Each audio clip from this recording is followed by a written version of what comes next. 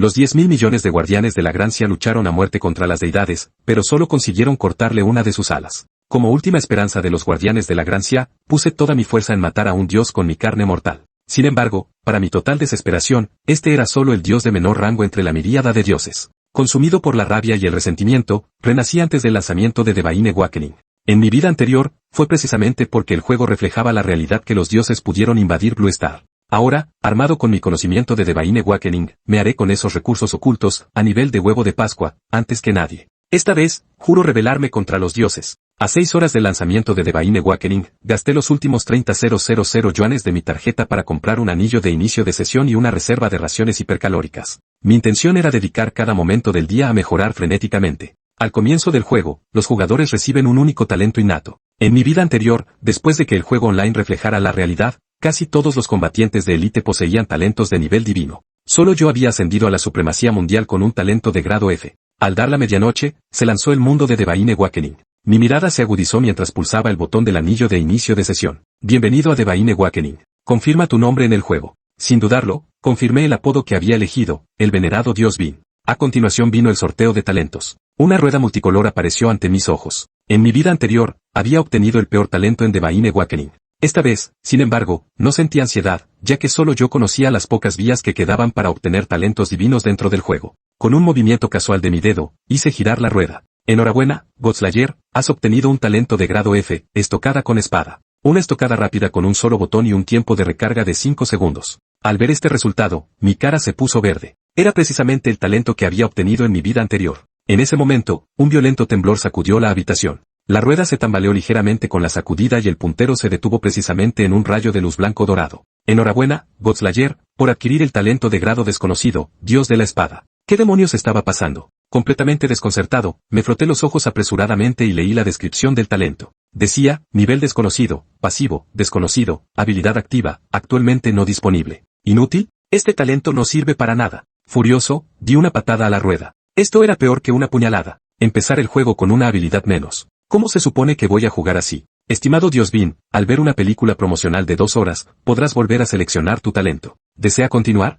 ¿Ver qué? Decidí rotundamente que no. Aunque ver 2 horas de material promocional podía restablecer mi talento y ofrecerme una oportunidad entre 10.000 de obtener un talento divino, una oferta que la mayoría nunca rechazaría, yo solo estaba concentrado en entrar en el juego. En mi vida anterior, un jugador con talento de nivel S había elegido no, había entrado pronto en el juego y había activado accidentalmente la única misión especial de la aldea de novatos, asegurándose un talento divino. Cuando mi visión se volvió borrosa, me encontré de pie a la entrada de una aldea, la aldea de novatos N. Grados 9. Parecía que bastantes otros ya habían entrado en el juego, así que me apresuré a entrar. Con mi talento bastante peculiar, si no completaba rápidamente esa misión de nivel divino, alguien más podría adelantarse y eso significaría problemas. Pasé rápidamente por alto a todos los NPC de la aldea que tenían un marcador de misión, con el único objetivo de llegar a la tienda de bollos al vapor. En las aldeas para novatos de Divine Awakening existía una misión compartida singular. Para activarla se necesitaba un bollo al vapor, aunque no se daban pistas sobre su naturaleza. En mi vida anterior, esta misión la completó accidentalmente el ermitaño número 5 de Gracias. Después de terminarla, reinició un talento divino e incluso publicó su guía estratégica en los foros. Un bollo por una moneda de cobre, compré 5 de inmediato y corrí hacia la entrada del pueblo sin detenerme. Después de buscar durante mucho tiempo en la entrada de la aldea, finalmente vi a esa figura harapienta. El mendigo de la entrada del pueblo dormía profundamente, con un cuenco medio vacío y estropeado a su lado. Al oír el alboroto, el mendigo entreabrió los ojos. Al ver mi equipo de novato, se puso de rodillas de un salto. Mi señor, ten piedad de mí. Dame unas monedas, solo 10 de cobre. A cambio, te contaré un secreto. Sonreí levemente y respondí, no tengo dinero. Al oír esto, la expresión del mendigo cambió al instante y su sonrisa aduladora desapareció. Así que solo eres un pobre desgraciado. ¡Qué pérdida de tiempo! No me inmuté y, en cambio, saqué un bollo caliente y humeante y lo agité delante de él. El apetitoso aroma le abrió el apetito al instante. Tragó saliva con dificultad. Señor, admito que he hablado demasiado alto. ¿Me daría el bollo? Le contaré el secreto enseguida. Se lo lancé con indiferencia. El mendigo lo agarró con avidez, devorándolo en 3 bocados antes de lamerse los labios con una mirada de satisfacción persistente.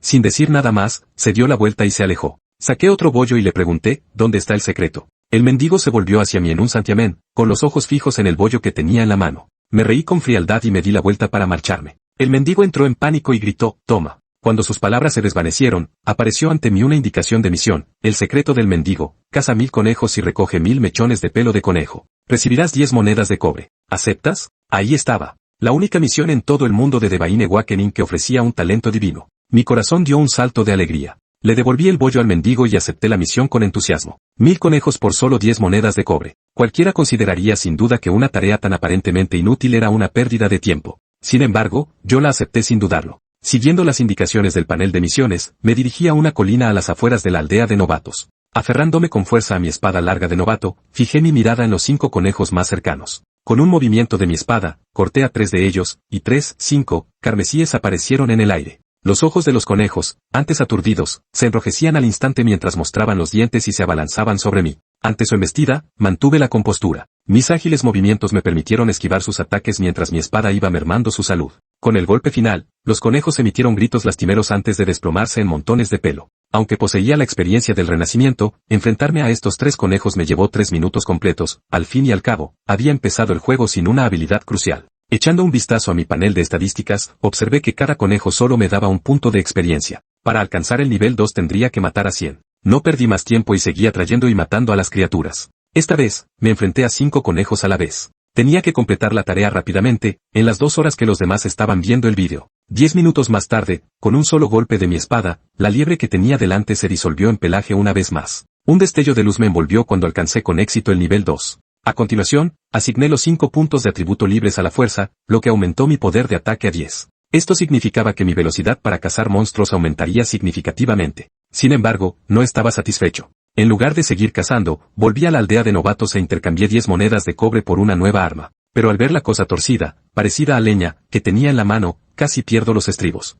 ¿Se podía llamar realmente a esto un arma? Podría encontrar un palo mejor tirado por ahí en mi casa. Si no fuera por su bonificación de ataque de 5 puntos, la habría tirado inmediatamente. Con la nueva arma, podía acabar con un conejo en solo 4 golpes, y ahora podía atraer a grupos de 10 a la vez. Tras la muerte del conejo número 200, comprobé mi panel de estadísticas y vi que mi experiencia solo había aumentado en 50 puntos. Para alcanzar el nivel 3 había que matar a 1000 conejos, y esa era precisamente la misión de la moneda de 10 cobre. Para cuando alcanzara el nivel 3, quién sabe en qué nivel estarían los demás jugadores. Quedarse atrás un solo nivel significaba perder al menos 5 puntos de atributo gratuitos. A esas alturas, bastantes jugadores ya habían empezado a entrar en la aldea de novatos 9. No había otra opción, tenía que acelerar el ritmo y seguir atrayendo y matando monstruos. A medida que aumentaba el número de jugadores, mi zona de caza de conejos se fue llenando, incluyendo al escolta profesional y otros. Alguien vio mi nivel y exclamó sorprendido, ¿cuánto tiempo ha pasado? ¿Ya estás en el nivel 2? El escolta profesional miró, observó un momento y luego se burló con frialdad, ¿eres tan lento matando un solo conejo? ¡Qué inútil!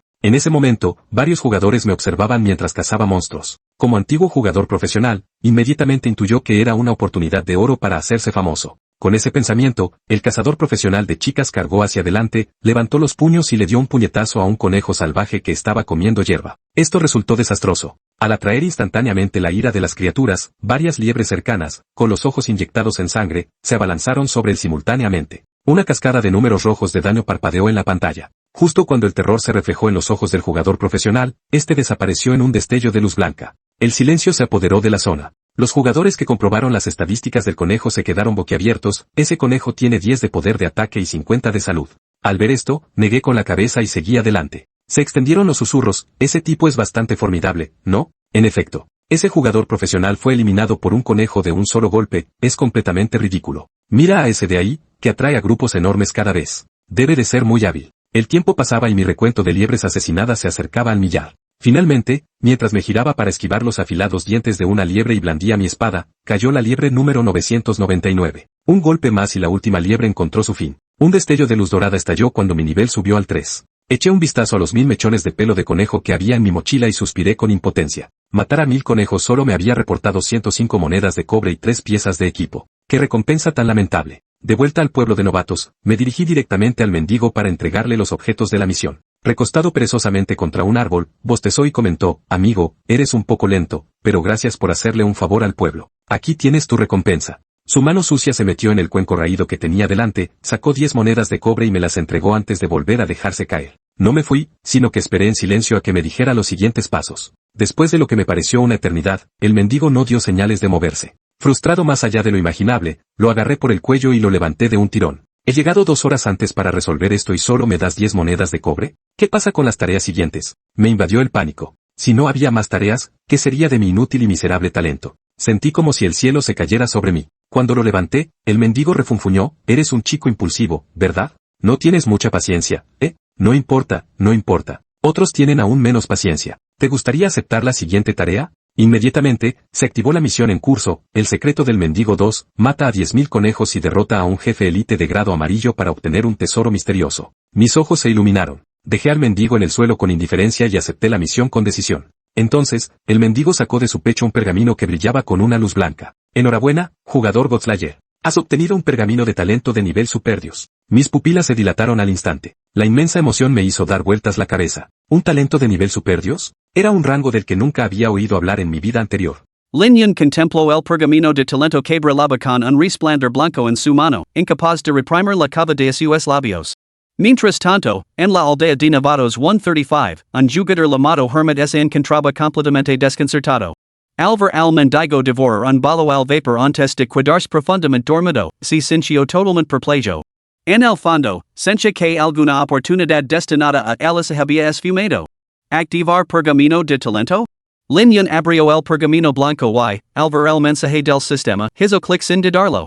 Mientras la luz blanco dorada parpadeaba sin cesar, Linyon contuvo la respiración. Ding! Felicidades al jugador Godslayer por obtener un talento de nivel divino. Had querido el título único naturalmente dado. Se va a realizar un anuncio en todo el servidor. ¿Ocultar nombre? Sí. Ding! Felicidades al jugador ocultar nombre por obtener el talento de nivel divino mago tank definitivo. Los anuncios resonarán en todo el servidor, llegando a los oídos de todos los jugadores. Por un momento, todo el mundo de Divine Awakening quedó en silencio.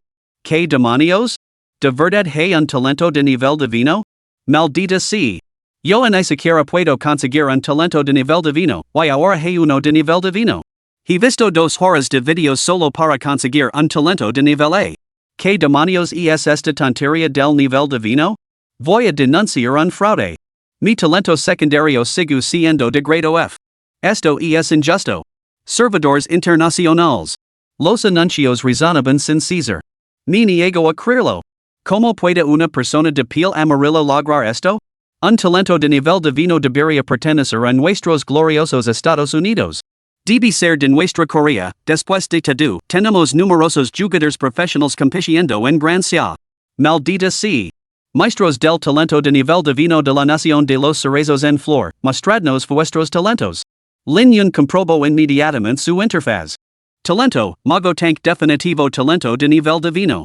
Cada muerte neutral de nivel 1 otorga 1 HP, cada 10,000 HP proporcionan 10 AP. Talento, Dios de la espada talento divino, actualmente no disponible. Cada subida de nivel otorga el doble de puntos de atributo gratuitos. Puntos de atributo gratuitos, 10. Vaya. Linyon contuvo el aliento al leer la descripción. Cada monstruo de la jungla de nivel 1 asesinado otorga 1 punto de salud. Cada 10,000 puntos de salud proporcionan 10 puntos de poder de habilidad. Eso significaba que matar solo 1,000 conejos lo otorgaría 1,000 puntos de salud, más 1 punto de poder de habilidad al convertir esos puntos de salud. 10,000 conejos lo darían 10 puntos de poder de habilidad. Ese talento del Dios de la espada, que era completamente inútil, también era de nivel divino. 2 talentos de nivel divino. El doble de puntos de atributo gratuitos por cada nivel que subiera, donde otros ganan 5 puntos, yo gano 10. Esto es indignante. Linyon sintió un escalofrío recorriendo su espina dorsal. Al abrir el título en su inventario, casi se quedó sin aliento. Don natural.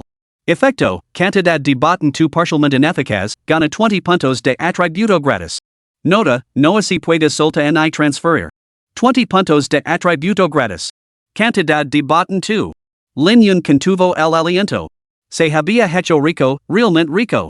En sus sueños más descabelados había imaginado que esta vida lu otorgaría 2 talentos de nivel divino, y mucho menos un título tan impactante justo al comienzo del juego.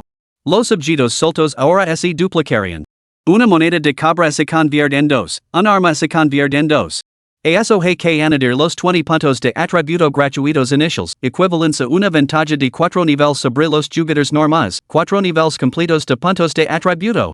Linyon asignó decididamente los 10 puntos de la majora de nivel 3 del talento Dios de la espada, más los 20 puntos otorgados por el título, íntegramente a la fuerza. Fuerza poder de mana, 45 puntos. Habilidades, ninguna pendiente de aprendizaje. Lin yun sequedo mirando fijamente su panel de estadísticas transformado, completamente absorto, y tardo bastante en recuperarse. Es hora de conseguir una habilidad. Capítulo 4, G. Felipe de Grado Amarillo. Al ver la casilla mago tank más fuerte marcada como habilidades por aprender, el corazón de Lin Yun dio un salto de alegría. A diferencia de otros MMORPG, Divine Revelation determinaba la clase futura y las habilidades disponibles de cada uno en el momento en que se confirmaban los talentos. En su vida anterior, un talento de espada quien había obligado a Lin Yun a seguir el camino de un cultivador de la espada. Sin embargo, en esa vida, después de que Divine Awakening reflejara la realidad y lo enfrentara a hordas interminables de monstruos, había sanado con convertirse en mago. Basta con mirar a los magos, con una risa y un gesto, los enemigos quedan reducidos a cenizas. ¿No sería esplendido ser una pieza de artillería andante? Huertes instantáneas desde fuera del alcance, porque molestarse con el come cuerpo a cuerpo? En esta vida, con la aparición del talento divino para el mago tank definitivo, Lin Yun supo que su deseo pasado se había hecho realidad, su momento había llegado por fin. Con un dano mágico inmenso, junto con la absurda cantidad de salud del mago tank definitivo, Lin Yun ya podía imaginar los escenarios que se desarrollarían. Un guerrero enemigo lo quería por acercarse para combatir, solo para descubrir en medio de la lucha que la barra de salud de este mago era más larga que su propia vida. Podría dejarme darme 10 golpes, pero nunca sobrevivirías a un solo golpe de mi poder mágico acumulado. Un completo y absoluto novato. ¿Cómo así supone que alguien puede jugar así? Pronto, Lin Yun se dirigió al centro de entrenamiento de habilidades. Aunque se llamaba centro de entrenamiento, no era más que una choza de paja en ruinas en el pueblo. Ali era donde todos los novatos aprendían sus habilidades básicas. Cada nuevo jugador recibía su primera habilidad como regalo del instituto. Al entrar, Lin Yun se vio inmediatamente envuelto en la oscuridad. Una instructora corpulenta, de hombres anchos y aspecto maternal se plantó frente a él. Estimado jugador, por favor, selecciona tu habilidad de mago. Su imponente estatura y su voz atronadora hicieron que a Lin Yun se le helara la sangre. No. En su vida anterior, la instructora de espada había sido una mujer sofisticada y con cabas. Pero esta instructora, cuyos brazos eran más gruesos que los muslos de Lin Yun y cuyos músculos se contraían con cada palabra, lo hizo preguntarse. Seguramente sus alumnos deben de ser excepcionalmente bien educados, ¿no? O tal vez, debería estudiar el cultivo de la espada? La corpulenta matrona agitó su mano izquierda y cuatro habilidades se materializaron ante Lin Yun. Bola de fuego, descarga de agua, hoja de viento, canon de rayos. Efecto, consume 1 PM para lanzar los proyectiles anteriores, infligiendo 5 puntos adicionales de dano mágico. Después de leer las descripciones, Lin Yun dudó un momento antes de mirar a la instructora matronal que ahora lo miraba de reojo. Preguntó confundido. ¿Las habilidades de mago son tan malas? ¿Solo una bonificación de +5? ¿Puedo saltarme su aprendizaje? Ante esto, la mentora levantó la mano derecha. Una bola de fuego brotó de su palma, ardiendo tan caliente como el sol. Sintiendo la amenaza de muerte, Lin Yun esbozó inmediatamente una dulce sonrisa. Hermana, de repente siento que este hechizo bola de fuego me vie como un hilo el dedo. Sinceramente. La instructora de aspecto maternal asintió ligeramente y, con un gesto casual de la mano, un rayo de luz carmesí se precipitó directamente en la mente de Lin Yun. Al mismo tiempo, la ranura de habilidad en blanco mostró las palabras, bola de fuego. Habilidad, bola de fuego lanza una bola de fuego, consume 1 PM, inflige 5 puntos de dano mágico adicional. Poder mágico actual, 45, dano real infligido por bola de fuego, 50. Al leer la descripción de la habilidad, Lin Yun se maravilló una vez más del poder de su talento divino. Los jugadores magos normales ganaban 5 puntos de poder mágico por nivel, lo que sumaba un total de solo 15 en el nivel 3. Si se añadían los 5 puntos extra de bola de fuego, se llegaba a unos insignificantes 20. Sin embargo, el ahora poseía 50 puntos, el doble de esa base. De repente, Lin Yun sintió que el talento basura del dios de la espada no era del todo inútil. Como mínimo, los puntos de atributo duplicados eran bastante esplendidos. Después de aprender la habilidad, Lin Yun huyó de la matrona instructora y se dirigió hacia el lugar de reunión de los monstruos salvajes. 10,000 conejos salvajes, más un jefe de grado amarillo. Aunque Lin Yun podía actualmente acabar con la barra de salud de un conejo con una sola habilidad, su reserva de maná simplemente no podía seguir el ritmo. Por no mencionar que todavía tenía que atro y matar al jefe de grado amarillo. Huelga decir que esto prometía ser una batalla prolongada. Justo cuando su frustración aumentaba, un conejo apareció ante él, mostrando los dientes mientras masticaba una raíz de hierba silvestre. 50. Con un movimiento casual de su muñeca, Lin Yun lanzó un orbe de fuego desde su bastón redo y anodino. El proyectil ardiente golpeó al conejo de lino. Cuando apareció un número carmesí de 2 dígitos, el conejo se disolvió instantáneamente en una nube de pelo. Tras la confirmación del talento, las barras originales de fuerza y poder mágico se habían fusionado en una sola estadística de poder mágico, y la espada larga destrozada se había transformado en un bastón destrozado. Lin Yun no le prestó atención, de todos modos era tu basura. En el momento en que el conejo murió, varias libras cercanas se sintieron atraídas instantáneamente por la agresividad y se abalanzaron directamente sobre él. Lin Yun esbozó una sonrisa maliciosa y extendió la mano izquierda al aire. Bastón, ven. En el momento en que el bastón destrozado se materializó, Lin Yun lo blandió en un amplio arco y lo estrelló contra la libra que había en cabeza. 0.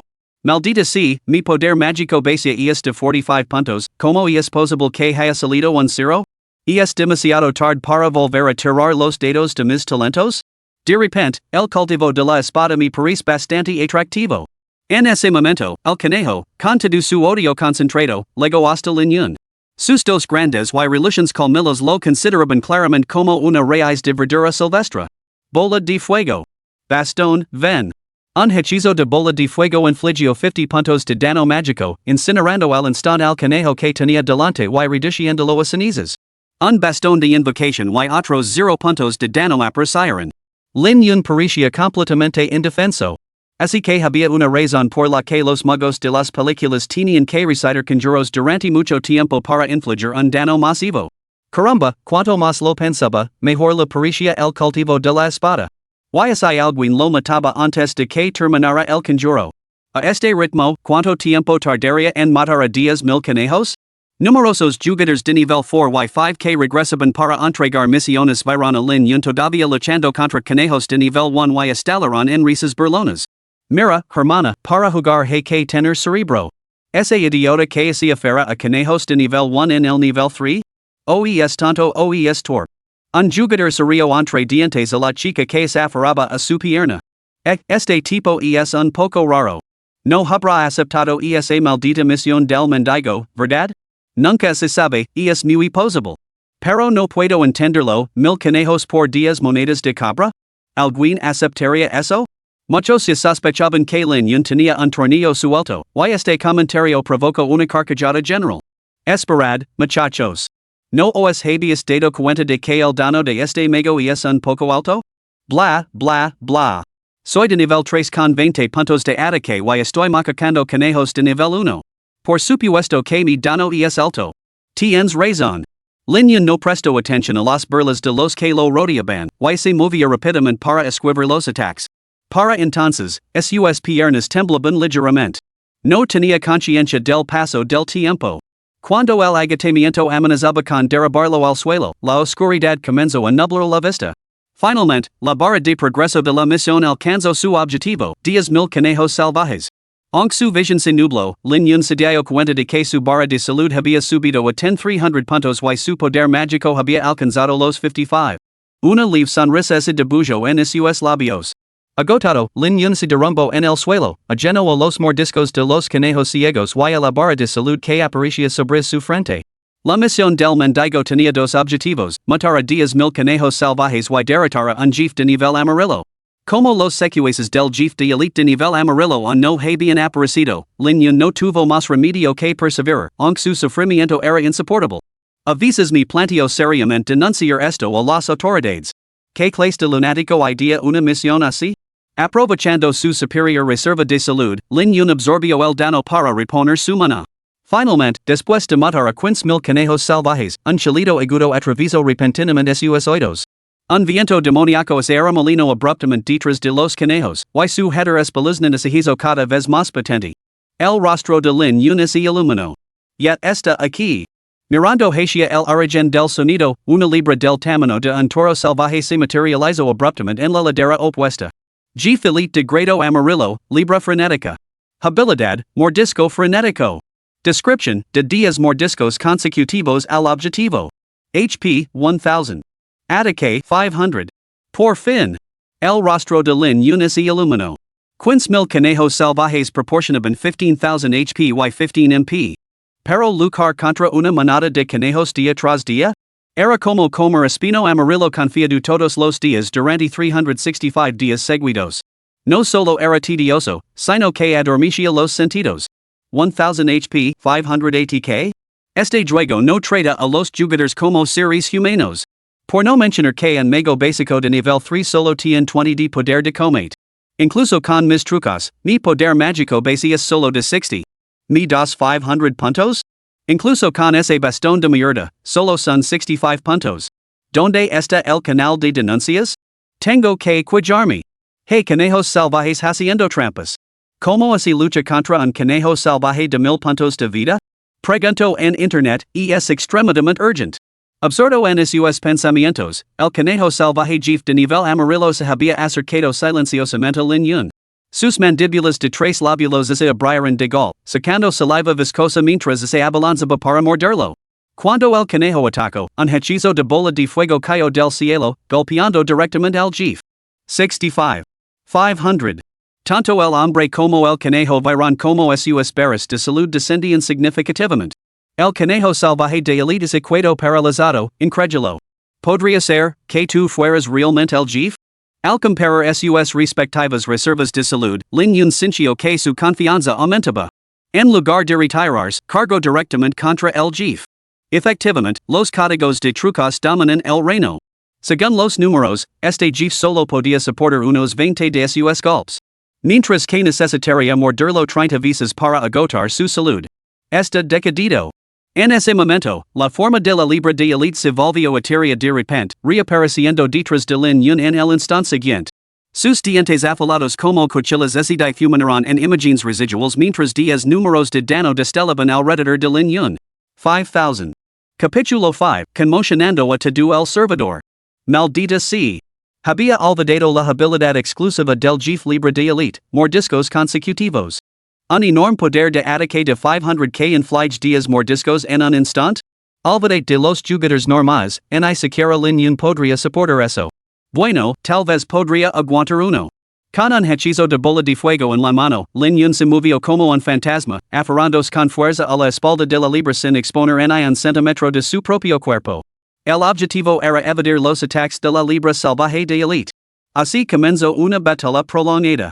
Las barras de salud tanto del hombre como de la libra se agitaban constantemente, cada una cubierta por un mar de números carmesí. Lin Yun hervía por dentro. Este jefe de nivel basura no habría valido una conmoción en su vida anterior. Pasó un tiempo indeterminado antes de que una voz resonara en la mente de Lin Yun. Ding!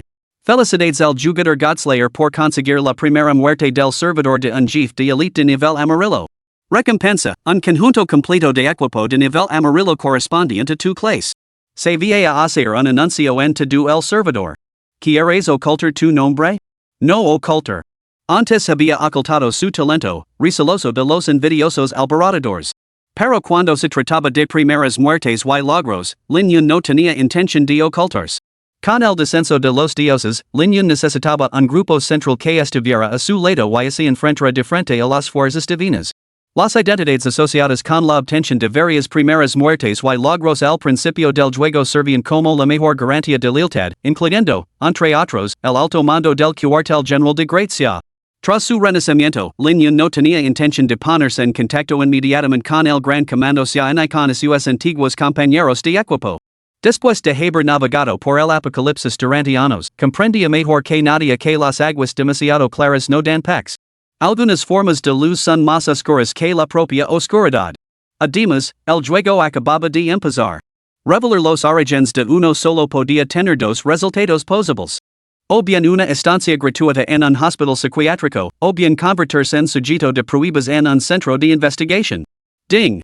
Felicidades al jugador del servidor Gracias Godslayer por conseguir la primera muerte de un jefe elite de nivel amarillo del servidor.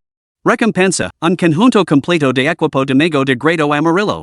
3 anuncios consecutivos a pantalla completa llamaron la atención del servidor sobre el nombre Godslayer por primera vez. Felicidades el jugador Godslayer por obtener un conjunto completo de equipo de mago de grado amarillo. Bastón de mago completo, poder de hechizo plus 15. Careza completa de mago, HP plus 200. Brazales completos de mago, mana plus 15. Cinturon completo de mago, resistencia mágica plus 15. Gribas completas de mago, velocidad plus 15. 5 países de equipo aparecieron en el inventario de Lin Yun. Conjunto completo de mago, grado amarillo sin requisito de nivel. Al examinar los atributos del conjunto completo, Lin Yun no pudo evitar suspirar para sus adentros. Sus días de mendigo sin un centavo por fin habían terminado. Antes de que pudiera terminar sus pensamientos, una voz resonó en sus oídos una vez más. Ding! Se ha activado el talento excepcional.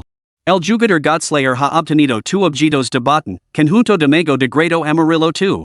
Un conjunto se convirtió en 2, y Lin Yun se llenó de alegría al instante.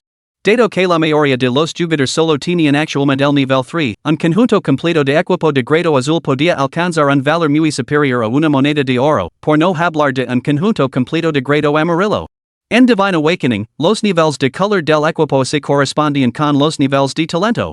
A juzgar por el estado actual del juego, la mayoría de los jugadores probablemente solo poseían países sueltas de grado azul, siendo el equipo de grado verde poco común, por no hablar de los conjuntos completos de grado amarillo. En Gracias, los jugadores ricos no eran nada raros, y los gremios profesionales tenían una enorme demanda de conjuntos completos.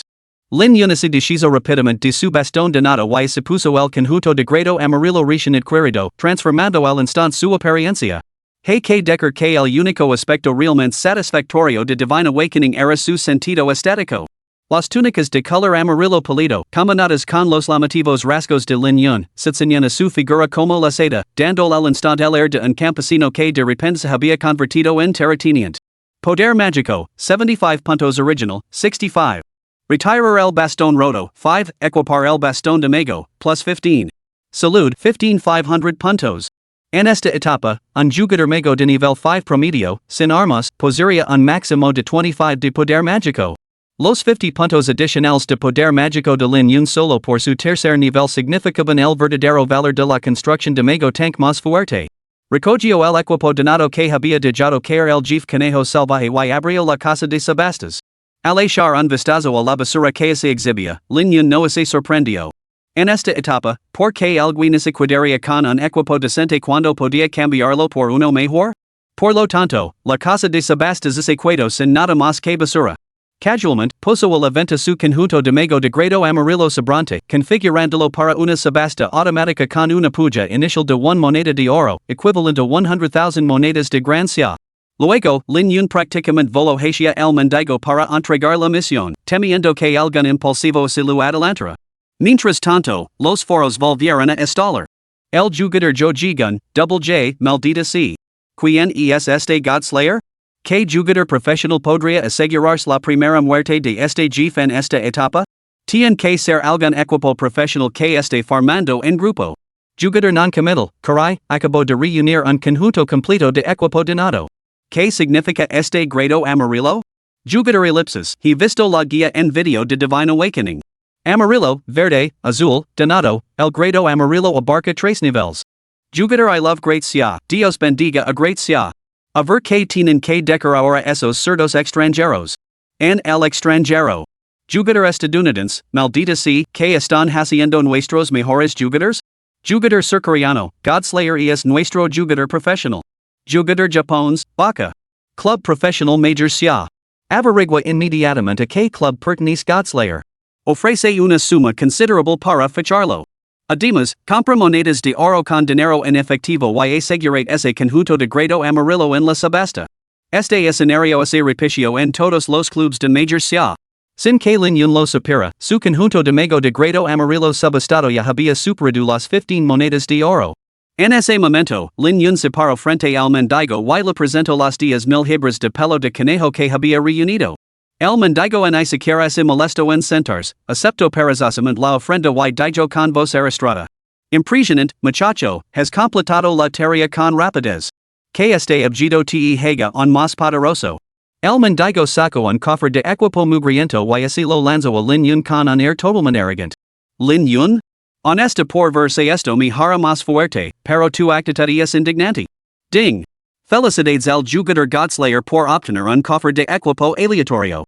Al abrirlo, se obtiene un equipo aleatorio de cualquier nivel. Inmediatamente? De cualquier nivel? Linyon fruncio el seno al instante. Aleatorio. Abrir una paisa rota no era imposible. Confirmar apertura. C. La caja de equipo ennegrecido se abrió y su brillo multicolor volvió a parpadear. Ding.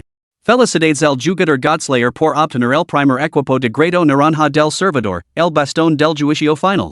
Se realizará un anuncio en todo el servidor de inmediato. ¿Ocultar nombre? No. Bastón del juicio final, un arma forjada a partir del núcleo del apocalipsis. Por cada 10,000 puntos de salud ganados, se obtiene un punto de maná. Los objetos especiales no se pueden duplicar con títulos. Poder mágico plus 100. Maná plus 50. Nota, no se puede soltar ni transferir. Después de revisar los detalles, Linyon bajo el bastón maltrecho que había estado sosteniendo sobre la cabeza del mendigo, con una sonrisa totalmente incontrolable. Maldita sea, negativo por negativo y es positivo. Añadir aleatoriamente cualquier estadística de directamente un objeto de nivel naranja. Ding, tienes nuevas notifications. De repente, innumerables mensajes parpadean frenéticamente. Linyon los ignoró, quitándose el bastón de nivel amarillo con 15 de poder mágico, dejando su poder mágico base en solo 45. Pero al equiparse con el bastón del juicio final de 100 de poder mágico y volver a abrir la interfaz, sus atributos se transformaron por completo. Poder mágico, 160. Salud, 15,300. Maná, 81. Empezar el primer día con 160 de poder mágico y 15,300 de salud? Absolutamente imbatable. Incluso los lamentables 15 de maná habían cambiado, el equipo de grado amarillo proporcionaba 15, el bastón añadía 50 y su habilidad convertía 10,000 de salud en 1 de maná. Un total de 81 puntos, nunca había tenido tanto maná. Al hacer clic en los mensajes que se desplazaban frenéticamente, apareció una avalancha de notifications. Maestro. ¿Venderá su bastón del fin del mundo? Díganos su precio. Maestro. Lo pagar 80 monedas de oro por él. Había más de una docena de mensajes como estos, y la oferta de 80 monedas de oro provenía de un jugador llamado Deep Pockets. Linyon reflexionó brevemente antes de responder a Deep Pockets. Yo mismo necesito el bastón del juicio final, lo siento. Deep Pockets era un jugador de primer nivel en varios MMO, que había amasado una considerable fortuna principalmente a través del comercio dentro del juego. Al ver el mensaje de Linyon, lo abrió inmediatamente. Tras leer la respuesta, suspiró suavemente. Tal y como esperaba. Envió rápidamente el mensaje que ya tenía preparado. Te ofrezco 30 monedas de oro por tu equipo de grado amarillo. En este momento, un conjunto completo de grado amarillo no alcanza más de 25 monedas de oro. Mi oferta de 30 monedas es simplemente para hacer un amigo. ¿Qué te parece? Un rápido cálculo reveló la sinceridad de Deep Pocketed, y Linyon aceptó rápidamente. Hecho. Al abrir la casa de subastas, vio que el conjunto de mago de grado amarillo ya había alcanzado las 19 monedas de oro. Linyon lo retiró inmediatamente, fijó el precio y así lo vendió a Deep Pocketed. Ding. Transacción completada. 35 monedas de oro recibidas. Por favor, comprueba tu inventario. La transacción se completó al instante, añadiendo 35 monedas de oro al inventario de Linyon. Al mismo tiempo, legó un mensaje de texto, hermano Godslayer, las 5 monedas de oro extra son para invitarte un té. Recuerda poner en contacto conmigo para conseguir artículos de calidad en el futuro, te garantizo los mejores precios en el mercado. Me pondré en contacto contigo cuando tenga un equipo decente. Ha sido un placer cooperar contigo. Verdaderamente bolsillos profundos, una moneda de oro equivalía a 100,000 de la moneda de Gracia. 500,000 por un té? SAT. ¿Estás seguro de que es legítimo? ¿Por qué nunca había oído hablar de una figura tan audaz en su vida anterior? Linyon reflexionó sobre esto mientras echaba un vistazo al saldo de su cuenta, y sus labios se curvaron en una sonrisa. En menos de un día, habían legado 3,5 millones de la moneda de Gracia. ¿No era este juego, Divine Awakening, mucho más lucrativo que trabajar por un salario?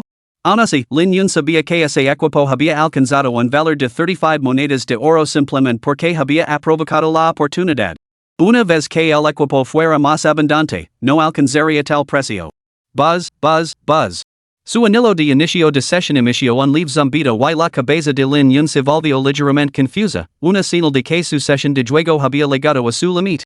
Era hora de cerrar la sesión y descansar. Antes de cumplir los 18 años, Lin Yun solo había visto este tipo de avisos de cierre de sesión. Inmediatamente retiró 25 monedas de oro antes de cerrar la sesión. Era hora de actualizar a un cliente de inicio de sesión mejor. Este aviso contra la adicción era muy molesto. En el momento en que se despertó en su dormitorio, su teléfono comenzó a vibrar sin cesar. Al echar un vistazo, no vio más que mensajes abusivos de Wu Xinhua, y una sonrisa fría se dibujó en sus labios. Un saltamontes después del otoño. Borrar todo, ignorar por completo, bloquear sin más. Lin Yun estaba ahora muy animado. ¿Qué era lo primero que había que hacer con el dinero? Gastarlo. Se conectó a internet y seleccionó una cápsula de inicio de sesión por valor de 1,000,000 de monedas de Gracias, totalmente equipada con todas las funciones imaginables. Un dispositivo de inicio de sesión de alta gama ofrecía una duración de juego mucho mayor. Cuanto más tiempo permaneciera inmerso en el juego, más podría maximizar su ventaja. Después de comprar la cápsula de inicio de sesión, Lin Yun se puso inmediatamente en contacto con un agente para buscar alojamiento. Era hora de mudarse de la universidad. Sin un entorno privado, todo se volvía incómodo y conllevaba riesgos inherentes. Después de todo, una vez que la revelación divina iluminó la realidad, más allá de los monstruos desenfrenados del juego revelación divina, el mayor peligro residía en los corazones humanos. Hola, ¿es el señor Lin? En ese momento, sonó su teléfono. Lin Yun respondía y escuchó una voz tan dulce que le hizo temblar los huesos. ¿Quién es? Buenos días, señor Lin. Green Garden Group ofrece un importante descuento en nuestra promoción vinculada al metro. Bip, bip, bip. Sin decir nada, Lin Yun colgó y se levantó de la cama. En esta era de Big Data, sus días estaban llenos de llamadas molestas. Sin embargo, mientras se calzaba las zapatillas y daba dos pasos, Lin Yun se detuvo de repente y se quedó sin palabras al mirar el identificador de llamadas de su teléfono. Maldita sea, ¿no estaba a punto de comprar un piso? Capítulo 6, Gasta mientras puedas. Yangcheng, una de las ciudades más emblemáticas de la nación de Gracia. Lin Yun residía en el famoso barrio residencial de Ursha, en pleno centro de Yangcheng. Ursha era una isla donde las villas estaban dispuestas en un pintoresco patrón escalonado. El paisaje era encantador, pero lo que realmente satisfacía a Lin Yun era la seguridad. Después de todo, en esta etapa de su vida, la seguridad era su máxima prioridad. Después de ver todas las propiedades que le había mostrado el agente, Lin Yun seleccionó una villa de 2 plantas y pagó el alquiler anual de 500,000 yuans en el acto. El agente sonrió ampliamente al finalizar todos los trámites, confirmando que Lin Yun podía mudarse ese mismo día. Después de todo, era raro encontrar un cliente tan decidido, y mucho menos alguien dispuesto a gastar tanto en el alquiler de un año. Una vez acordado el alquiler, Lin Yun dio un suspiro de alivio. Al fin y al cabo, cuando la revelación divina reflejaba la realidad en su vida anterior, muchos prodigios de los videojuegos desaparecen del mundo real por desquito. Entre ellos se encontraban facciones extranjeras hostiles, magnates locales y aquellos consumidos por la envidia que preferían ver destruido antes que prosperar. Con dinero en mano, la comodidad se convirtió en algo primordial, el tiempo lo era todo para Lin Yun. Al echar un vistazo al saldo de su cuenta, que un superaba el millón, se le ocurrió una idea, ¿por qué no comprar un coche para el uso diario?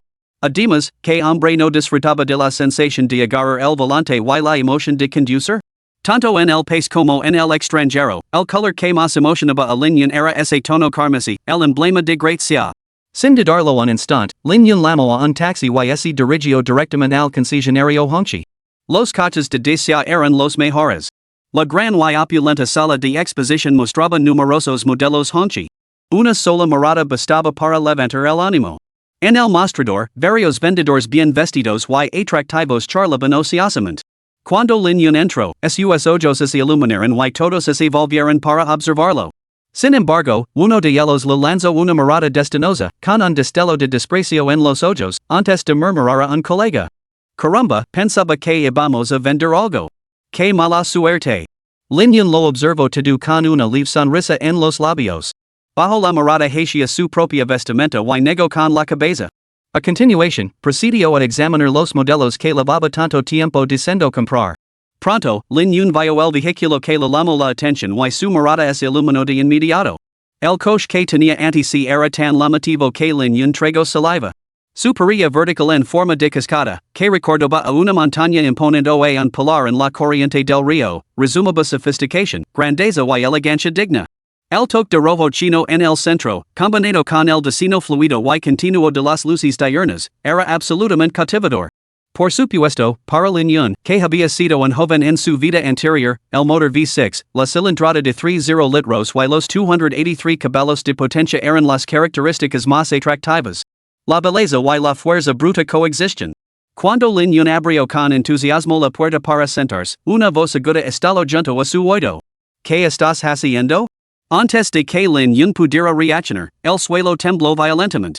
Una vendedora de pelo rizado, con el rostro retorcido por la furia, se estrelló ante él con una fuerza imparable. ¿Qué estás haciendo? ¿Puedes pagar los daños?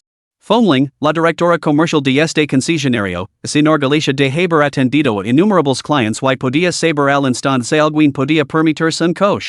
En cuanto Lin Yun entró, se fijó en él. Pero al verlo babear por el H9, tomó una decisión. La Universidad de Guangzhou tiene muchos estudiantes ricos, pero nunca he visto a uno con zapatillas de lona venir a comprar un coche.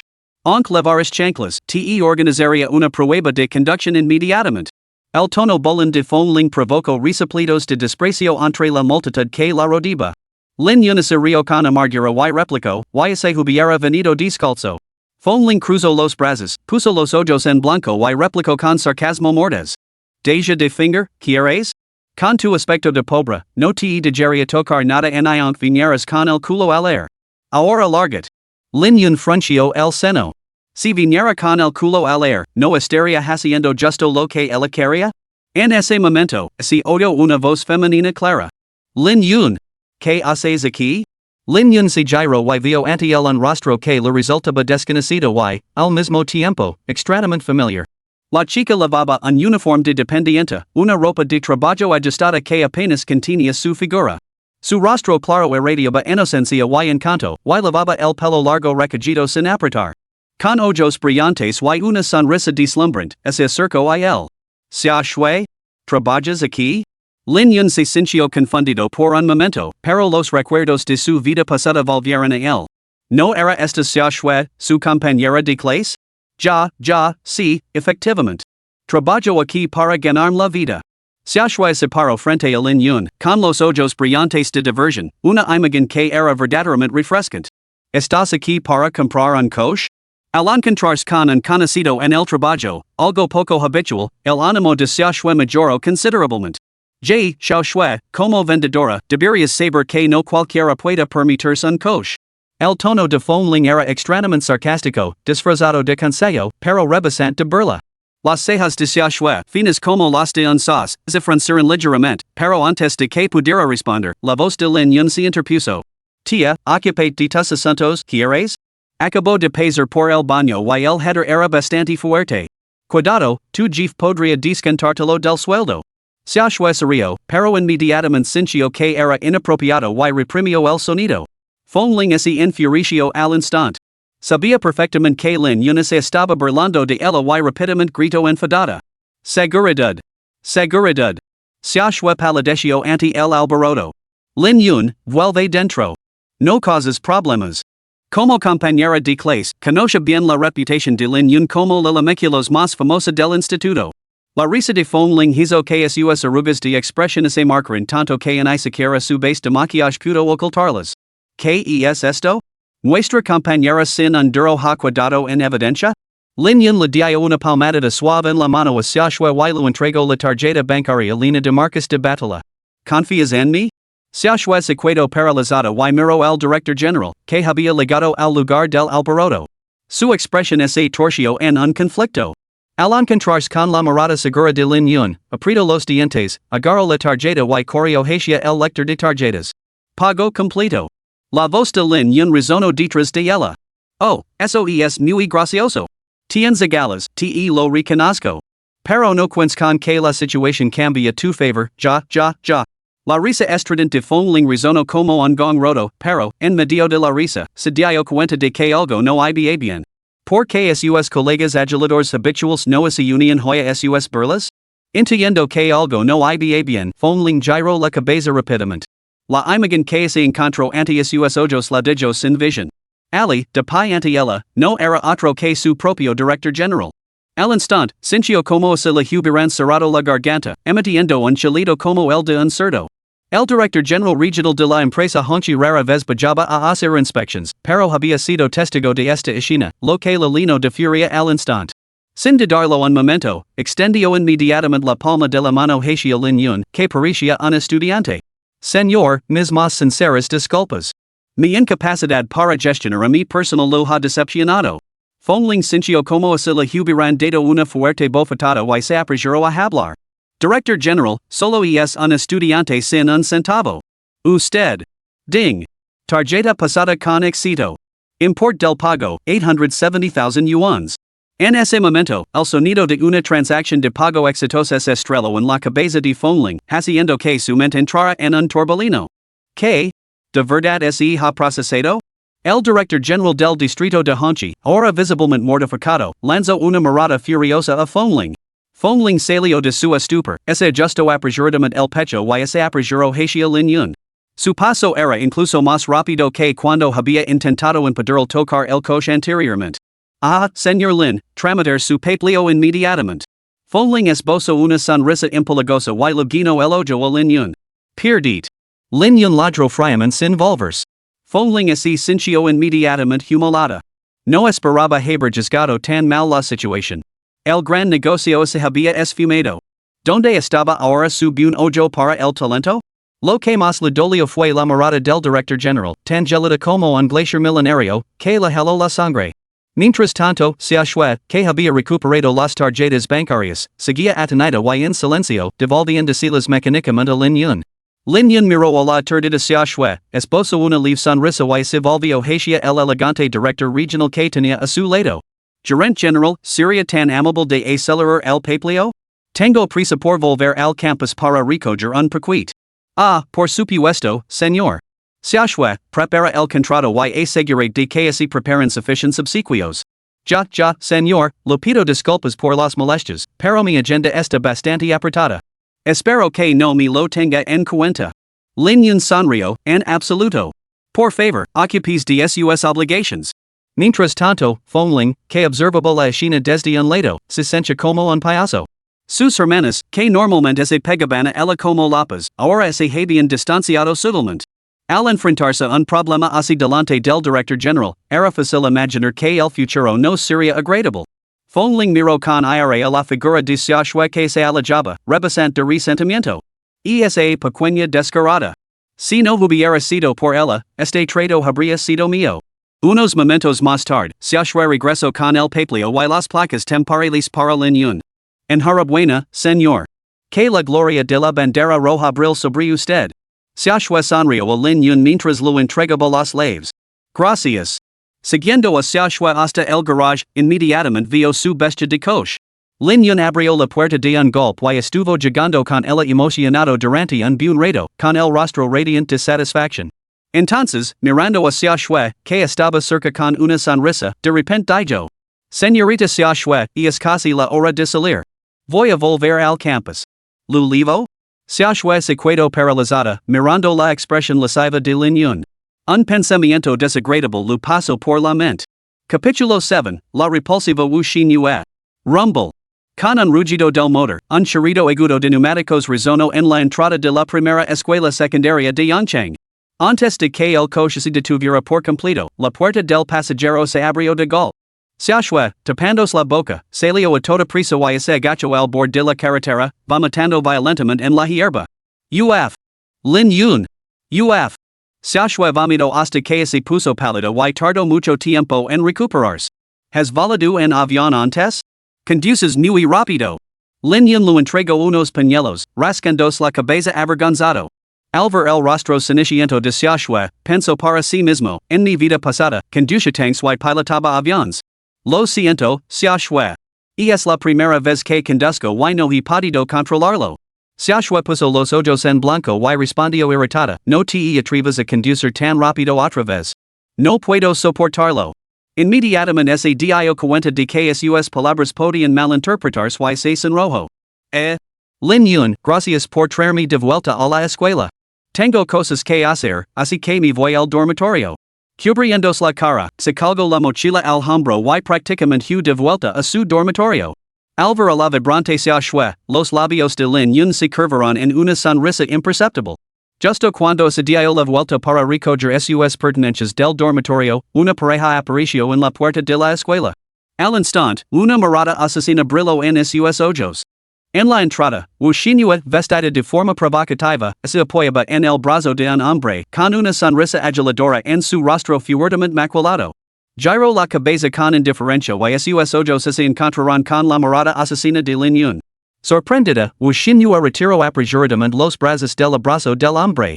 Pero al momento siguiente, como se recordara algo, la furia se apoderó de ella y lanzó insultos a Lin Yun.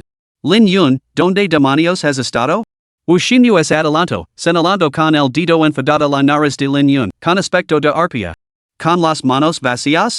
¿No sabes que hoy es mi cumpleaños? ¿Se supone que el es tu regalo de cumpleaños para mí? Siempre eres así, sin ambitions, sin motivation. Lin Yun reprimió el deseo asesino que brotaba en su interior y lanzó una mirada fría a la mujer que tenía delante. Con el déspota divino on por legar y las reglas del mundo on sin resolver, matarla ahora significaría entrar en un reino en el que tal vez nunca más pudiera exceder el déspota divino para aumentar su fuerza. Sin embargo, esta mujer seguía siendo la misma que en su vida anterior, codiciosa, arrogant, sin escrúpulos y experta en echar la culpa a los demás. Su conciencia culpable la empujaba a ahogar su inquietud con una voz ensordecedora. Wu Xinhua había estado parlateando sin cesar, pero en el momento en que se encontró con la mirada de Lin Yun, tan fría como un glaciar milenario, un escalofrío le recorrió la espalda. Por primera vez, su voz vaciló. Lo pareció extraño. Normalmente, Lin Yun habría estado tratando desesperadamente de ganar su favor en ese mismo momento. ¿Acaso había tomado la medicina equivocada ese día? La idea la hizo sonreír de vergüenza. Te estoy hablando. ¿Por qué me miras así? Wu Xinhua se recompuso, decidida a recurrir a sus tácticas habituales para obligar a Lin Yun a sumterse. Transferim 30,000 yuans. Invita a cenar a mi mejor amigo YTE perdonar tu inaction de hoy. De lo contrario, se acabó. Wu Xinhua se había enterado por el compañero de piso de Lin Yun de que, durante los últimos 6 meses, él había sobrevivido a base de bolos al vapor y agotadores trabajos a tiempo parcial para ahorrar para su cumpleaños. Ahora tenía exactamente 30,000 yuans. Con esa suma, podría salir y pasar una noche loca con el rompecorazones de la clase, disfrutando juntos de una emocionante velada. Después de hablar, miró al rompecorazones que estaba detrás de ella y lo guiñó el ojo justo delante de Lin Yun. En cuanto a cómo reaccionaría Lin Yun que pensaría, no le importaba lo más mínimo. Snap. Se oyó un fuerte golpe. Wu Xinhua, todavía perdida en sus fantasias, se sonrojó. Sí. Lin Yun lo había dado una bofetada. ¡Qué suerte! De acuerdo, acepto. Lin Yun aceptó en el acto, encantado más ala de toda medida. Wu Xinhua ni siquiera era especialmente atractiva, su aspecto dependía totalmente del maquillaje y su personalidad era retorcida. ¿Cómo había podido entregarse voluntariamente a ella en su vida anterior? Lin Yun maldijo en silencio a su antiguo yo. ¿Qué has dicho? Wu Xinhua parecía totalmente incrédula, cubriéndose la cara con incredulidad. ¿Se había vuelto loco el mundo o había perdido la cabeza Lin Yun? ¿Era eso algo que diría alguien que la había cuidado tan meticulosamente durante 2 años? Lin Yun, crees que esto es una retirada estratégica, déjame decir que estás equivocado. Los estudiantes pasaban agitados, muchos susurrando ante el cómico espectáculo, dejando a Wu Xinhua completamente humilada. ¿Quién te crees que eres? Un pedazo de basura inútil. Sin mí, ni siquiera tendrías novia. Estaba furiosa. Completamente furiosa. Lin Yun se cubrió los ojos, convencido de que suyo del pasado había estado completamente trastornado para enamorarse de ese rostro, uno que ni siquiera varios kilos de maquillaje podían ocultar sus arrugas. Wu Xinhua tiró bruscamente hacia adelante el llamado rompecorazones de la clase que estaba detrás de ella. Este chico guapo y elegante, en comparación con Lin Yun, no parecía más que un payaso. Después de todo, Lin Yun era conocido en toda la escuela como el rompecorazones del campus. Pedazo de basura inútil. ¿Has oído hablar de Divine Awakening? Mira a Chun Wanhao, el juego se lanzó y ha ganado 5,000 libras en un solo día. 5,000 al día. ¿Cuánto tiempo tendrías que repartir comida a domicilio para igualarlo? Wu Xinyu grito, con el rostro radiante de orgullo. Ver la expresión de derrota total de Lin Yun no hizo más que aumentar su satisfacción. En ese momento, un gran camión se detuvo justo a las puertas de la escuela. Las palabras divine awakening brillaban intensamente en su compartimento de carga. Chen Wanhao, abrazando a Wu Xinyu, observó la escena y exclamó con asombro. Eso. Es el camión de reparto de las cápsulas de aterrizaje de grado celestial.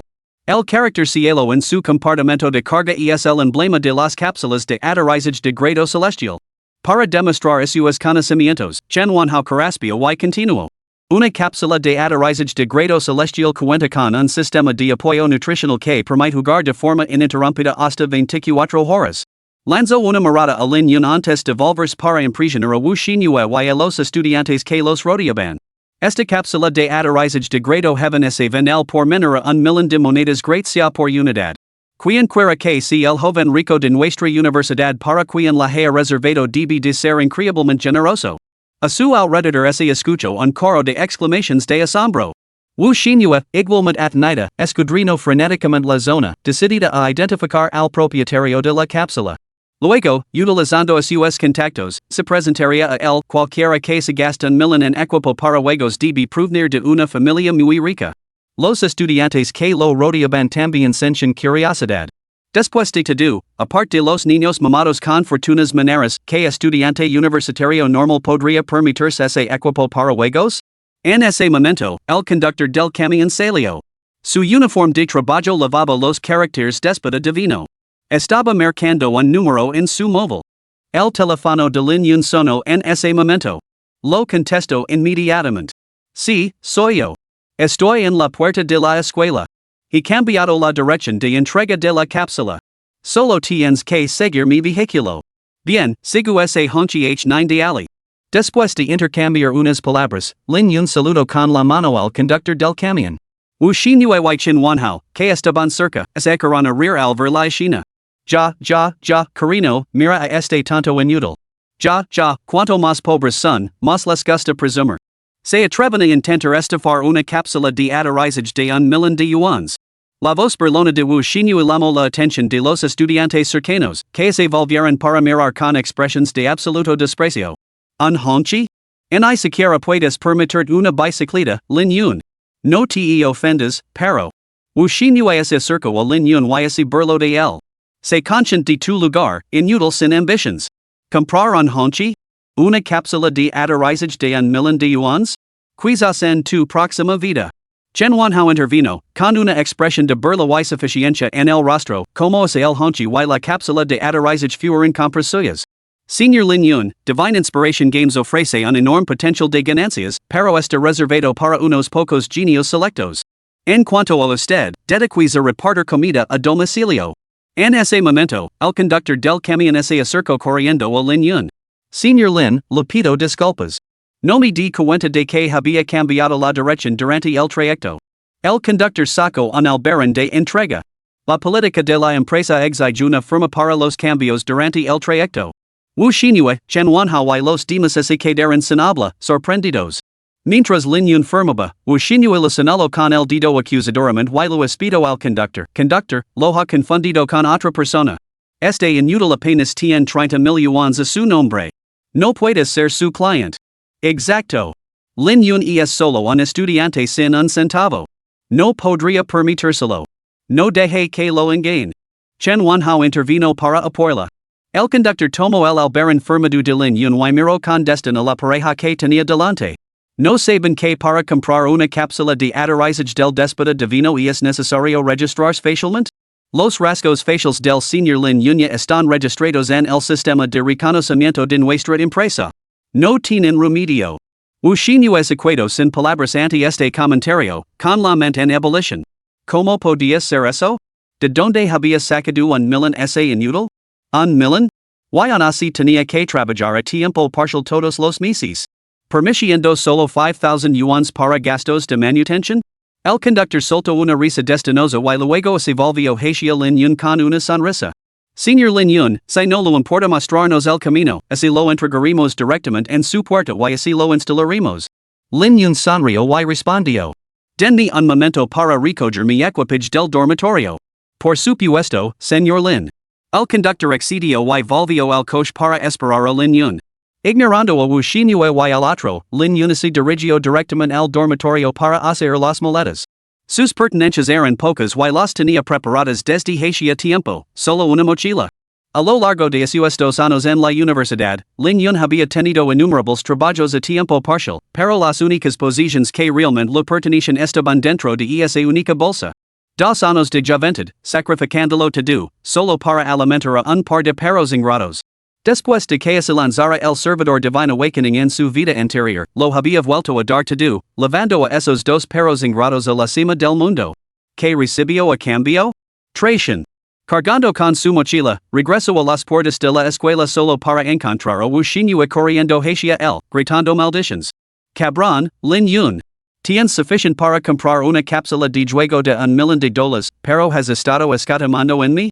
Debí estar ciega para seguir contigo tanto tiempo. He desperdiciado 2 años de mi juventud contigo, debes compensarme por esos 2 años, 5 millones en efectivo. Transfiéralos inmediatamente o nunca lo olvidar. Capítulo 8, Libro de Habilidades Pirotécnicas de Grado A. Exacto. Wushinue te ha apoyado en los buenos y en los malos, sacrificando 2 preciosos años de su juventud para ayudar a amasar esta fortuna. Y ahora la echas a la calle. ¿Acaso eres un hombre de verdad? Chen Wanhao gritó, con palabras llenas de indignación por Wushinue. Para el público de Desia, siempre ávido de espectáculo, esto era sin duda fascinante. Al oír el arrebato de Chen Wanhao, el público desinformado comenzó inmediatamente a murmurar, dirigiendo a sus acusaciones directamente a Lin Yun. ¿No suena eso terriblemente una cápsula de aterrizaje comprada con el dinero de un hombre mantenido? Parece un auténtico caballero, pero resulta que tiene tan poco apetito como yo. Estos comentarios dirigidos a Lin Yun proporcionaron al instante una sensación de satisfacción tanto a Wushinue como a Chen Wanhao. Al ver esto, Lin Yun se detuvo. Se dio la vuelta, miró a Wushinue con indiferencia y habló con tono languido. ¿Hecho de diamantes? ¿Un millón? Con esa cara tan delgada como el yeso, apenas podrías reunir lo suficiente para pintar 2 paredes de mi casa? Las palabras de Lin Yun hicieron que la expresión de Wushinue cambiara, y su rostro se contorsionó en una mueca horrible. Antes de que pudiera estallar, surgieron murmullos entre la multitud. ¡Caramba! ¿Sabes qué? Esa mujer tiene madera de funeraria. Joder, ahora que lo dices, creo que me la he tirado. Tío, con tus rasgos tan finos, tienes buen gusto. Y una mierda.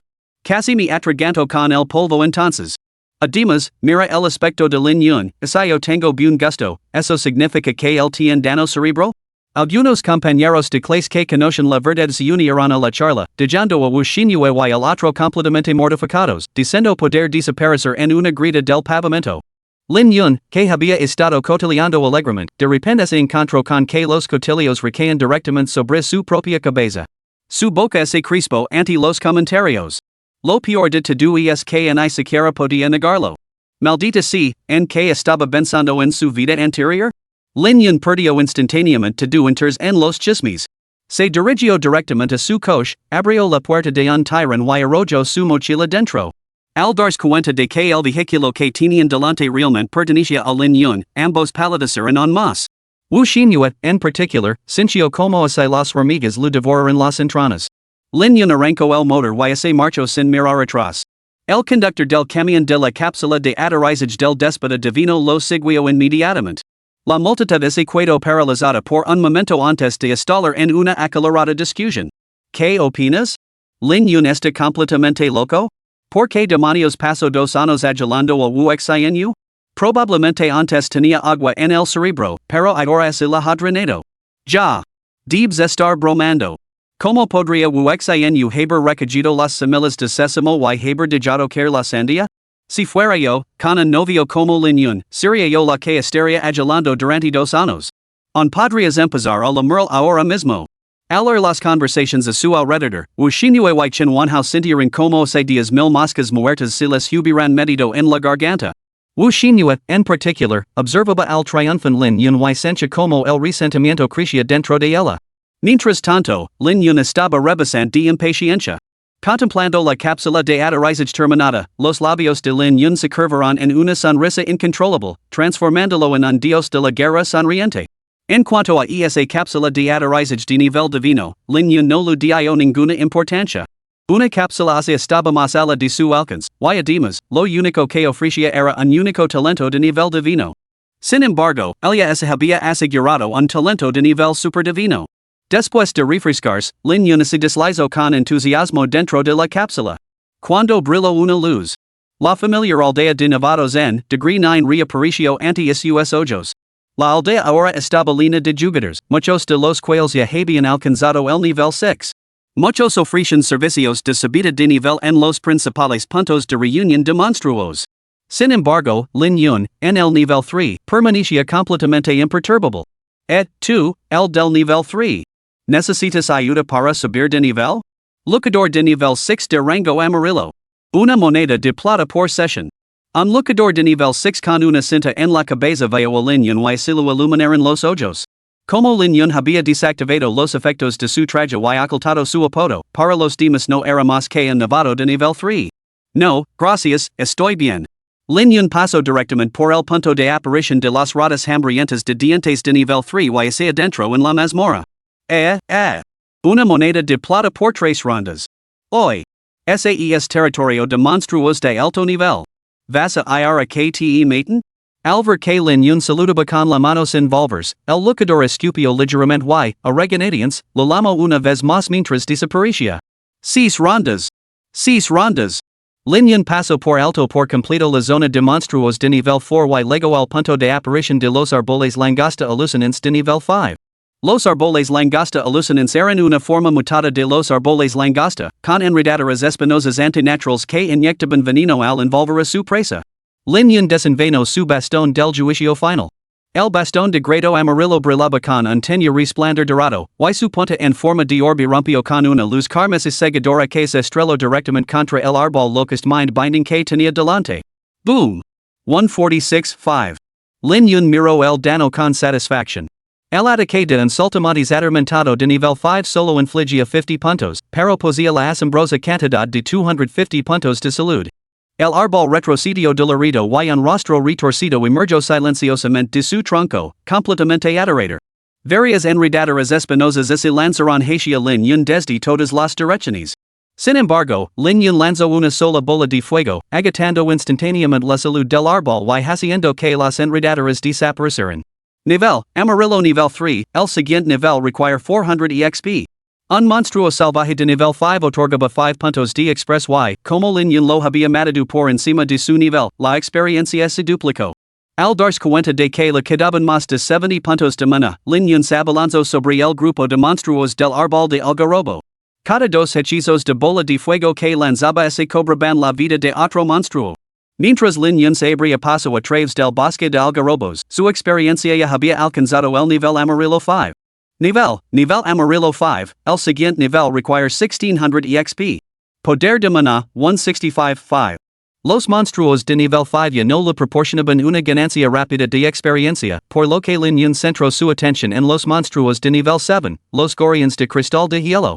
Según recordaba Lin Yun, los Gorians de cristal de hielo tenían una alta probabilidad de generar al Gifo culto, el Fénix de cristal de hielo.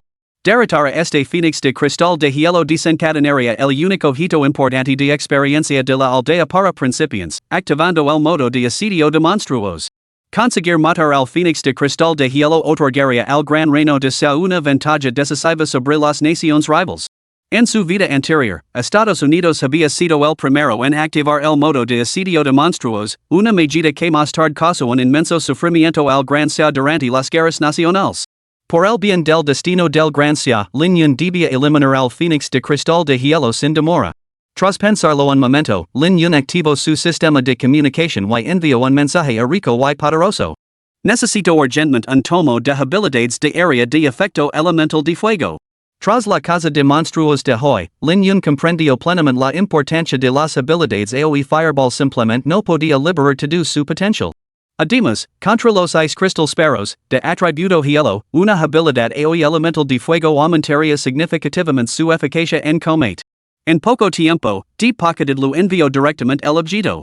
Lin Yun volvió a sentir la audacia de Deep Pocketed.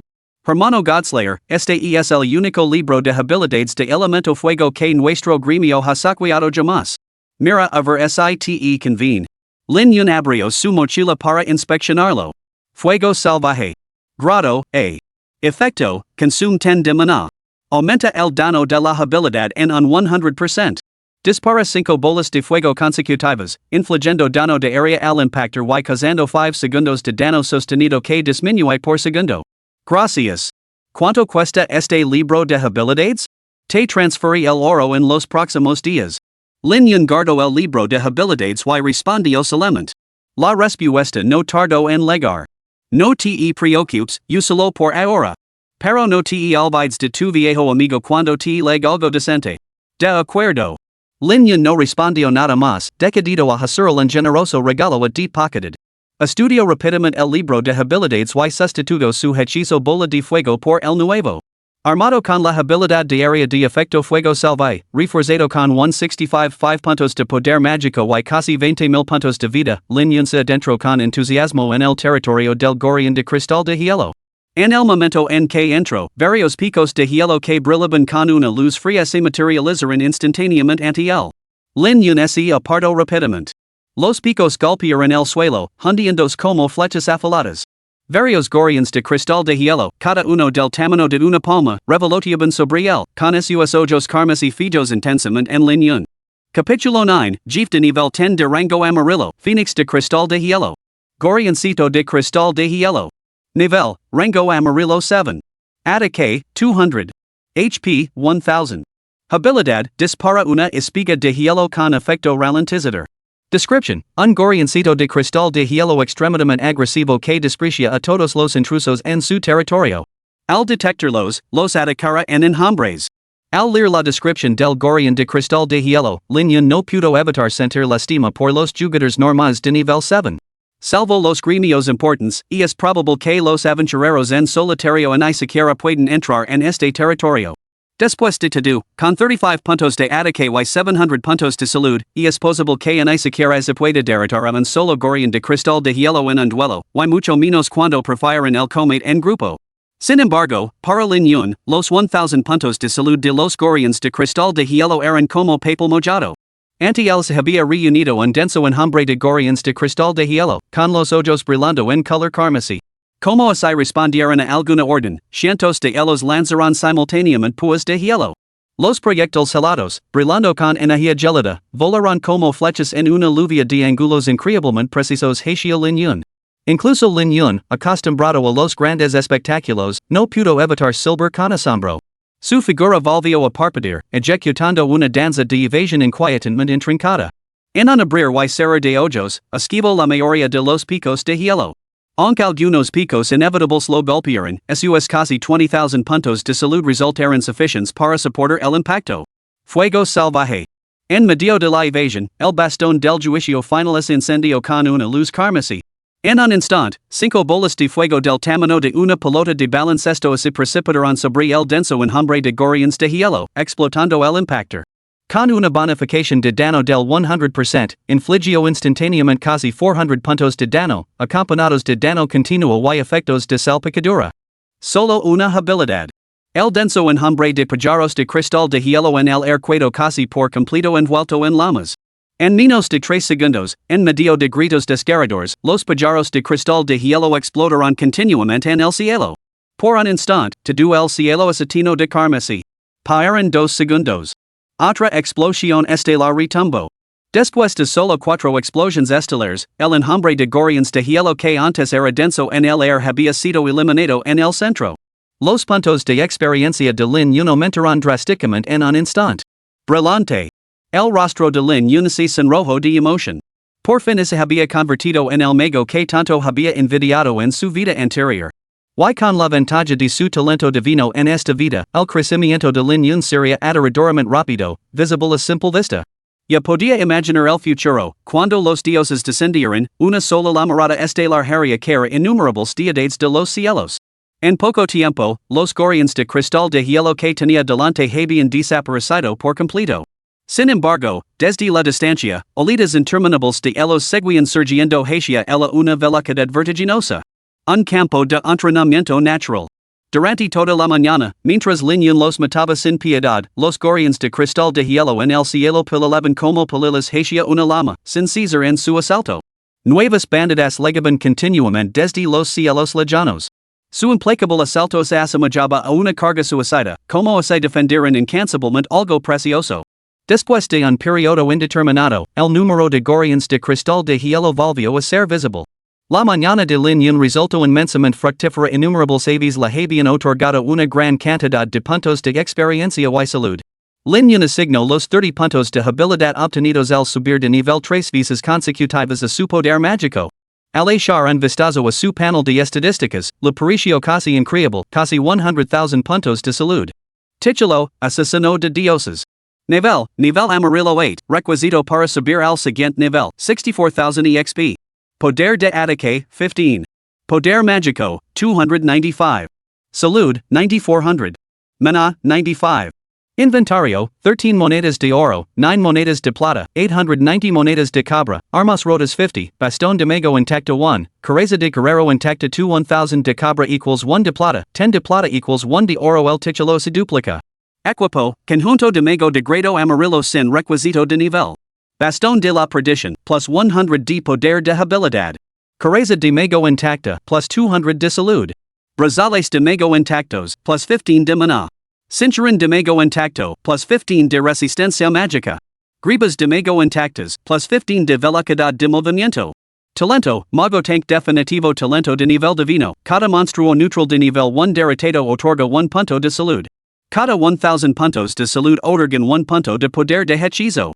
Los monstruos de nivel 2 otorgan 2 puntos. Los puntos de salud y de poder de hechizo varían según el nivel del monstruo. Talento, Dios de la espada. Talento de nivel divino, actualmente no disponible. Cada subida de nivel otorga el doble de puntos de atributo gratuitos. Título, dada tu cantidad de botón 2, otorga 20 puntos de atributo gratis. Nota, no se puede soltar ni transferir. Puntos de atributo gratis, 0. Habilidad, Fuego Salvaje consume 10 de mana. Aumenta el dano de la habilidad en un 100%. Dispara 5 bolas de fuego consecutivas, que infligen dano de área al impactor y causan 5 segundos de dano continuo que disminuye por segundo. En una sola mañana, había ascendido del nivel amarillo 3 al nivel amarillo 8, un ritmo que dejaba sin palabras. Además, sus 90,000 puntos de vida superaban incluso a los Chiefs, mientras que su poder mágico había superado el umbral de los 300. Junto con la bonificación de habilidad de incendio forestal, un solo lanzamiento podía infligir casi 600 puntos de dano. ¿Quién no quedaría aturdido tras recibir un solo golpe de Linyun? Justo cuando Linyun seguía examinando su panel de atributos. Un agudo grito de Phoenix resonó de repente en toda la aldea de Nevados 9. El sonido era un gemido lleno de furia sin límites. Hiss. ¿Qué demonios es ese ruido? Muchos jugadores de la aldea de Nevados se sobresaltaron por este repentino grito de Phoenix, sintiendo un escalofrío recorriendo su espina dorsal. Ni idea. Suena como algún tipo de monstruo, pero es un ruido terrible. Probablemente si un jefe monstruo de alto nivel. Los susurros se extendieron, desencadenando una acalorada discusión. Mientras tanto, Linyun notó que el aire a su alrededor se enfriaba varios grados, y su aliento se congelaba en cristales de hielo con cada exhalación. Un brillo azul visible se acercó rápidamente, acortando la distancia en un abrir y cerrar de ojos. Un colosal fénix de cristal de hielo, tan grande como un camión, se elevó por el cielo. Un deslumbrante resplandor azul envolvía su forma. Cada pluma de cristal brillaba con la pureza de la nieve rechincada. Mientras sus largas plumas de la cola y la cresta se balanceaban, copos de nieve bailaban a su alrededor. Sus ojos carmesí brillaban con un destello gélido. Fénix de cristal de hielo. Una semibestia nacida de la mutación de un pájaro de cristal de hielo, que domina el hielo y el frío extremo, y que alberga odio hacia todas las criaturas que invaden su dominio. Nivel, Amarillo 10. Ataque, 800. HP, 100,000. Habilidades. 1. Tormenta de plumas desata instantáneamente miles de plumas de cristal de hielo, infligiendo efectos lentos y explosivos. Tiene la posibilidad de congelar a los enemigos. 2. Renacer de las cenizas al acercarse a la muerte, se transforma en aire gélido intocable, infligiendo un dano de área equivalente a 10 veces su propio poder de ataque. Nota, extremadamente peligroso. Verdaderamente el Fénix de cristal de hielo. A los ojos de Lin Yun, esta criatura era mucho más que un simple jefe, era el único jefe monstruo de nivel semidios en la aldea de novatos de su vida anterior. Cada aldea de novatos de todos los servidores alberga un jefe de nivel semidios. Derrotar a este jefe es la única clave para desbloquear el modo Monster Rampage. Este evento de Monster Rampage es único, una vez activado por un servidor, no se puede activar en ningún otro lugar. En la vida anterior, fue activado por Estados Unidos. Una de sus aldeas para principiantes activó el evento y lo defendió con éxito. Todo el servidor estadounidense recibió inmensas recompensas, lo que les impulsó instantáneamente por delante de todos los demás. Sin embargo, cuando lo activaron, los jugadores ya tenían un nivel medio de 9-10. Esta vez, con un nivel medio de los jugadores de solo 5, Estados Unidos no puede iniciarlo prematuramente. Por lo tanto, con el destino de la nación en juego, Lin Yun se puso serios. La furia del Fénix de Cristal de Hielo alcanzó su cenit. Al reconocer al humano que tenía delante como el que estaba masacrando a sus súbditos, una amarga ola de frío se extendió cuando el Fénix del tamaño de un camión cargó contra Lin Yun. La chispa en sí en la pradera. 5 bolas de fuego consecutivas se precipitaron directamente hacia los ojos del Fénix de Cristal de Hielo. Las bolas de fuego, como proyectiles explosivos parpadeantes, llegaron en un instante, asestando 5 golpes sucesivos en la frente del Fénix de Cristal de Hielo. Al instante, estallaron enormes lamaradas que envolvieron al Fénix de Cristal de Hielo en un instante. 295. 310. 295. 300. Una sola habilidad, con su dano sostenido, infligió más de 1000 puntos al Fénix de Cristal de Hielo. Sin embargo, su barra de salud apenas se movió, mostrando solo una imperceptible queda. Barriendo con un frío glacial, el Fénix de Cristal de Hielo se acercó a Lin Yun. El frío penetrante lo atravesó la carne, ralentizando al instante los movimientos de Lin Yun y retrasando su lanzamiento de hechizos. Este efecto de ralentización debió de alcanzar el 50%. Cuando el afilado pico del Fénix de Cristal de Hielo se acercó a su rostro, la forma de Lin Yun volvió a cambiar de forma inquietante. Tomado por sorpresa, toda la parte superior de su cuerpo se acogecia atrás en un ángulo de 90 grados. Todo su cuerpo pareció romperse. El pico del Fénix de Hielo rozó el pecho de Lin Yun, volando por menos de una pulgada. Golpear la cara para humillar el punto vital para incapacitar. Lin Yun lanzó un Starfire Sweep, apuntando a la parte inferior del cuerpo del Fénix de Hielo. Zaz. Esta vez, el grito del Fénix de Hielo pareció enormemente agudo. Capítulo 10, El gremio de ladrones reclama su primera víctima. Si el Fénix de Cristal de Hielo pudiera hablar. Seguramente lo aconsejaría a Lin Yun, nunca golpes donde más duele. Otros 1000 puntos de dano más. Bajo la magistral maniobra de Lin Yun, el Fénix de Cristal de Hielo comenzó a cuestionar su propia existencia. Esto no debería ser posible. Yo soy el que tiene alas, y tú me superas en maniobrabilidad. La velocidad del Fénix de Cristal de Hielo, antes inigualable, ahora frustrada por las maniobras de Lin Yun, ni siquiera lo rozó el pelo, mientras que recibió numerosas bolas de fuego. Estas bolas de fuego le causaron un dano sostenido. Poco a poco, la considerable barra de salud del Fénix de Cristal de Hielo comenzó a disminuir. Aunque al principio era imperceptible, el dano se acumulaba de forma constante. Pronto, Lin Yun lo había reducido a menos de la mitad de su salud. A medida que su salud disminuyó, los ojos del Fénix de Cristal de Hielo se enrojecen cada vez más. De repente, se elevó hacia el cielo, con las plumas cristalinas de su cola brillando con un deslumbrante resplandor azul hielo. Un grito penetrante de Fénix estalló. El aire se condensó instantáneamente con un frío denso y cargado de cristales de hielo. El cielo se sumió en la oscuridad y un frío escalofriante descendió sobre Lin Yun. Este era el movimiento definitivo. Lin Yun retrocedió apresuradamente, pero ya era demasiado tarde. Fragmentos de hielo cristalino se elevaron en el aire. Mientras el grito del Fénix resonaba, la zona donde se encontraba Lin Yun se transformó instantáneamente en un invierno gélido. El frío glacial congeló los movimientos de Lin Yun durante una fracción de segundo. Miles y miles de cristales de hielo llovieron del cielo, como doncellas celestiales esparciendo flores, lanzándose con un mordisco gélido. En el momento en que el primer cristal lo golpeó, Lin Yun supo que estaba en una situación desesperada. Los fragmentos azul hielo lo atravesaron como flechas afiladas, explotando al impactar. El aura gelida se extendió al instante y, en el siguiente suspiro, innumerables cristales se estrellaron contra su cuerpo. 800. 800. 800. En un instant, la salud de l'unici desplomo en medio del implacable bombardio. A medida que más cristales detonaban, el frío cada vez más intenso le nublaba la visión, haciendo invisibles las flechas heladas que se lo acercaban. Fuego salvaje. Lin Yun volvió a lanzar fuego salvaje. 5 bolas de fuego detonaron en el acto, y sus llamas disiparon al instante el frío circundante. Sin embargo, en menos de un segundo, fuego salvaje fue destrozado por el implacable aluvión de cristales de hielo. Ese fugaz momento de luz resultó suficiente para Lin Yun. Se lanzó a través de la densa lluvia de cristales de hielo, aunque el efecto ralentizador del aire gélido dificultaba enormemente sus movimientos. Desde lejos, los incesantes cristales de hielo parecían flechas afiladas que lovían sobre él.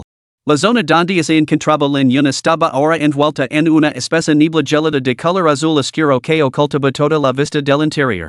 Durante 2 minutos completos, el ataque indiscriminado continuó. Toda la región se saturó de frío y la flora circundante quedó completamente cubierta por una escarcha platita. Donde había estado Lin Yun, se apilaron capas y capas de cristales de hielo, formando una extraña escultura de hielo. Lin Yun no se veía por ninguna parte. El fénix de cristal de hielo en el cielo parecía abatido mientras descendía lentamente. Entonces, 5 destellos de fuego aparecieron detrás del fénix de cristal de hielo. Con una explosión, el fénix de cristal de hielo azul pálido se vio envuelto una vez más en llamas. Lin Yun exhaló, y su aliento se cristalizó en fragmentos de hielo en el aire. Afortunadamente, había escapado del efecto ralentizador del frío extremo en el momento crítico y se había retirado a una zona segura. Si hubiera quedado inmovilizado, ni siquiera 100,000 puntos de vida adicionales habrían sido suficientes para resistir el ataque del fénix de cristal de hielo. Esa habilidad interior debía de haber sido la tormenta de plumas del fénix de cristal de hielo, verdaderamente formidable. En ese breve instante, la salud de Lin Yun había quedado por debajo de 2,000. Más de 90,000 puntos de salud se habían evaporado casi al instante. Sin embargo, 2,000 puntos de salud resultaron suficientes para Lin Yun. A menos que el fénix de cristal de hielo pudiera lanzar otro ataque similar. Y él nunca le daría otra oportunidad. Los escaradizos movimientos de Lin Yun volvieron a jugar con el fénix de cristal de hielo. Además, parecía que plumas en el cielo no se podía encadenar repetidamente. Así, la salud del fénix de cristal de hielo volvió a disminuir gradualmente, mientras que la de Lin Yun permaneció sin cambios. Cada uno de sus ataques resultó en vano. Durante la batalla, los ojos de Lin Yun se agitaron al notar que las plumas de la cola del fénix volvían a brillar intensamente. Aquí Viena. En lugar de avanzar, Lin Yun retrocedió. Con un paso rápido, se acercó al fénix de cristal de hielo. Justo cuando el fénix de cristal de hielo abrió su afilado pico, listo para lanzar su grito definitivo, un objeto largo y negro como el azabache se clavó directamente en su garganta. Fuego salvaje. Lin Yun pronunció con calma. De repente, 5 destellos carmesí brotaron del cuello azul hielo del fénix de hielo, seguidos de 5 golpes sordos que emanaban de su pico. La explosión concentrada hizo que toda la criatura temblara violentamente. Su cuello fue lanzado hacia atrás y las brillantes plumas de la cola se apagaron abruptamente.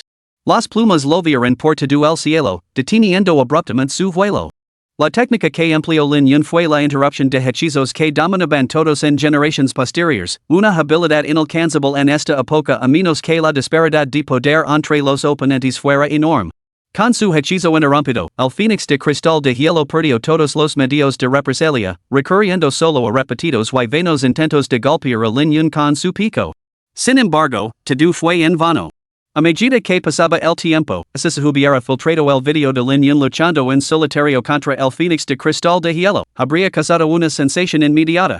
Con una compostura pasada, evadió a sus ataques, solo para desatar un torrente de llamas que abrazó toda la forma de la criatura. Si no fuera por el emblema de Jeff de nivel 10 de rango amarillo sobre su cabeza, se podría confundir con un juego con un pollo mascota. Suponiendo, por supuesto, que se tuvieran palos del tamaño de camiones.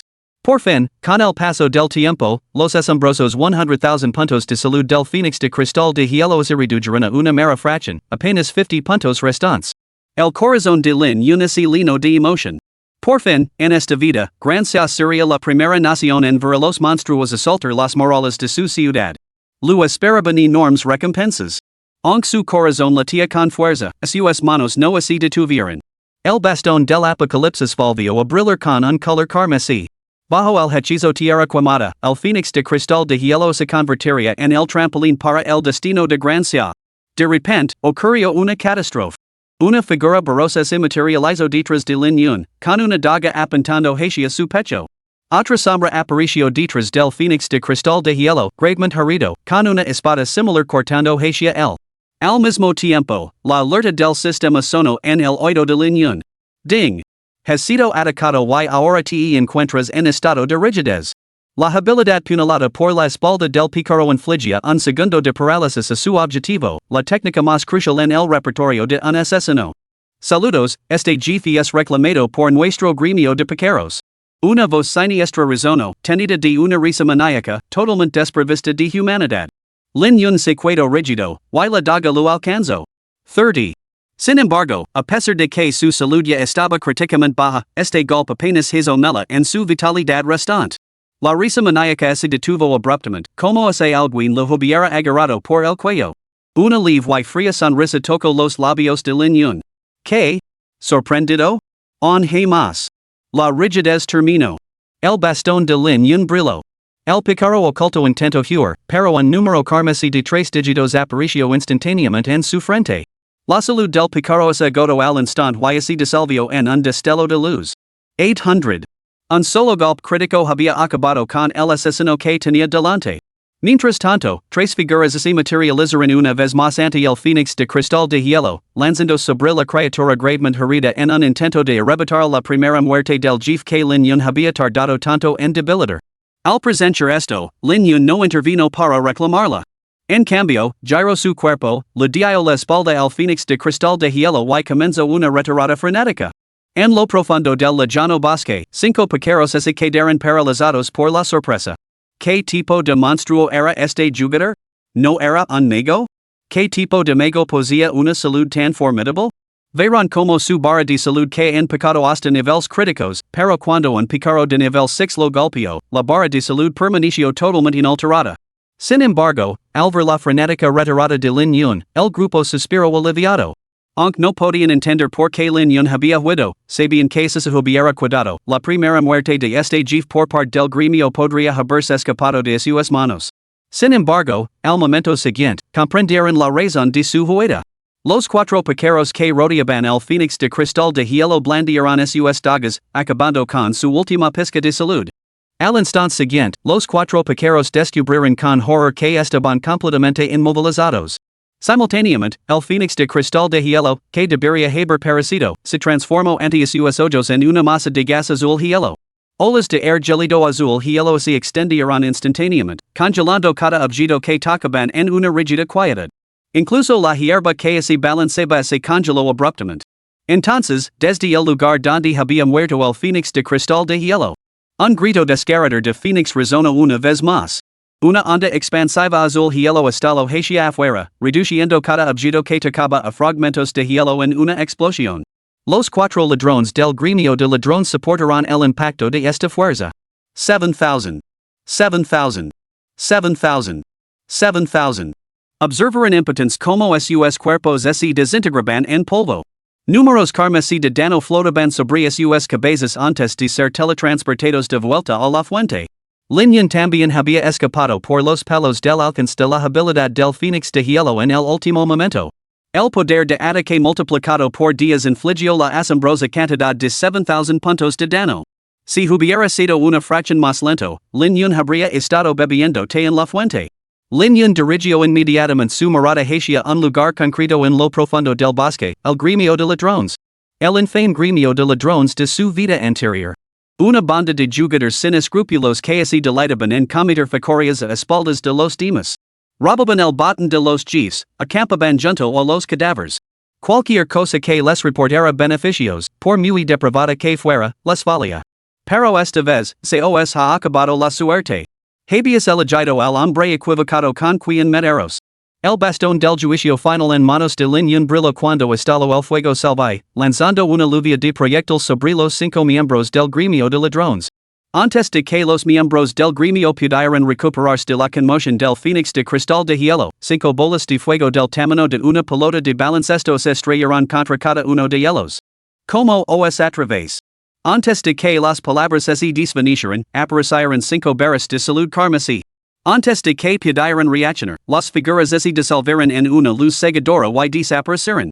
Lin no les prestó más atención después de lanzar su habilidad. Esos débiles, con un máximo de nivel 7 y solo 700 puntos de salud, podían ser aplastados hasta la muerte con un simple golpe de su bastón. Su objetivo principal ahora era el Fénix de Cristal de Hielo. Aquella demostración anterior había sido la habilidad del Fénix de Cristal de Hielo, renacimiento del Fénix. Pero ese realmente podía renacer era una pregunta que solo él podía responder. Lin Yun se acercó rápidamente a un grupo de energía fría que brillaba en azul. El aura gelada se retorció sin cesar, lo que indicaba el inminente renacimiento del Fénix de Cristal de Hielo. Sin dudarlo, desató fuego salvaje. Cuando la bola de fuego detonó, un débil gemido resonó en el aire.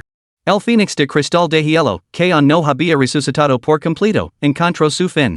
Objetos brillantes se esparcieron por el suelo. Ding! Has matado con éxito a la bestia semidivina, el Fénix de Cristal de Hielo. Has obtenido el título único de cazador. Se vía a hacer un anuncio en todo el servidor. ¿Ocultar nombre? No. Capítulo 11, Las recompensas más generosas. Ding! El jugador del servidor deseo Godslayer ha logrado la primera muerte del jefe de nivel 10 de rango amarillo, el Fénix de Cristal de Hielo bestia semidivina, ganando el título único de cazador. Ding! El jugador del servidor deseo Godslayer ha conseguido la primera muerte del jefe de nivel 10 de rango amarillo, el Fénix de Cristal de Hielo, y ha sido recompensado con un cristal de habilidad. Ding! El jugador del servidor deseo Godslayer ha conseguido la primera muerte del jefe de nivel 10 de rango amarillo, el Fénix de Cristal de Hielo, y ha sido recompensado con una orden de fundación de gremio. Ding! El jugador Godslayer del servidor deseo ha conseguido la primera muerte del jefe de nivel 10 de rango amarillo, el Fénix de Cristal de Hielo, lo que ha desencadenado una historia oculta, el asedio de los monstruos. La aldea de Nevados 9 pronto se enfrentará a un ataque de monstruos. Una defensa exitosa reportará un botín y una experiencia enormes. Todos los jugadores de la aldea de Nevados 9, preparaos. Los anuncios de todo el servidor inundarán la pantalla repetidamente, causando otro revuelo, especialmente entre los jugadores de la aldea para principiantes en degree 9. Jugador cazador profesional de chicas, caramba, ¿cómo lo ha conseguido este tipo? Yo solo soy de nivel 7 y él ha derrotado a un jefe de nivel 10. Seguro que ha hecho trampa. Estás exagerando. Estos anuncios en todo el servidor sobre este asesino de Dioses han estado por todas partes durante los últimos 2 días. Ese profesional es ridiculamente fuerte. Oyala mi subiera de nivel. El jugador unconventional dijo con envidia. Pro girl tamer, ¿eres un hermano mayor o una chica? CES así, Damon 1. Soy un antiguo jugador profesional a nivel de ciudad. Subida de nivel gratis, amigo. Unconventional, amigo, una chica con nuez de Adán te veil? Perdit. Oigan, ¿alguno de ustedes puede explicarme qué significa este asedio monstruoso? Soy novato, necesito una aclaración. Un jugador expresó con sinceridad su confusión. ¿No ves las 4 grandes palabras historia oculta en el anuncio?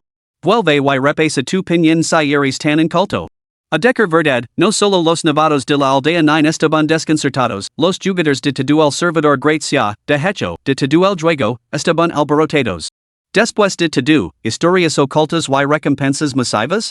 Eso era suficiente para poner a todos los nerviosos. ¿Qué está pasando? ¿Por qué nadie de nuestra gloriosa nación ha desencadenado en la historia oculta? La República de Corea declara por la presente, Godslayer es nuestro jugador profesional. Baca. Un grito furioso resonó en un club de juegos profesional. Banda de inútiles. Llevamos días buscando y no hemos encontrado en una sola pista. En el nivel más alto del mando de Gracias, varios líderes vestidos con uniformes militares estaban reunidos. ¿On no hay noticias de Godslayer? Sentado en el centro de la sala de conferencias, un anciano de cabello blanco pero lleno de energía recorrió con la mirada toda la sala. Aunque guardaba silencio, una palpable sensación de intención letal se cernía sobre la asamblea. Después de un momento, murmuró, el tiempo apremia y la tarea es importante. Empleen todos los medios a su alcance para contactar con Godslayer. Sospecho que su comprensión del déspota divino puede superar a la de cualquiera de los aquí presentes. El ambiente en la sala de conferencias se tensó al instante. Aunque los ciudadanos de a pie seguían sin saberlo, el alto mando de gran se sospechaba desde hacía tiempo que la revelación divina podría ser algo más que un simple juego. Su publicación había conmocionado al mundo entero, pero las estructuras de mando de todas las naciones no habían podido encontrar rastro alguno de su origen, como si se hubiera materializado de la nada. Esto había alertado a los comandantes, cuyos agudos instintos detectaron que algo no cuadraba. Se necesita tiempo. Dada la naturaleza única de divine revelation, aún no podemos confirmar la identidad real de Godslayer. Las investigaciones continúan. Alguien respondió. Apresurance. Los equipos de fuerzas especiales seleccionados de las principales zonas de guerra deben intensificar el entrenamiento y dominar rápidamente divine revelation. El anciano asintió levemente, con voz firme pero con una determinación incuestionable. Entendido. Lin permaneció completamente ajeno a todo esto, sonriendo de oreja a oreja. Más allá de las excepcionales recompensas otorgadas por el sistema, el Fénix de Cristal de Hielo también había sido excepcionalmente generoso, dejando caer una montaña de botín. Al examinar la mochila llena de objetos duplicados, la mirada de Lin se posó instantáneamente en un libro de habilidades en particular. Habilidad de Hielo de rango SS, Tormenta de Plumas 2. Lin abrió rápidamente la descripción del libro de habilidades. Plumas en el cielo. Rango, SS. Description, consume 50 de maná. Aumenta el dano de la habilidad en un 200%. Desata instantáneamente miles de plumas de espada de cristal de hielo, infligiendo un 50% de ralentización en el área de efecto. Cada pluma explota al impactar, infligiendo un 100% de dano de habilidad y teniendo la posibilidad de activar un efecto de congelación. Esto es realmente un golpe de suerte. Lin no había previsto que el Fénix de Cristal de Hielo soltera una habilidad de nivel SS después de todo. Este tipo de habilidades rara veces obtienen incluso de los monstruos de los territorios de las ciudades-estado. Sin embargo, ahí estaba, soltada directamente por un monstruo en la aldea de Nevados. Realmente digno de una bestia semidivina. Lin inspeccionó rápidamente el resto del botín. No se había olvidado de los cristales de habilidad mencionados en la notificación de recompensa anterior del sistema. Cristal de habilidad. Description: un cristal místicamente potente que otorga al usuario una ranura de habilidad adicional sin restricción de nivel. La tasa de aparición de las revelaciones divinas era notoriamente abismal, pero esta había llegado como una almohada entregada mientras Lin dormitaba. En el mundo de las revelaciones divinas, solo se ganaba una ranura de habilidad adicional cada 5 niveles. Este cristal le permitía aprender una habilidad más que los demás. Incluso en las últimas etapas de su vida anterior, pocos poseían tales piedras, un bien escaso y de un valor incalculable. Cazador. Description: título único. Inflige un efecto de ejecución cuando la salud del objetivo cae por debajo del 10% no se puede soltar ni transferir. Caramba! Si la piedra de habilidad lo tenía encantado, el título de cazador lo tenía en la luna. Un golpe final cuando la salud cae por debajo del 10%. ¿Qué significaba eso? Significaba que un Fénix de Cristal de Hielo con 100,000 puntos de salud quería muerto al instante cuando se redujera a 10,000 puntos de salud, sin posibilidad siquiera de desatar su renacimiento del Fénix. Lin se sentía como un trabajador corriente que había comprado un billete de lotería por casualidad y descubrió que había ganado el primer, segundo y tercer premio. Recuesa instantánea de la noche a la mañana. Ficha de fundación de gremio. Description: ficha necesaria para fundar un gremio. El usuario puede fundar un gremio de 100 miembros. La primera facción en fundar un gremio otorga a sus miembros una bonificación del 10% a la experiencia obtenida por matar bestias salvajes. Canuto del Dios de la Guerra Grado Azul, esa memoria que lo lavaba el Dios de la Guerra 2. Gran Espada del Dios de la Guerra, Ataque plus 200. Coraza del Dios de la Guerra, HP plus 500.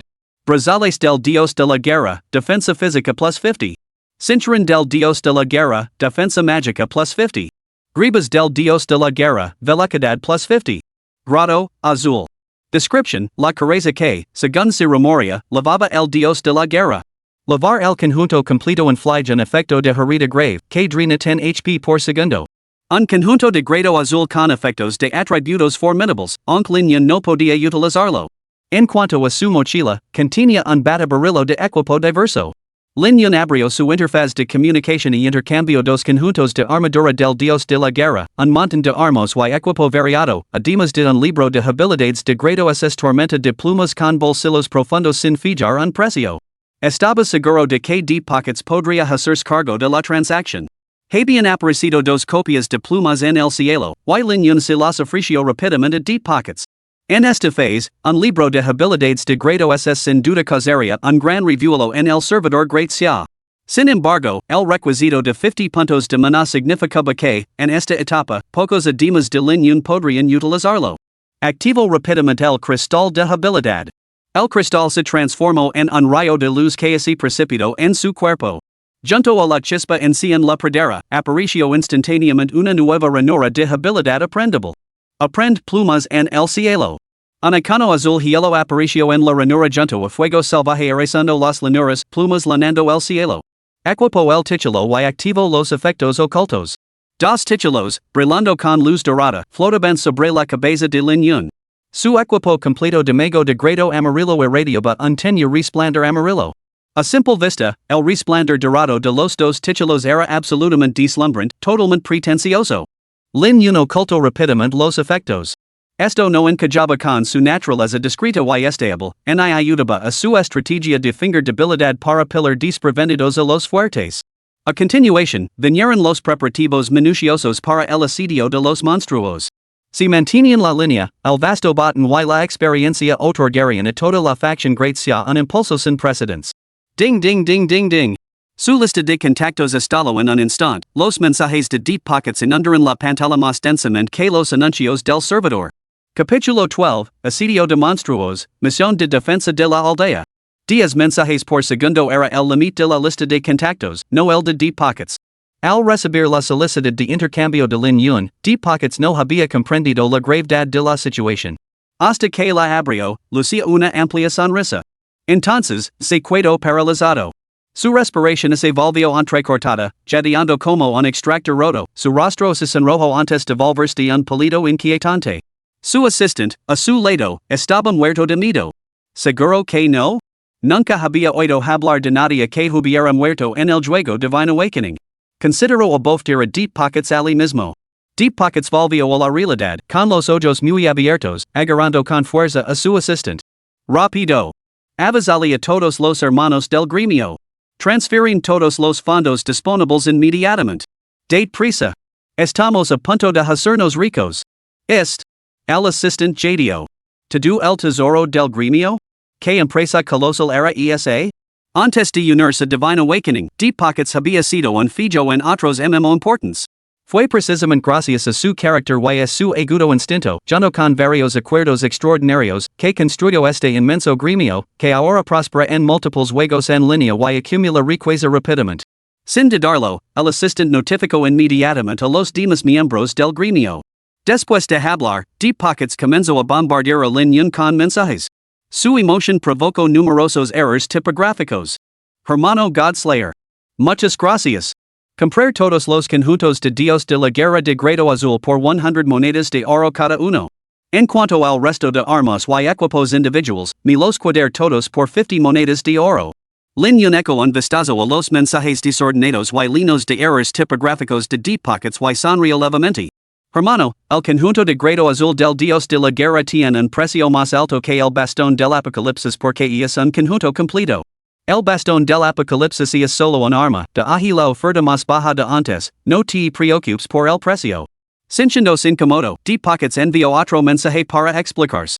Lin Yun negó con la cabeza. El hombre era realmente meticuloso, ya había olvidado el precio que le había dado por el bastón del Apocalipsis. De acuerdo.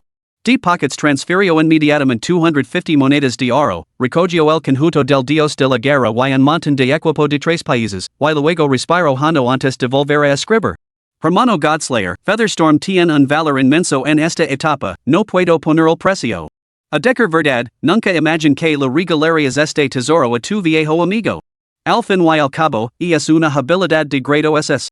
Es como regalarme un experto de primer nivel. Pura suerte, pura suerte. Lin Yun respondió mientras se apresuraba hacia la aldea de Novados 9, ya que el asedio de los monstruos se acercaba.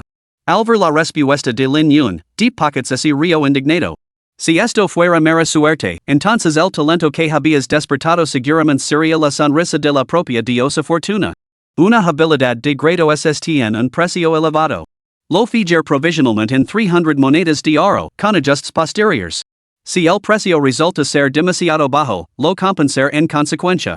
KTE París? Deep Pocketed respondió de nuevo.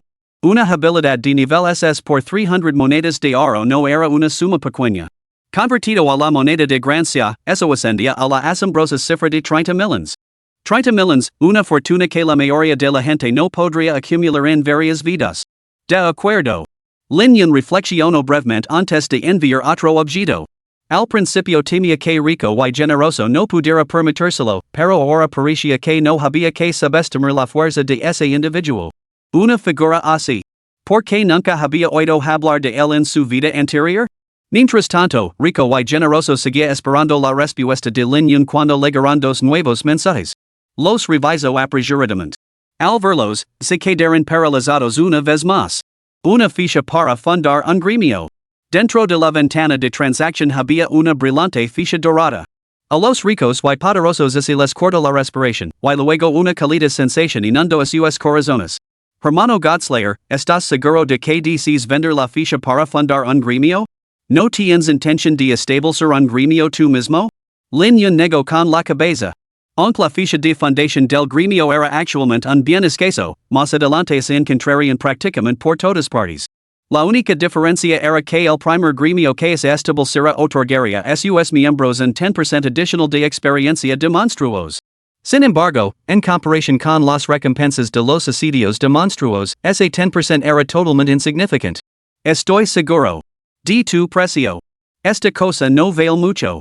Rico y generoso, al observar el comportamiento ajeno al mundo de Lin Yun, se quedó completamente sin palabras. 1000 monedas de oro. Sin devoluciones, sin regateos. Lin Yun se quedó paralizado. Tenía la intención de venderlo por unos cientos de monedas de oro, pero rico y generoso realmente hacía honor a su nombre. Al momento siguiente, rico y generoso envió los detalles de la transacción. Transacción completada. 1550 monedas de oro recibidas. Más de 100 millones de monedas de oro descansaban ahora en el inventario de Lin Yun.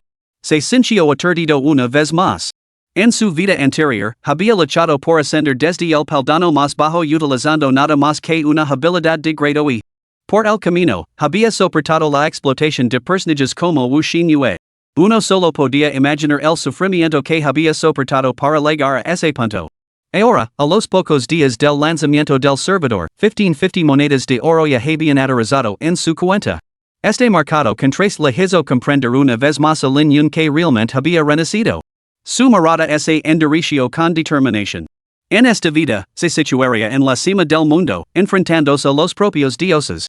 El primer paso? Sobrevivir al asedio de los monstruos. Mientras tanto, wealthy and powerful temblaba incontrolablemente tras concluir la transacción. Tenía en sus manos la orden de fundación del gremio. Esta orden de fundación de gremio tenía un significado inmenso para rico y poderoso.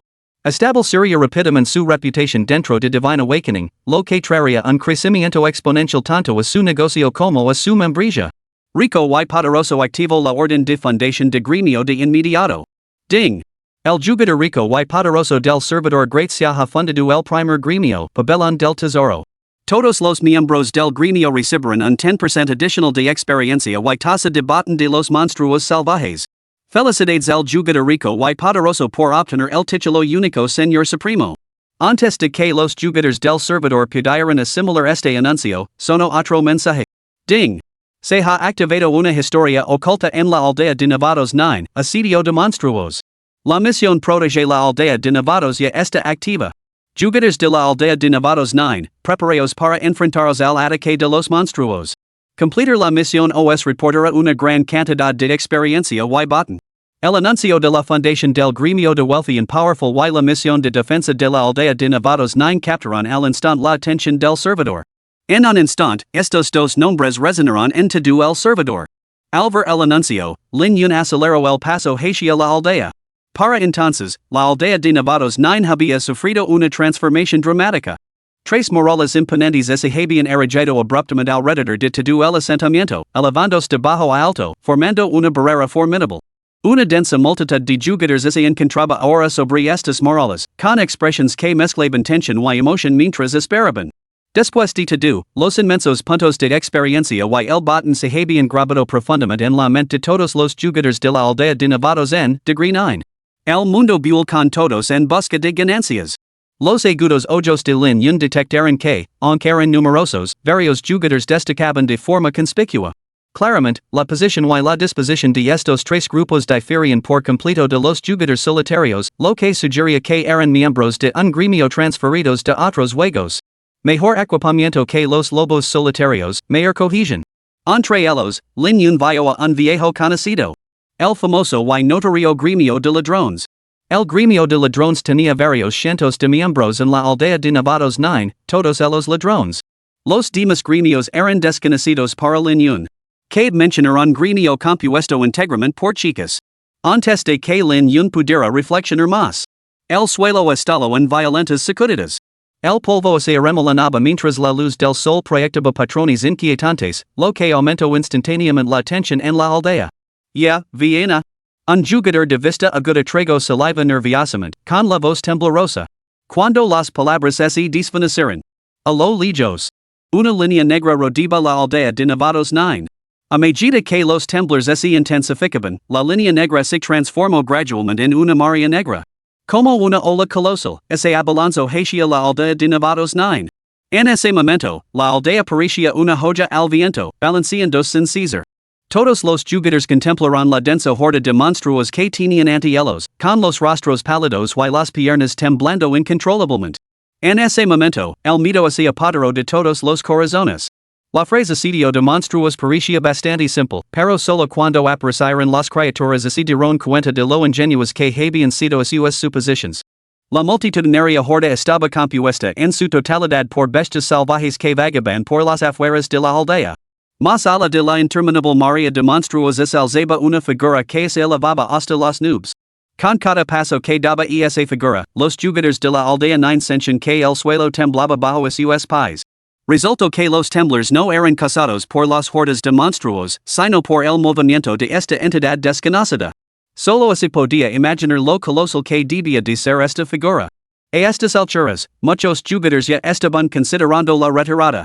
Aunque Divine Awakening no presentaba la muerte permanente, y aunque la aldea 9 contaba con casi 100,000 jugadores, la visión de esta horda de monstruos era más impresionante que cualquier escena de batalla en una serie de televisión. Por fin, los monstruos se acercaron a la primera muralla alta. Los jugadores ahora podían ver sus formas. Entre ellos había libras, ratas dentudas, langostas vinculadoras de almas, tigres lamiantes, serpientes glotonas, gorrions de cristal de hielo y otras bestias salvajes que ni siquiera Lin Yun había visto nunca. Sin excepción, sus ojos brillaban con una luz rojo sangre. El asedio de los monstruos había comenzado. Capítulo 13. Los monstruos asaltan la ciudad, el santuario interviene.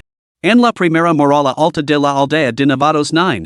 Bajo la muralla, se habían acercado hordas interminables de monstruos. Hermanos del santuario, nosotros nos encargaremos de los monstruos del este.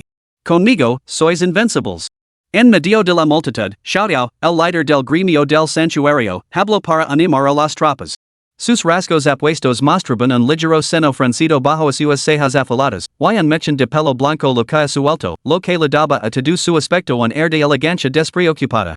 Guerreros y caballeros, avanzad y manten la línea contra la primera olida. Magos, divididos en dos grupos. Coordinad vuestros tiempos de recarga para mantener una potencia de fuego constante. Sanadores, solo una orden, manten de los caballeros y guerreros de primera línea a top. Fiel a su reputación como líder de un importante gremio, Xiaoyao poseía una visión y unas habilidades de mando excepcionales, y formulaba estrategias en un instante.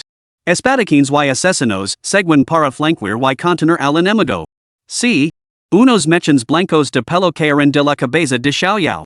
Un escalofrío fugaz brilló en sus ojos afilados como espadas. La joya azul violeta que empunaba tembló ligeramente. Su túnica azul bordada se agitó sin que soplara el viento. Con un solo paso hacia delante, el air pareció resonar con el sonido del acero. Cuando el destello de la espada brilló, los miembros del santuario siguieron a Xiaoyao por encima del primer muro alto, chocando de frente con la horda de monstruos. Hay que decir que la decisión de Xiaoyao resultó acertada. Aunque los miembros del santuario eran menos de 100, bajo su mando se mantuvieron firmes contra el ataque de los monstruos. Sin embargo, su nivel medio era de solo 7. Es el santuario sagrado. Esta misión de asedio está en el bolsillo.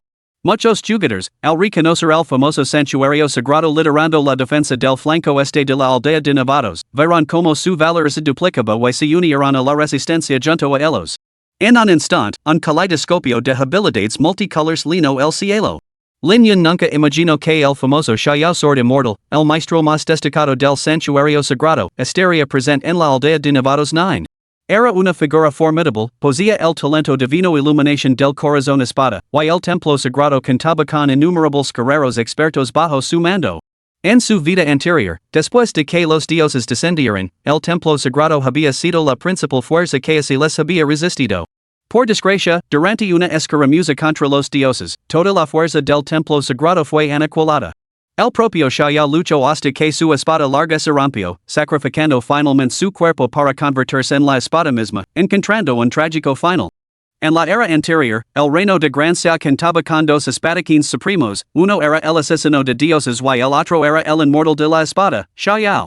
Tras la muerte de Xiao en coma, algunos afirmaron que, si hubiera empuñado una espada de grado divino, el resultado de ese decisivo enfrentamiento podría haber sido completamente diferente. Lin Yun sentía una profunda reverencia por Xiao. Si se presentaba la oportunidad en esta vida, juró buscar una espada divina para él. Nubi Village 9, un asentamiento sin importancia, albergaba 4 gremios importantes. Aparte del notoriamente infame gremio de ladrones, los demás eran incondicionales de los principales MMORPG. Este asedio de monstruos se había coordinado mediante conversaciones entre estos 4 gremios principales. Al gremio santuario se lo asignó el flanco este, donde se concentraba la mayor parte de los monstruos. A los gremios fin del mundo y pabellón Mulan se les asignaron los flancos sur y oeste, respectivamente. El gremio de ladrones, por su parte, se encargó del flanco norte, donde se encontraba el mayor número de jugadores. Sin embargo, una vez que comenzó la batalla, la disparidad entre los gremios se hizo evidente. Los gremios santuario y fin del mundo resistieron en gran medida la presión. Los jugadores se unieron espontáneamente a sus despliegues, luchando con creciente ferocidad bajo su liderazgo y mostrando signos de contraofensiva. El pabellón Mulan, con un contingente compuesto exclusivamente por mujeres, demostró una destreza notable. En caricia del impulso de santuario y fin del mundo, mantuvo firme la línea contra el ataque de los monstruos junto con los jugadores libres, aunque con un esfuerzo considerable. En cuanto al gremio de ladrones, a pesar de su superioridad numérica, su composición exclusivamente de ladrones y su falta de organización estratégica provocaron numerosas bajas entre los jugadores libres. Muchos jugadores murieron al instante, regresando a sus fuentes y perdiendo un nivel. En Divine Awakening, la muerte degradaba forzosamente a los jugadores un nivel, lo que les obligaba a matar monstruos para recuperarlo. De repente, la línea de defensa norte se tambaleó al borde del colapso. Técnica de la espada de luz dividida. La espada larga de Xiao emitía un brillo frío. Con un solo gol, se dividió instantáneamente en 3 rayos de luz, golpeando el tigre de fuego de nivel 5 que tenía delante. La bestia soltó un rugido lastimero y desapareció en un destello de luz. Xiao se detuvo, y la sonrisa en sus labios se congeló antes de que pudiera formarse por completo. Los jugadores reaparecen continuamente en la fuente y se apresuraban hacia el norte. Escoria inútil. Xiao reconoció el instante que el gremio de ladrones del norte era completamente inútil, lo que indicaba una situación potencialmente grave. Barba, leva a tus hombres a reforzar el norte. No se puede confiar en el gremio de ladrones, vigilalos de cerca. Un caballero enfrascado en cometa sintió ante la orden. Elevándose por encima de los demás, su armadura de caballero era realmente impresionante, un caballero de nivel 7 de rango amarillo que presumía de unas inmensas reservas de salud. Mientras Bearded Saint Hall lideraba los refuerzos hacia el norte, la situación en toda la aldea de Nevados se estabilizó temporalmente. En medio del caos, los monstruos caen continuamente, mientras los jugadores seguían reapareciendo desde la fuente y saliendo corriendo. La situación ahora parecía prometedora. Las facciones santuario y apocalipsis incluso habían avanzado casi varias docenas de metros, atravesando la horda de monstruos como dos afiladas espadas. Sin embargo, Lin Yun sabía que esto era solo el comienzo. En su vida anterior, la hermosa nación había soportado 2 oleadas de asedios de monstruos. La segunda oleada consistía casi en su totalidad en monstruos salvajes de nivel 10. En esta vida, Lin Yun había desencadenado el asedio de los monstruos antes de tiempo. Basándose en el nivel medio de los jugadores de Newbie Village 9, era probable que la próxima oleada de monstruos fuera de nivel 7 o superior. Lin Yun se mezcló entre la multitud, lanzando ocasionalmente un ataque básico para ayudar a eliminar monstruos. En cuanto a las habilidades, las reservaría para la siguiente oleada. Ding! Se ha activado la tabla de clasificación del asedio de monstruos para la aldea de Novatos 9. Los 100 mejores jugadores recibirán union botan sustancial y puntos de experiencia. Se escuchó un anuncio y, instantáneamente, una tabla de clasificación se materializó ante los ojos de todos. En la parte superior se encontraba Xiaoyao. 1 degree puesto, Xiaoyao, muertes, 380. 2 degree puesto, World's End, muertes, 290. Tercer puesto, Chitter Chatter, muertes, 105. Sin embargo, Lin Yun no aparecía entre los 100 primeros. Al ver las recompensas por las altas clasificaciones, los jugadores redoblaron sus esfuerzos. Mientras tanto, Sunshine Boy, el holgazán maestro del gremio de ladrones, lanzó una mirada cómplice a sus miembros. Al momento siguiente, todos los ladrones entrarán en acción. En lugar de luchar contra los monstruos, se lanzarán de un lado a otro, arrebatando muertes a las criaturas con poca salud. Las tácticas del gremio de ladrones destrozarán las defensas, que antes eran estables, dejándolas una vez más en una situación precaria y vulnerable. Mientras tanto, la clasificación de los miembros del gremio comenzó a subir de forma constante. Maldito gremio de ladrones, que me parta un rayo. Un jugador, que había perdido un monstruo por desquito, fue enviado de vuelta a la fuente por la guerra de un monstruo que le perseguía. Al caer al nivel 3, descargó inmediatamente su furia en el chat público. Al ver este espectáculo indignante que se desarrollaba ante él, Bearded Saint Hall hervía de ira. Gremio de ladrones, se seguís actuando con tal desprecio por vuestra reputación, una vez que concluya el asedio, mi Saint Hall declarará la guerra a vuestro gremio. Al arresto, Sunshine Boy, del gremio de ladrones, frunció ligeramente el seno. El santuario era, sin duda, una fuerza colosal, con miembros expertos repartidos por todas las aldeas de Novatos de Gracia. Provocarlos sería una propuesta perdedora. Inmediatamente dio órdenes, evitar robar monstruos delante de los miembros del santuario y abstenerse de hacerlo de forma demasiado descarada. El barbudo no podía hacer nada al respecto, así que levantó silenciosamente su escudo defensivo, haciendo todo lo posible por repeler a los monstruos que tenía delante. Con el paso del tiempo, y tras haber bajado dos niveles el nivel medio de los jugadores de toda la aldea de Novatos. La primera oleada de monstruos fue finalmente eliminada.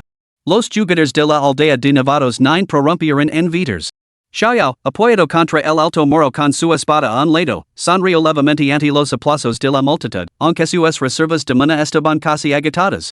Si pudiera aguantar una oleada más y completar la misión del asedio de los monstruos, las recompensas serían excepcionalmente generosas. A estas alturas, la clasificación había cambiado. Clasification. 1 degree puesto, Xiaoyao muertes, 2351. 2 degree puesto, Sunshine Boy muertes, 1030. 3 degree puesto, World Destroyer muertes, 1020. Cuarto puesto, Chirp Chirp muertes, 590. Quinto puesto. Xiaoyao eco un vistazo al nombre de Sunshine Boy en la tabla de clasificación y lo entendió al instante. El gremio de ladrones estaba volviendo a las andadas con sus despreciables trucos de siempre realmente, el leopardo no puede cambiar sus manchas. Con el asedio de los monstruos en marca, seguían dando largas al asunto. Mientras tanto, los jugadores solitarios del norte miraban con furia al gremio de ladrones y sus secuaces. Sus despreciables acciones habían convertido el frente norte en un caos sangriento. El nivel medio de los jugadores había quedado en pecado 3 niveles. Los más débiles apenas sobrevivían en el nivel 1. Muchos, tras morir demasiadas veces, habían perdido su equipo recién adquirido, quedando reducidos el estado de novatos completos. La eficacia combativa de todo el frente norte se había desplomado. Entonces, cuando otro temblor sacudió el suelo, los monstruos lanzaron su segunda oleada de ataques desde la distancia. En cuestión de segundos, figuras como Xiaoyao, Niashir y Gigi mostraban expresiones de absoluta desesperación. Esta oleada estaba compuesta casi en su totalidad por monstruos de nivel 8, con numerosos de nivel 9 e incluso algunas bestias salvajes de nivel 10. Las bestias salvajes de nivel 10 eran las criaturas de mayor nivel que se encontraban en la aldea de Novatos. No solo nunca se habían enfrentado enemigos de ese tipo, sino que ni siquiera el propio Lin Yun había visto nunca un monstruo de nivel 10 de rango amarillo. Para los jugadores de la aldea de Nevados en degree 9, que habían sobrevivido a la primera olida y ahora tenían un nivel medio de solo 6, esto era nada menos que una sentencia de muerte. Capítulo 14, Estad tranquilos, intervendrá. Además, esa entidad colosal que oscurece el cielo se acercaba cada vez más a la aldea. Al instante, los gritos de triunfo anteriores se desvanecieron, sustituidos por un silencio sepulcral. Muchos se desesperaron, convencidos de que la misión era imposible, y se preparaban para abandonarla y desconectarse para descansar. El intenso comet había dejado a todos visiblemente agotados. En medio del rugido ensordecido de las bestias, la segunda olida ya había llegado a la base de la primera torre. La batalla comenzó y el resultado se decidió casi al instante. Muchos magos en Isikara habían lanzado sus hechizos antes de darse cuenta de que los caballeros guerreros que tenían delante habían sido asesinados por los monstruos. Al momento siguiente, la oscuridad envolvió su visión y fueron teletransportados instantáneamente de vuelta a la fuente. Maldita sea. Beard brother of the sanctuary también reapareció en la fuente, furioso por la frustración. Como caballero vestido con una armadura azul completa y con 1000 puntos de salud, ni siquiera pudo resistir la primera olida de monstruos. Ahora, tras haber bajado un nivel, su salud se había reducido aún más y solo se debilitaría más. En la aldea para nevados de nivel 9, los jugadores de las 4 direcciones cardinales sufrían bajas a un ritmo acelerado. Constantemente, los jugadores revividos volvían corriendo al frente. Sin embargo, debido a las menguantes reservas de mana y a la abrumadora fuerza de los monstruos, las líneas defensivas seguían desmoronándose. Desde una vista aérea, se podía ver a los monstruos escalando y a la primera muralla alta del norte. La causa principal era el gremio de ladrones, acaricado en retirada, dejando que los jugadores en solitario soportaran el peso en el frente. A medida que aumentaban las bajas, la defensa del norte se volvía cada vez más frágil, al borde del colapso. En el flanco occidental, el gremio Mulan Pavilion ya no podía soportar la presión. Al igual que en el norte, los monstruos habían atravesado la primera muralla alta. La legión femenina del pabellón Mulan y los jugadores en solitario sufrían continuas bajas, incluso su líder de gremio, Jijifu, ya había quedado 2 veces. Ahora reducida al nivel 5, Jijifu esbozaba una sonrisa amarga, con el rostro pálido y el sudor frío resbalando por la frente. Lucaba por evadir el ataque envolvente de una manada de lobos vilazoplo de nivel 8. Aunque Jijifuji parecía recatada, en el fondo era una auténtica marimacho, ya que poseía el talento carmesí de rango es berserker. Sin embargo, un berserker de nivel 5 apenas podía resistir a los rápidos lobos Swiftwind de alto nivel. Su barra de salud estaba ahora críticamente baja. Mientras los colmillos desnudos de los lobos del viento se cerraban sobre su garganta, a solo unos centímetros de distancia, podía incluso oler el olor metálico de la sangre en su aliento. Jijifuji cerró los ojos con total desesperación. Todo lo que oyó fue una serie de gritos desgarradores, seguidos de una ola de calor que le inundó. Jijifuji abrió sus hermosos ojos y vio varios cadáveres carbonizados con forma de lobo ante ella, ahora reducidos a brasas incandescentes. Solo entonces Jijifu se dio cuenta de que había sido salvada. Ante ella se encontraba un mago vestido con una túnica amarilla. El bastón que sostenía en la mano brillaba débilmente, protegiendo a Jijifu de la luz del sol y dándole un aire misterioso y fiable a la vez. Lin Yun comprobó el daño de su explosión de fuego salvaje y sintió con satisfacción. Un lobo veloz de nivel 8 tenía 1500 puntos de vida y 400 de poder de ataque, pero la explosión de fuego salvaje de Lin Yun casi lo destruyó al instante. Con 325 puntos de poder de ataque, combinados con el aumento del 100% del daño de la explosión de fuego salvaje y el efecto de salpicadura que inflige daño sostenido, el daño total superó los 1000 puntos. En combinación con el efecto de ejecución del título cazador sobre objetivos con menos del 10% de salud. Ahora podía eliminar instantáneamente a los monstruos de la jungla de nivel 8 y 9. Incluso las bestias de nivel 10 estaban dentro del rango de prueba de Lin Yun. Cuidado. Se oyó un grito agudo. Lin Yun se giró en el último momento y el destello de una espada cortó el aire donde él había estado. Monstruo de nivel 10 de rango amarillo, Blade Mantis. Ataque, 800. Salud, 2000. Un asesino entre las bestias. Si no hubiera sido por la advertencia de Jijifuji, Lin Yun seguramente habría quedado ante este asesino nato. Wildfire. 5 bolas de fuego, lanzadas más tarde pero que llegaron primero, impactaron directamente en el cuerpo de la mantis espada. Bajo la mirada horrorizada de Gijafuji, la mantis espada, que había estado blandiendo dos guadanas con una expresión sanguinaria, vio como su salud se reducía en 2 tercios. Antes de que pudiera volver a atacar, ese iluminó un golpe crítico que infligió 800 puntos de daño. Al instante siguiente, la blade mantis fue ejecutada. Se disolvió instantáneamente en un rayo de luz. Instantáneamente asesinada. Gijafuji sequedo adnido, con la boca regordeta formando una O, completamente incrédulo. Se trataba de un monstruo de nivel 10 de rango amarillo, la blade mantis, que presumía de una velocidad y letalidad extremas. Salvo los jefes, era la cima de la aldea de Nevados, y ningún otro monstruo de su nivel tenía posibilidades contra ella. Y ahora había sido derrotada de un solo golpe por un mago blandang. No, espera, ese mago ya era de nivel 8. Al instante, Gijafuji pensó en una persona. Godslayer. Lin Yun se giró el oír la voz y sonrió al ver a una niña recatada empuñando una gran espada más alta que ella. Gracias por avisarme antes. Con eso, se dirigió hacia la multitud de monstruos y lanzó una descarga de fuego estelar que se estrelló contra su densa formación. En un instante, toda la horda fue aniquilada por el daño explosivo y los efectos de ejecución, transformándose en puntos de experiencia para Lin Yun. Maldita sea, realmente es Godslayer. Un jugador de primer nivel en nuestra aldea de Nevados de nivel 9? Esta misión está salvada. El murmullo se hizo tan fuerte que los jugadores de la zona oeste pudieron oírlo. 1-1, comenzarán a victoriar. ¿Es el Dios que ha estado inundando el chat? Entonces esta vez sí que estamos salvados. Pronto fueron testigos de un espectáculo emocionante, un mago de pie casi en medio de la multitud, lanzando 5 bolas de fuego a la vez que acababan al instante con grupos de monstruos. Ya fueron de nivel 7 o de nivel 10. Maldita sea. Maldita sea. Los gritos ahagados resonaron al unísono en rápida sucesión. Todo el sector occidental se había convertido en el escaparate personal de Lin Yun. Las explosiones estallaban desde todas las direcciones a lo largo de la línea del frente, y el intenso calor y la luz de las bolas de fuego iluminaban las defensas occidentales. Este espectáculo dejó adnidos el regimiento femenino del pabellón Mulan y a los jugadores en solitario que defendían desesperadamente a las multitudes. Algunos incluso vieron varios razors de nivel 10 de rango amarillo sacando detrás de Lin Yun, pero tras varios golpes, su barra de salud permaneció intacta. Muchos caballeros murmuraron incrédulos. ¿He elegido la clase equivocada? ¿De verdad los magos son tan resistentes? ¿Los magos superan a los caballeros? Maldita sea, así es un jugador de elite? Matando monstruos de nivel 10 de rango amarillo como si fuera un juego de niños. Verdaderamente el campeón que inunda la pantalla. Ese estilo. Me emociona.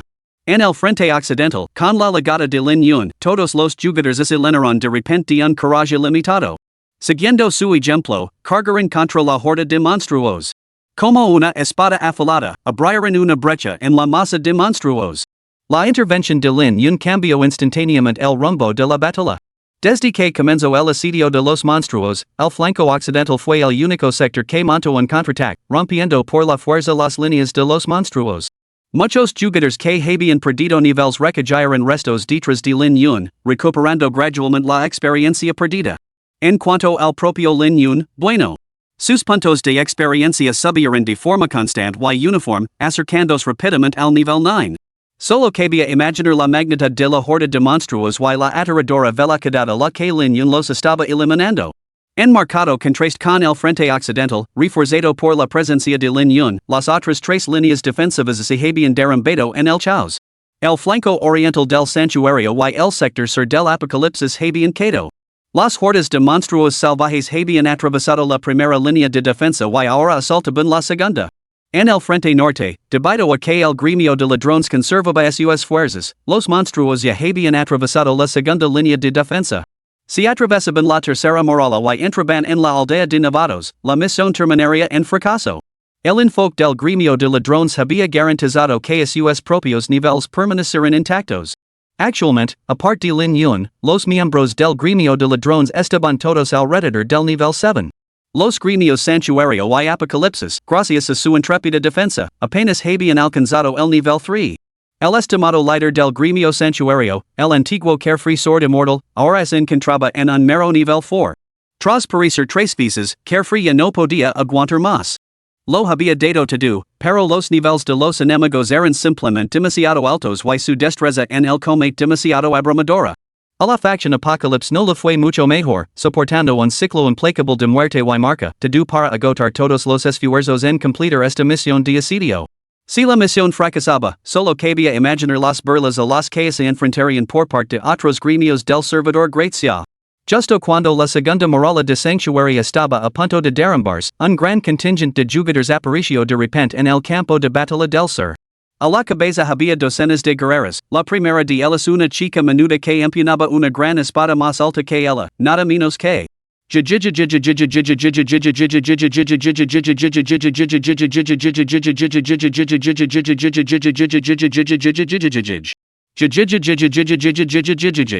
Capítulo 15, Monstruos de Nivel 10? Que vengan. La Loli gritó a pleno pulmón, blandiendo la espada más alta que ella con un silbido de viento a su paso, con una sonrisa en los labios. Xiaoyao se quedó atenido mientras la Loli, espada en mano, cargaba contra él hacia la horda de monstruos que se acercaba. Al instante siguiente, la Loli fue atrapada por las fauces de un tigre de fuego, cuyos dientes se hundieron en su cuello.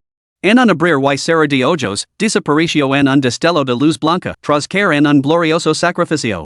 El rostro de Xiaoyao se ensombreció. Esto debes estar bromando.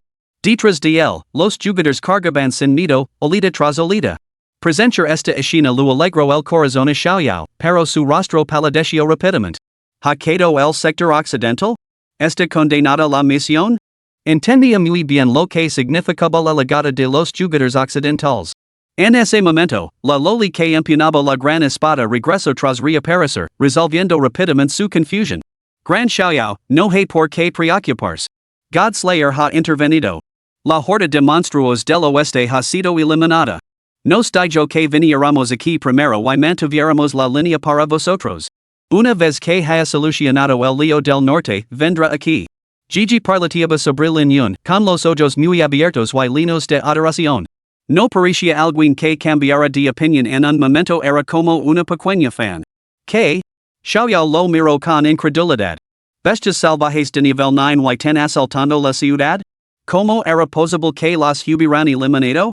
¿Quién poseía la fuerza necesaria para matar a tantas bestias de alto nivel? Olvida el resto, solo en el frente oriental había casi 150,000 bestias de alto nivel. ¿Me estás diciendo que una sola persona las eliminó a todas? Debes estar cenando. ¿Has estado bebiendo? Nuestro propio santuario quedó destrozado y yo mismo vaya 3 niveles. ¿Monstruos tan terroríficos y me dices que fueron exterminados? ¿Crees que mi cabeza solo está llena de espadas? Gran Xiaoyao, solo tienes que mirar la tabla de clasificación y lo entenderás. Al ver la expresión escéptica de Xiaoyao, Jijifuji murmuró otra frase antes de abandonarlo. Cargando con su gran espada, volvió a lanzarse contra la horda de monstruos. Si conseguimos mantener la línea con vidas humanas hasta que llegue Godslayer, esta misión de asedio de monstruos se habrá cumplido. Xiaoyao vio como la espada gigante pasaba rozando la nariz, a punto de cortar un mechón de su cabello plateado. Se quedó completamente sin palabras. Esta chica era toda bravuconaria y nada de cerebro, parecía que el suyo se la había ido al pecho. Echo una mirada escéptica a la tabla de clasificación. Entonces, maldita sea. Tabla de clasificación. 1 degree puesto, Godslayer, muertes, 88,954. 2 degree puesto, Xiaoyao, muertes, 2602. 3 degree puesto, World's End, muertes, 2305. Cuarto puesto, Chatterbox, muertes, 1981. Quinto puesto, Sunshine Boy, muertes, 1030. ¿Qué demonios es esto? ¿Más de 80,000 muertes? ¿Por una sola persona? Eso es más de lo que ha matado todo el pueblo de Nevados juntos. Imposible. Momentos después, los jugadores de Sanctuary vieron como su líder de gremio, Sanctuary's carefree, el espadachín despiadado, se lanzaba como un loco contra la horda de monstruos. Su rostro, normalmente severo, se contorsionó en una sonrisa maníaca y diabólica mientras blandía su espada larga. Gritaba frases como mi destino lo decido yo, no el cielo. Y ahora hay esperanza. Luego, ante los ojos de los jugadores de la catedral, desapareció en un destello de luz blanca. Inmediatamente después, volvió a salir disparado de la fuente, gritando el mismo grito de guerra. El frente sur, defendido por el gremio Apocalypse, fue testigo de una escena similar. Con la incorporación del gremio Western Mulan Pavilion y otros jugadores solitarios, aunque no pudieran repeler a la horda de monstruos, lograron mantener su posición. Sin embargo, la situación seguía estando lejos de ser optimista. En el frente norte, ante la tercera muralla, los jugadores en solitario continuaban cargando sin descanso. Sin embargo, solo unos pocos eran de nivel 3 o 4, la inmensa mayoría eran de nivel 1. Para los no iniciados, podrían haber sido confundidos con recién legados al servidor. Solo los propios jugadores del norte conocen el amargo sabor de las muertes repetidas en tan poco tiempo. Huzi, del santuario, enviado para reforzar el gremio de ladrones en el frente norte, había aparecido una vez durante la primera oleada de ataques de los monstruos, bajando un nivel. Volvió a aparecer durante la segunda oleada. Ahora era un insignificant nivel 2. Su conjunto de grado azul se había perdido hacía tiempo durante sus muertes. Esta terrible situación era culpa exclusiva de la inacción del gremio de ladrones. Cuando la segunda oleada de monstruos comenzó su asalto, todo el gremio de ladrones desapareció sin dejar rastro. Más de un centenar de piqueros de nivel 7 de primer nivel se escondieron.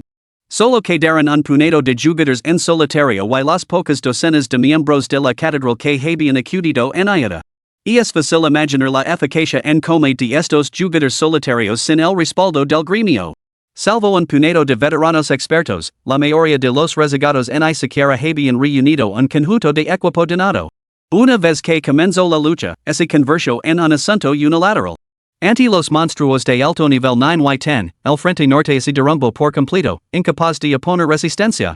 Su supervivencia hasta ese momento se debía únicamente al sacrificio implacable de los jugadores del norte, que cambiaban sus niveles por cada centímetro de terreno. Y todo esto se debía al despreciable gremio de ladrones. Desde su inicial acaparamiento de monstruos hasta su actual desaparición total, la reputación del gremio de ladrones se había vuelto totalmente denostada a lo largo de las defensas del norte de la aldea de Nevados 9. Se acabó. La misión va a fracasar. Tras otra muerte más, Beard, resucitado, se encontró de nuevo en el nivel 1. Alvara sus compañeros reaparecer constantemente en la fuente cercana, lo invadió una oleada de impotencia. No pudieron aguantar. La tercera muralla alta estaba a punto de caer, lo que permitiría a la horda de monstruos entrar sin control en la aldea de Nevados. Eso significaría el fracaso de esta misión de asedio de monstruos, con sus enormes recompensas. En una zona segura al norte, más de 100 miembros del gremio de ladrones se habían reunido para observar el campo de batalla desde lejos. Estaba claro que todos esos más de 100 individuos eran de nivel 7. Ni una sola baja. Porque no habían participado en la defensa en absoluto, sino que habían esperado a recoger las migajas. Sunshine Boy observó la tercera muralla alta a punto de derrumbarse, con expresión sombría. Banda de inútiles. Ni siquiera pudieron manjar a los monstruos salvajes. Olvidólo. Se acabó. Esta misión es un fracaso. Son unos inútiles. Sunshine Boy blandió su daga, escupió con desprecio y sus ojos se llenaron de desdén, pero no reflexionó sobre sus propios defectos. Culpó del fracaso de la misión directamente a la oleada de jugadores solitarios de nivel 1 y 2 que se habían apresurado a defender la ciudad. No pensó en lo repulsivas que parecían sus propias acciones. Retirada. Subid de nivel. Alcanzad el rango amarillo ten lo más rápido posible. Esperado la fuerza principal. El chico alegre dio la orden sin más, preparándose para llevar a sus miembros a subir de nivel. Líder del gremio, algo parece raro. Un subordinado miró fijamente la tercera muralla de la línea de defensa norte, con voz vacilante. Sunshine Boy miró y se quedó paralizado, desconcertado. Ante la tercera muralla, a punto de derrumbarse, la densa multitud de monstruos había desaparecido. Un mago con túnica amarilla se encontraba ahora en lo alto de las murallas. Su varita apuntaba en una dirección en la que las bolas de fuego bailaban en el aire, y toda la horda de monstruos, todos de nivel 10, desapareció a una velocidad visible. En cuestión de segundos, se evitó la inminente brecha en la muralla. En las murallas que se balanceaban precariamente, los jugadores miraron atenidos al inyun. Sus mentes estaban llenas de ¿Es esto un maldito mago? Beard se quedó boquiabierto, con los ojos fijos en línea en lo alto de la muralla, de su ser tambaleandos como si hubiera recibido un fuerte golpe. ¿Qué acababa de presenciar? Muertes instantáneas. Muertes instantáneas de monstruos de nivel 10. Anti este mego que es encontraba frente a él, las barras de salud de esos monstruos de alto nivel parecen tan frágiles como el papel, desapareciendo al menor contacto. Seguramente algún NPC había escapado. Esto no es un mego, es un faraón. Lo que más aplastó a Huzi fue presentar como este mego era emboscado ocasionalmente por monstruos. Sin embargo, cuando Huzi vio como el ataque de 800 puntos de unión monstrua delaware nivel 10 impactaba de lino en línea, la barra de salud del mego ni siquiera se inmutó. Que el barbudo parecía completamente derrotado. Quien quiera ser caballero, adelante. Cuando puede cambiar de trabajo en el nivel 10, mi pasar mego. Sí, eso es. Decadido. Maldita sí, los caballeros con su gruesa salud y defensa. Basura. Dentro de la zona segura, los miembros del gremio de ladrones y otros se miraban con los ojos muy abiertos, completamente incrédulos. Solo Sunshine Boy tenía el rostro ensombrecido. Este mego era el mismo que lo había masacrado a él y a sus compañeros anteriormente, obligándolo a pasar otro medio día subiendo de nivel. Ese tipo con la barra de salud ridiculamente gruesa. Pero al ver línea masacrar monstruos de nivel 10 como si nada, la expresión de Sunshine Boy se oscureció aún más. ¿Cómo se suponía que iba a funcionar esto? Había planeado reunir a todos para vengarse, pero ahora parecía un sueño imposible. Los monstruos de nivel 10 eran miras peones para él, mientras que ellos solo eran de nivel 7. Lanzarse la carga de forma imprudente ahora significaría una cantidad desconocida de esfuerzo para ponerse al día. Sin embargo, no podía tragarse esta humiliación. Sunshine Boy fijó su mirada en línea. De repente, sus ojos brillaron con un destello siniestro, como si se le hubiera ocurrido una idea. Las comisuras de su boca se curvaron ligeramente, dejando escapar una risa fría. Capítulo 16, El poder mágico supera los 3000, la salud supera el millón. La muralla norte de la ciudad se había convertido por completo en el escenario personal de Lin. Poco a poco, animados por su poderío, numerosos jugadores solitarios lo vitorearon y siguieron sus pasos. Gritando constantemente Lighter Godslayer. Buscaban objetivos con poca salud para ganar experiencia y recuperar poco a poco sus lamentables niveles bajos. La experiencia obtenida de los monstruos de nivel 10 era considerable, y muchos jugadores brillaban ocasionalmente con una luz intensa al subir de nivel en el acto. Los jugadores de la línea de defensa norteana rompieron a sonreír al instante, y el ambiente sombrío que reinaba antes en el campo de batalla se desvaneció. Con la coordinación de todos, los monstruos sitiadores de la línea de defensa norteana fueron eliminados gradualmente. El nivel de línea había alcanzado hacía tiempo el rango amarillo 10. Su ritmo de subida de nivel era nada menos que tramposo. Lo único que lamentaba línea era que, al tratarse de una misión de asedio de monstruos, estos solo proporcionaban experiencia y no soltaban objetos. Esto era algo decepcionante. Sin embargo, el talento divino de Lin Yun lo garantizaba obtener recompensas sustanciales. Por fin, con la ayuda de Lin Yun, la segunda oleada de monstruos del asedio había sido superada sin problemas. Fuera de la aldea de Nevados, todos los jugadores se habían reunido, casi todos con el rostro iluminado por el fervor mientras observaban las figuras en lo alto de la muralla, y los vitres estallaban de forma intermitente. El foco principal de sus miradas seguía siendo el mago de túnica amarilla Lin Yun, de pie en medio de la multitud en las murallas. El solo había cambiado el rumbo de la batalla y había guiado a los jugadores de la aldea de Nevados 9 a través de la segunda oleada del asedio de los monstruos, un asesino de dioses. El Godslayer que, el solo, había matado a casi todos los monstruos salvajes. En las murallas, varios líderes de gremios se reunieron alrededor de Lin Yun, cada uno con una mirada de admiración inconfundible. Jijifuji, empuñando una gran espada más alta que ella, miraba a Lin Yun con la expresión de una tonta enamorada, con la baba brillando en la comisura de la boca, a punto de gatir. Los miembros del pabellón Mulan observaban la expresión de su líder, con el rostro ensombrecido por la vergüenza. Que humilante. El líder del gremio World's End, acertadamente llamado así, ahora conversaba con Lin Yun con evidente respeto. Cuando las defensas del sur se habían retirado a la tercera muralla, la legada de Lin Yun lo había enseñado el verdadero significado de la magia nuclear.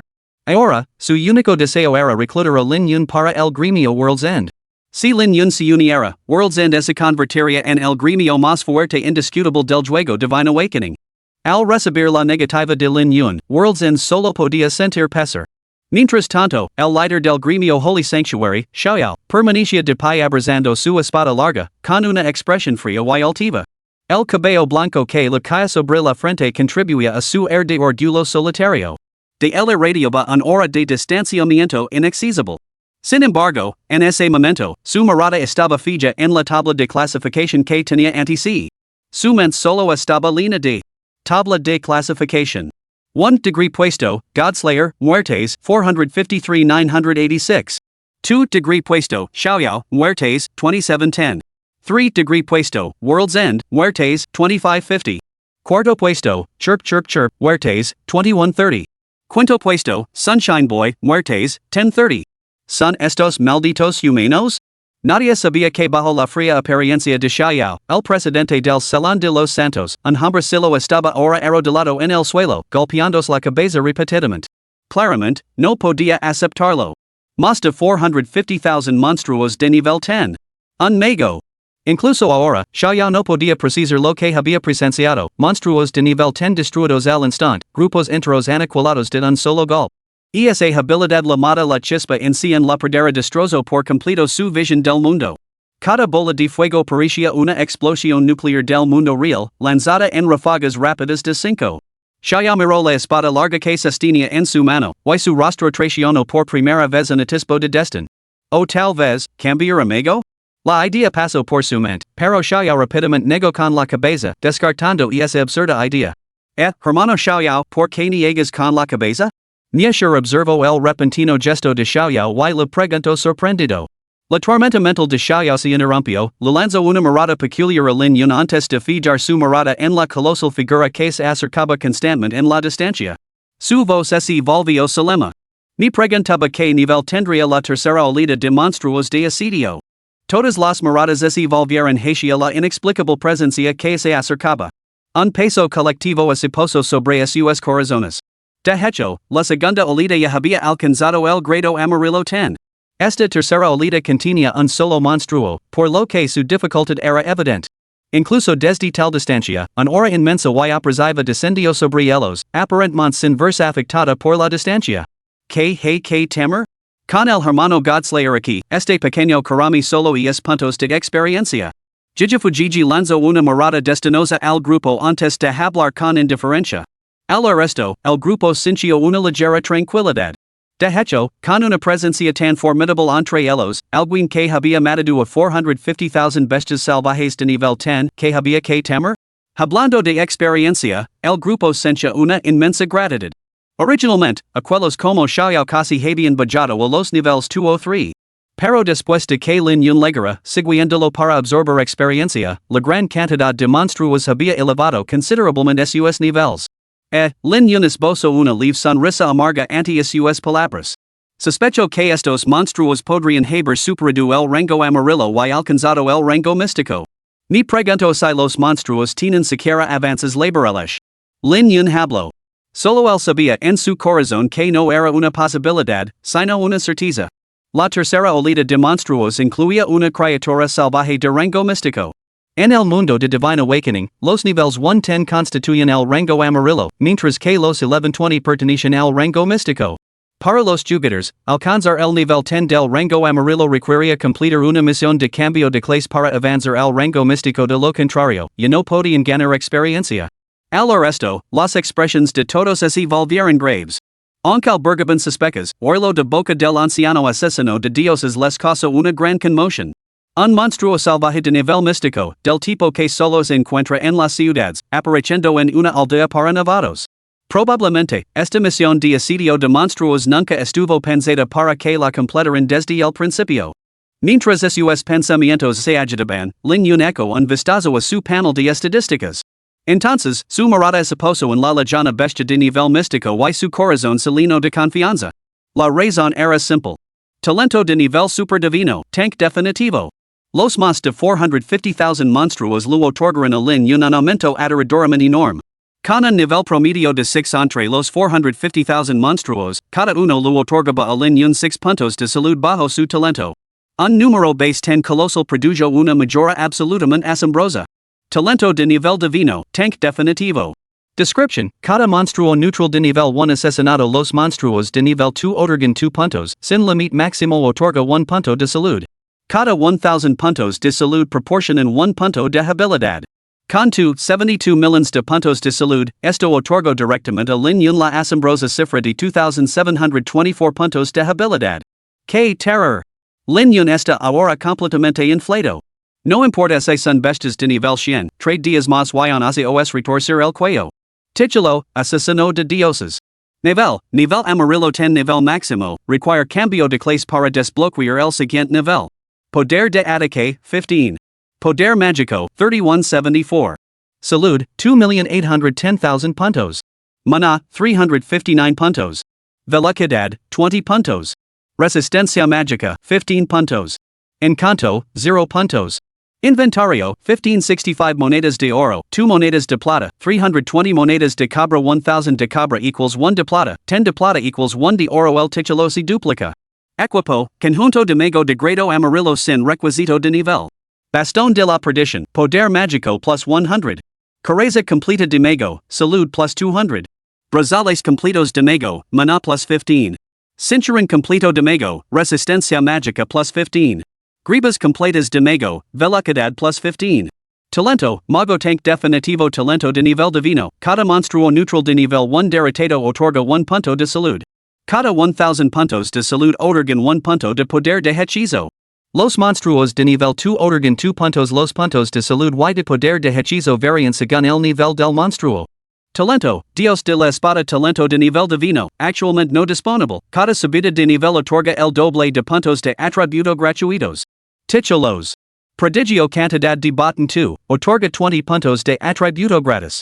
Nota, no se puede solta ni transferir. Cazador inflige el efecto ejecución cuando la salud del objetivo cae por debajo del 10%. No se puede solta ni transferir. Puntos de atributo gratis, 0. Habilidades. 1. Propagación de fuego salvaje consume 10 de mana. Aumenta el daño de la habilidad en un 100%. Dispara 5 bolas de fuego consecutivas, que infligen daño de área al impactor y causan 5 segundos de daño decreciente con el tiempo. 2. Plumas en el cielo consume 50 puntos de mana, aumenta el daño de la habilidad en un 200%, lanza instantáneamente miles de plumas de cristal de hielo y inflige una ralentización del 50% en el área de efecto. Las plumas explotan al impactor y infligen un 100% del daño de la habilidad, con la posibilidad de activar un efecto de congelación. Un total de 3,175 puntos de poder mágico, 81 millones de puntos de vida. No era arrogancia por parte de Lin Yun, pero incluso si todos los jugadores del pueblo de novatos de nivel 9 se unieran contra él. Ni siquiera tendría que defenderse para agotarlos hasta la muerte. Ego inflado. Extremadamente inflados. Mientras tanto, la tercera oleada de monstruos ya había comenzado su asedio. Mientras Lin Yun seguía admirando sus estadísticas, una palma colosal, que oscurecía el cielo, se abachó de repente. Cientos de jugadores antihielos desaparecieron en una luz blanca bajo este único gol. 10,000. 10,000. Roar. El adorador rugido parecía resonar desde las profundidades del infierno. La frenética onda sonora golpeó el grupo, haciendo que la barra de salud de casi todos los jugadores cayera en pecado. Xiaoyao y los demás estaban completamente atenidos. Las ondas sonoras poseían poder ofensivo. Al volver a mirar al monstruo que tenían delante, vieron su forma claramente por primera vez. Una nueva ola de terror se apoderó del grupo. Capítulo 17, el adorador monstruo salvaje de nivel 100, el simio titánico. Al echar un vistazo al panel, el grupo se quedó en silencio. Simio titánico. Nivel, 101. Poder de ataque, 10,000. HP, 10 million. Description, un joven exiliado del clan Titan, oculto en una aldea de novatos. Una raza de cometa extrema que presume de un ataque y una defensa formidables. Una vez que se desbloquean los grillets de su cuerpo, obtienen un aumento de estadísticas de 50 veces desbloqueable. Una entidad excepcionalmente formidable y peligrosa, que existe únicamente para la batalla. Si te encuentras con él, inmediatamente. Habilidades. 1. Golpe de simio colosal, salta desde su inmensa estructura para aplastar el suelo, desatando una aterradora onda de choque capaz de destruir todas las formas de vida visibles. 2. Sed de sangre, gana 10,000 de poder de ataque por cada 1 million de HP perdidos. Nota, extremadamente peligroso. El grupo contempló el simio colosal, de 100 metros de altura, y se sintió invadido por la desesperación. Al echar un vistazo a su panel de atributos, incluso Lin Yun se quedó completamente atenido. ¿Qué clase de criatura es esta, un cachorro? ¿Lamas cachorro a este gigante de 100 metros?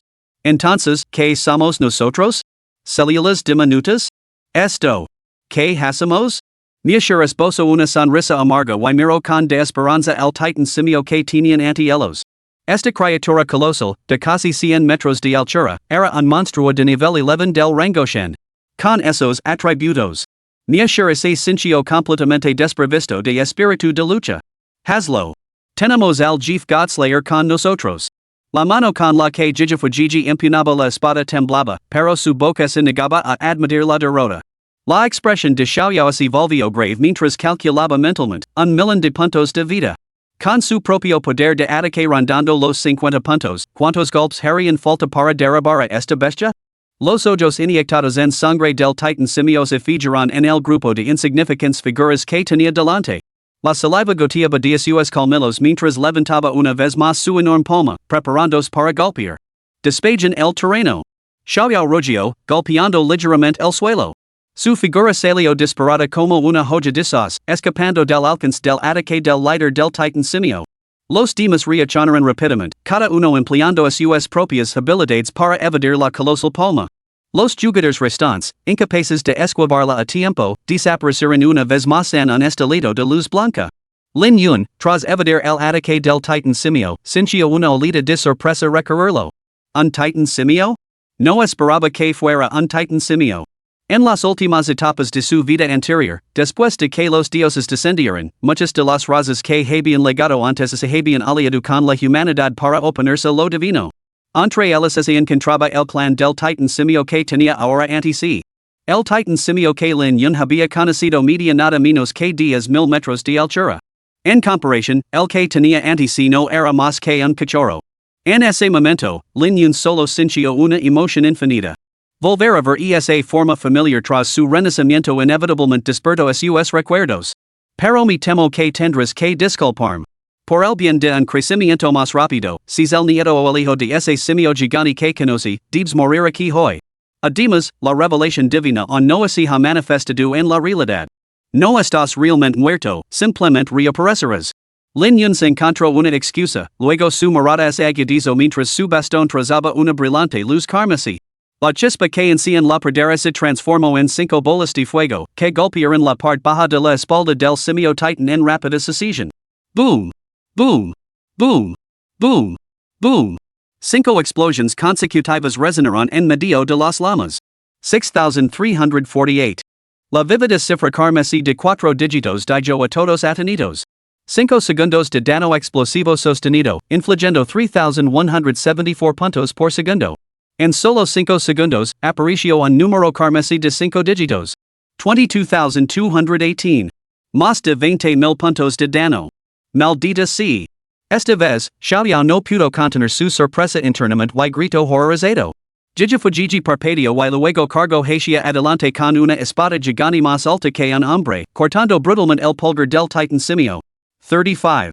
El grupo quedó en silencio, atenido. Jijifujiji se rascó la cabeza con una sonrisa avergonzada, con air bastante incómodo. En ese momento, el enorme pulgar del titan simio se levantó suavemente. Lo siguiente que vieron fue a Jijifujiji disolviéndose en un rayo de luz blanca en el aire, desapareciendo de vuelta a la fuente. Las carreras del pabellón Mulan se cubrieron los ojos con la mano izquierda al unísono. Esta líder del gremio. No la reconozco. Por Dios. Que vergüenza tan grande. La batalla continuó.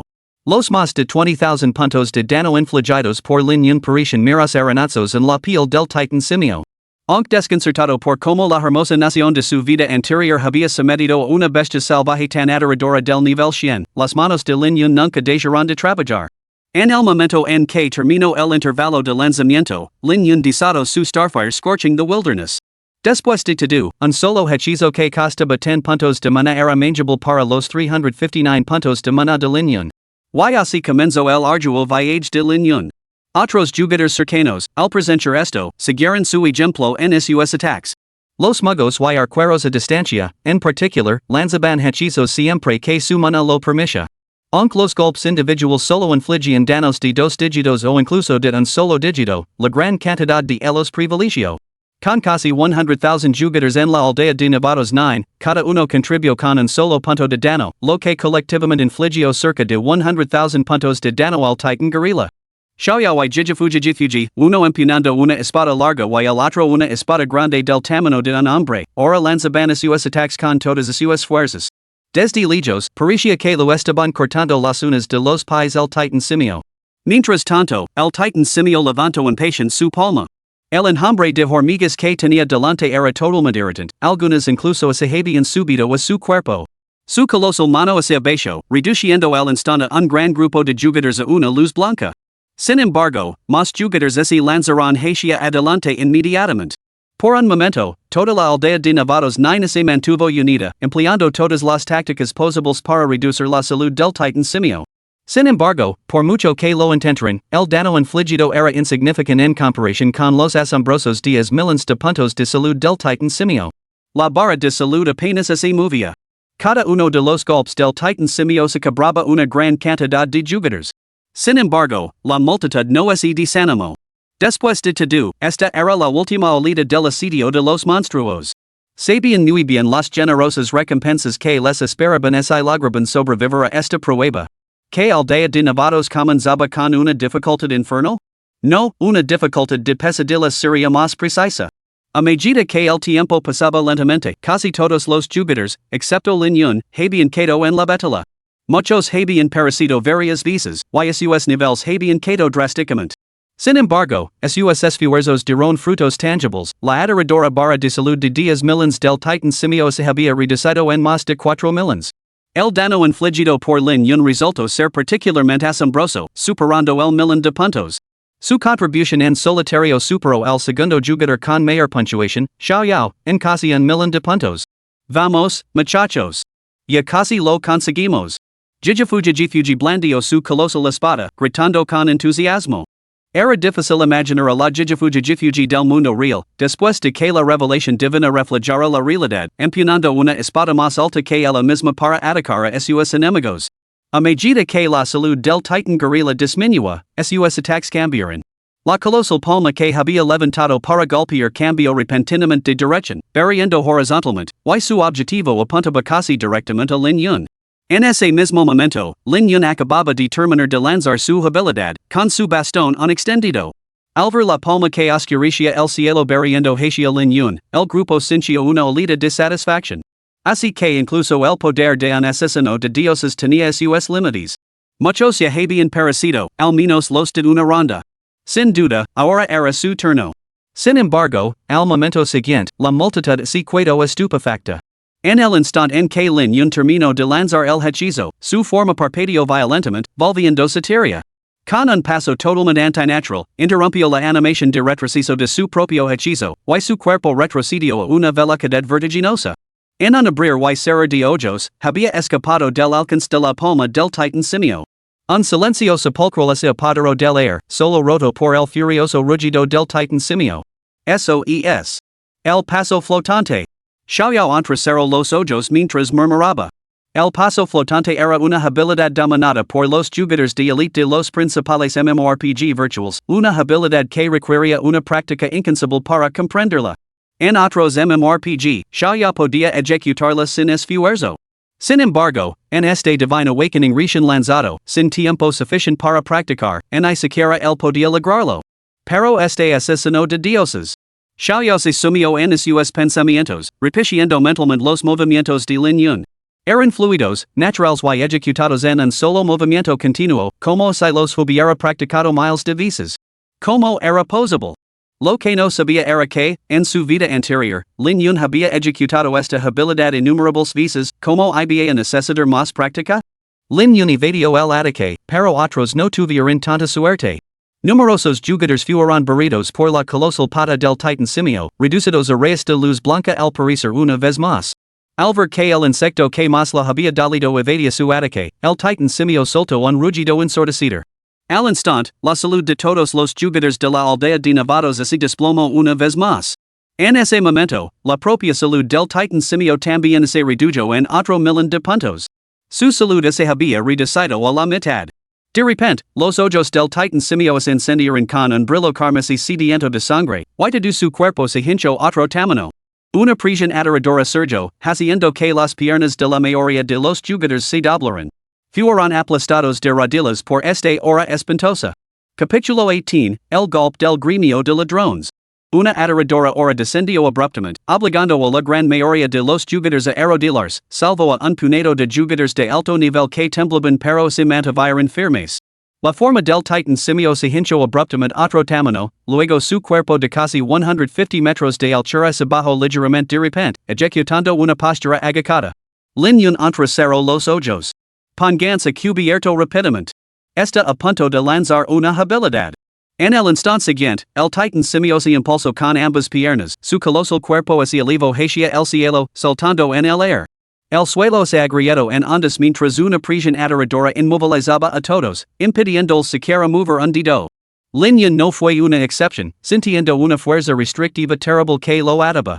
Maldita sea, es una habilidad forzada. El rostro de Miesher se oscureció podía hablar, pero no podía moverse. El titan simio se elevó en el aire y luego se abalanzó con una fuerza descendente aterradora. En ese instante, pareció como si un meteorito golpeara la tierra. En el momento en que el titan simio aterrizó, una energía explosiva aterradora y reprimida brotó de su centro. Todos los jugadores atrapados en la explosión se convirtieron instantáneamente en una luz blanca y desaparecieron. La aterradora energía se extendió en un instante, matando al instante a Xiaoyao, Jijifu, Miesher, Huzi y los demás. La aterradora energía abarcó toda la aldea de Nevados 9. Incluso aquellos que se escondían en las zonas seguras de la aldea de Nevados, como el gremio de ladrones, desaparecieron en el momento en que entraron en contacto con la onda de energía. Toda la aldea 9, quedó cubierta por un denso mar Delaware números carmesí. 60,000. Talento paivo del simio titánico, sed de sangre. Por cada millón de puntos de salud perdidos, el poder de ataque aumenta en 10,000. Habiendo perdido casi la mitad de su salud, el poder de ataque del simio titánico había aumentado de 10,000 a 60,000. Sin embargo, en toda la aldea, solo quedaba una figura en pie, Lin Yun. Aunque en su frente también aparecía el dano 60,000. Su reserva de salud era de la asombrosa cifra de 2 millones de puntos. De entre todos los presentes, solo Xiaoyao fue testigo de que, en la fracción de segundo en que la onda de energía envolvió a Lin Yun, su barra de salud había descendido imperceptiblemente. Esto dejó a Xiaoyao completamente estupefacto. Al instante siguiente, se disolvió en una luz blanca y desapareció. El titánico simio ahora miraba fijamente a la diminuta figura que tenía delante. ¿Qué demonios estaba pasando? ¿Cómo era posible que ese pequeño seguía en pie? Momentos después, innumerables jugadores resucitados surgieron una vez más. Álvaro Lin Yun Ali de pie, no le dieron mucha importancia, asumiendo que había muerto pronto y había revivido rápidamente. Solo Xiaoyao miraba a Lin Yun con cara de haber tragado una mosca, sin darse cuenta del mechón de pelo blanco que el viento había levantado. Su mente estaba consumida por un solo pensamiento: debo cambiarme amigo. Mientras tanto, el Starfire Blaze de Lin Yun seguía desatando sin piedad, mientras los jugadores de Newbie Village 9 se esforzaban por lanzar sus propias habilidades. La barra de salud del Titan simio volvió a disminuir de forma constante y uniforme. Pronto, su vitalidad se redujo a poco más de 1 millón, mientras que su poder de ataque aumentó a casi 90,000. Los jugadores de la aldea de Nevados 9 vislumbraron un rayo Delaware Esperanza. Desde la primera oleada de monstruos que asaltaron la aldea hasta ahora, la persona que más mérito tenía era Lin Yun. Por no hablar de otros lugares, solo en la aldea de Nevados 9, casi todos los jugadores habían llegado a considerar a Lin Yun como una figura divina. Si algún jugador de otra aldea de Nevados se jactara de que algo distinto a Lin Yun era el mayor experto de Gracia, los residentes de la aldea de Nevados 9 probablemente le darían una buena paliza. Habiendo perseverado hasta ahora, prácticamente todos los cientos de miles de jugadores de toda la aldea de Nevados habían perecido más de 4 veces. Los niveles de todos se habían reducido a un estado extremadamente bajo. Pero no importaba. Con la misión de asedio al monstruo a punto de completarse, los enormes puntos de experiencia y las recompensas en forma de botín hacían que unos pocos niveles fueran insignificantes. El tiempo pasaba lentamente. Las reservas de mana de casi todos se habían agotado, lo que les obligaba a depender únicamente de los ataques básicos para infligir daño. El único que aún podía lanzar habilidades era Lin Yun. Cuando la salud del titan simio bajo a 105 millones de puntos, la multitud estalo en vidas. Un rayo de esperanza, por fin lo vislumbraban. Después de haber perseverado tanto tiempo, todos habían gastado una energía inmensa. Incluso los líderes de los principales gremios estaban ahora agotados, confiando únicamente en su fuerza de voluntad para seguir atacando al titan simio. Lin Yun respiró hondo, con la cabeza dando vueltas. Anhelaba acabar con el titan simio, será la sesión y descansar adecuadamente. Esto ya no era un juego, era un auténtico tormento. El bastón del juicio final que Lin Yun sostenía en la mano volvió a brillar. Sus reservas de mana estaban casi agotadas, las había utilizado con moderación mientras esperaba en silencio a que se regeneraran. El gorila titan, enfurecido pero debilitado, volvió a blandar su enorme garra, apuntando hacia Lin Yun. Habiendo sido testigos de sus habilidades anteriormente, los demás no le prestaron mucha atención. Sin embargo, justo cuando empezaban a bajar la guardia, se produjo la catástrofe. Una figura oscura se materializó detrás de Lin Yun y le clavó una daga en la espalda con precisión mortal. Como te atreves. Los ojos de Jijifujiji se abrieron con furia, inyectados en sangre y hirviendo de ira, mientras rugía la advertencia. Nieshur y los demás se quedaron paralizados, listos para acudir en su ayuda.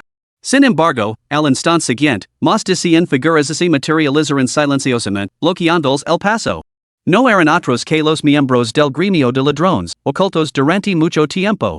Y todos y cada uno de ellos ostentaban el rango completo de nivel 6.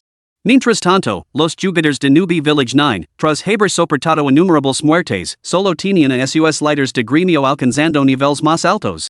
Sin embargo, incluso el más fuerte de ellos, Xiaoyao, solo era de nivel 3. Maldita sea. Esas malditas ratas. Los ojos de los jugadores se hincharon de furia, su ira hervía. Los más impulsivos entre ellos estaban ansiosos por cargar y matar al asesino que había apuñalado a Lin Yun por la espalda. Sin embargo, al instante siguiente, casi un centenar de asesinos los enviaron directamente de vuelta a la fuente. El gremio de ladrones había estado atacando como alemanes desde que la segunda oleada de monstruos asaltó la ciudad. Ahora, apareciendo de repente, tomaron el control de Lin Yun.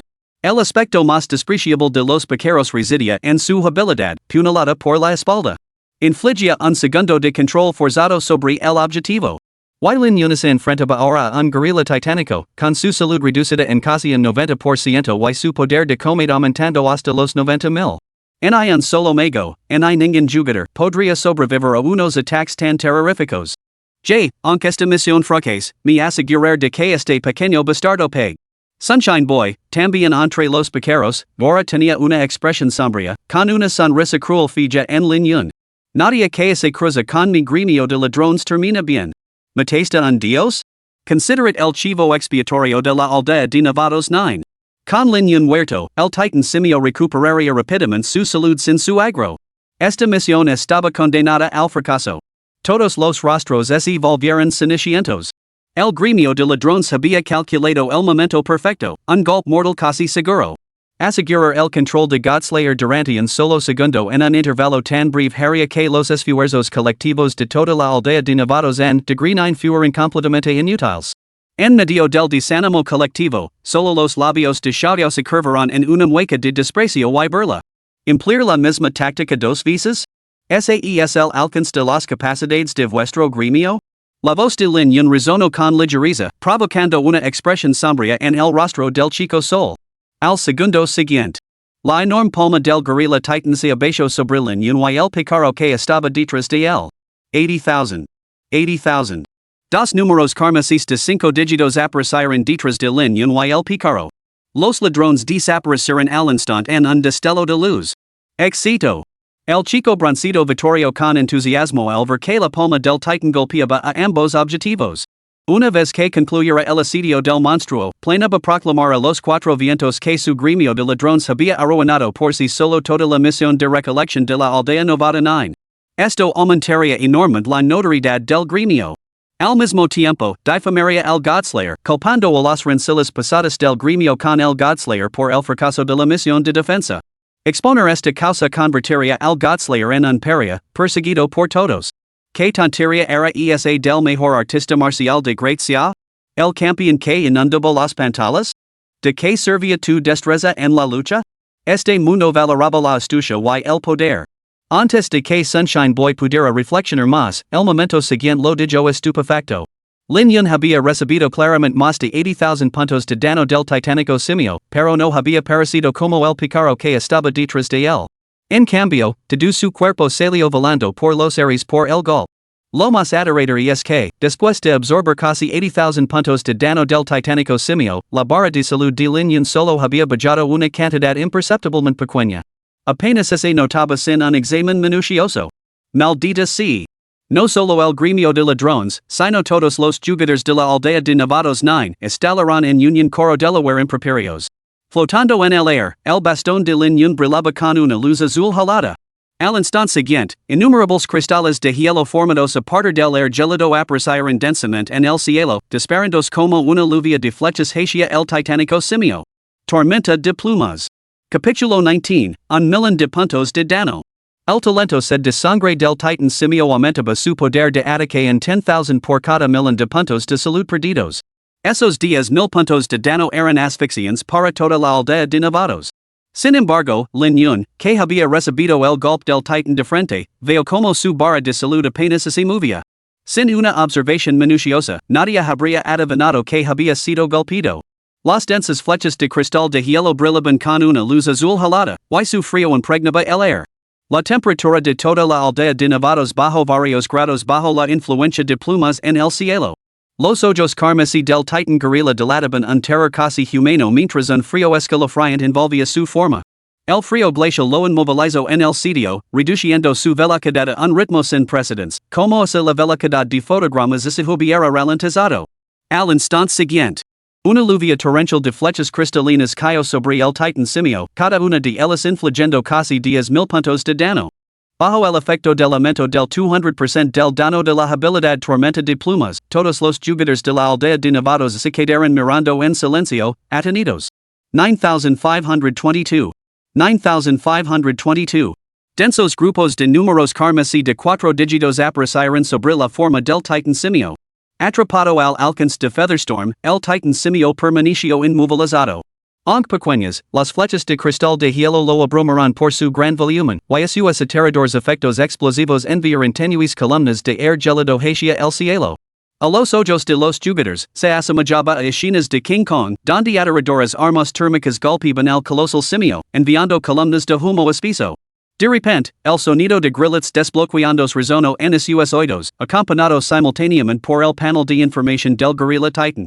Una especie de comet definitiva con alto ataque y defensa. Una vez que se desbloquean sus grillets internos, obtienen un aumento de estadísticas de 50x. Pero no se decía que era imposible desbloquearlos? Justo cuando el grupo se dio cuenta de que la situación había cambiado, los ojos del titan simio comenzaron a brillar con una tenue luz dorada. Una aura aterradora se extendió y la forma del titan simio se hinchó visiblemente ante sus ojos. En ese mismo momento, la salud del titan simio se había reducido al 10% por la descarga de plumas de Lin Yun. Al instante siguiente, el aura intensificándose del titan simio se detuvo abruptamente. Sus ojos dorados parpadearon con una expresión de incredulidad casi humana. En el segundo siguiente, la colosal forma se disolvió abruptamente en un destello de luz seguidor y desapareció. 1,000,000. Una aterradora cifra carmesí de 7 dígitos se materializó donde había desaparecido el titan simio. El efecto de ejecución de el cazador había surtido efecto. Había ejecutado directamente al titan ape justo cuando se liberaba de sus cadenas. Lin Yun exhaló un silencioso suspiro de alivio. Afortunadamente, el efecto de ejecución de el cazador había intervenido. De lo contrario, según la descripción del panel del titan ape, romper una sola cadena otorgaba un aumento de estadísticas 50 veces mayor. Con un millón de puntos de vida, el titan ape poseía un poder de ataque de 90,000. Un aumento de 50 veces significaría 5 millones de daño. Sus propios 2 millones de puntos de vida no resistirían en ni siquiera unos pocos golpes del titan ape. Esta misión de defensa de la ciudad sin duda terminaría en fracaso. Afortunadamente, tuvo éxito. Toda la aldea de Novatos 9 quedó en un silencio sepulcral. Todas las mentes estaban fijas en esa aterradora cifra de daños de 7 dígitos.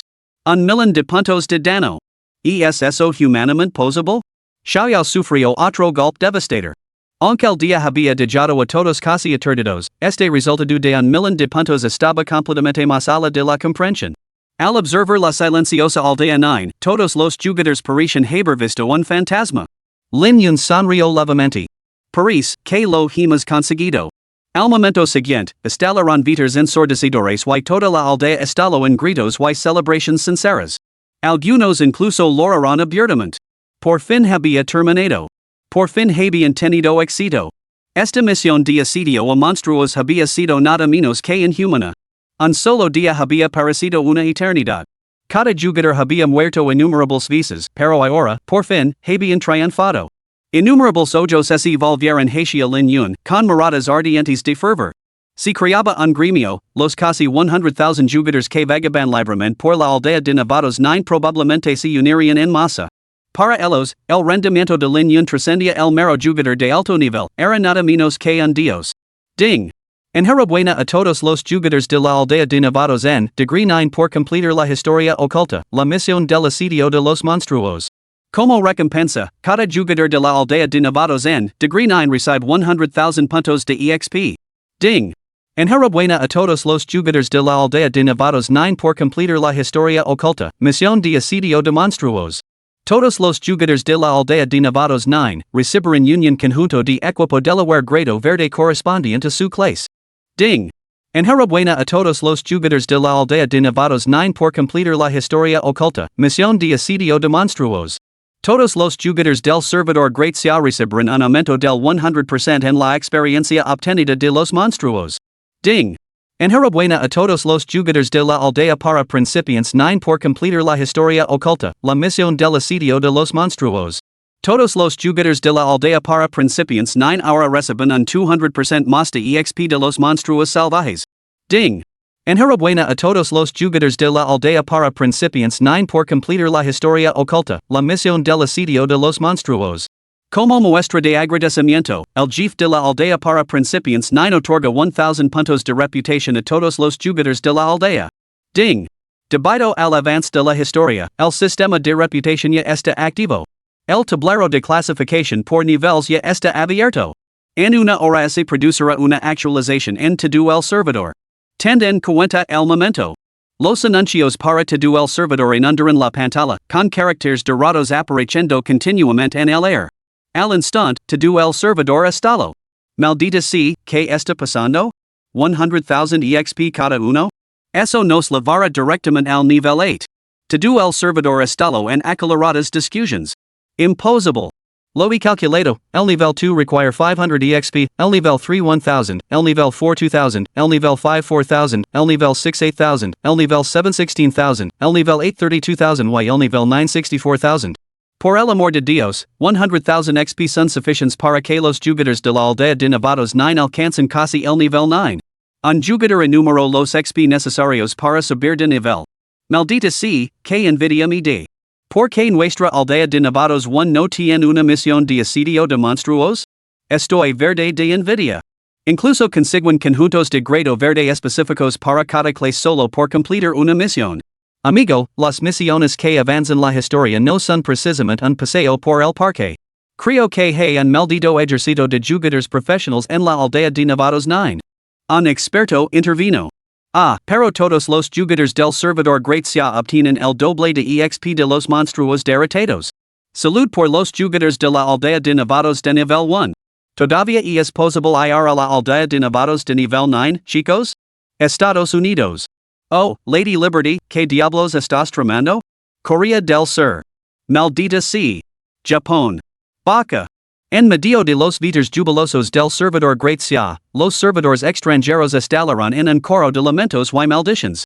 Mientras tanto, en Newbie Village 9, las recompensas seguían llegando. Ding!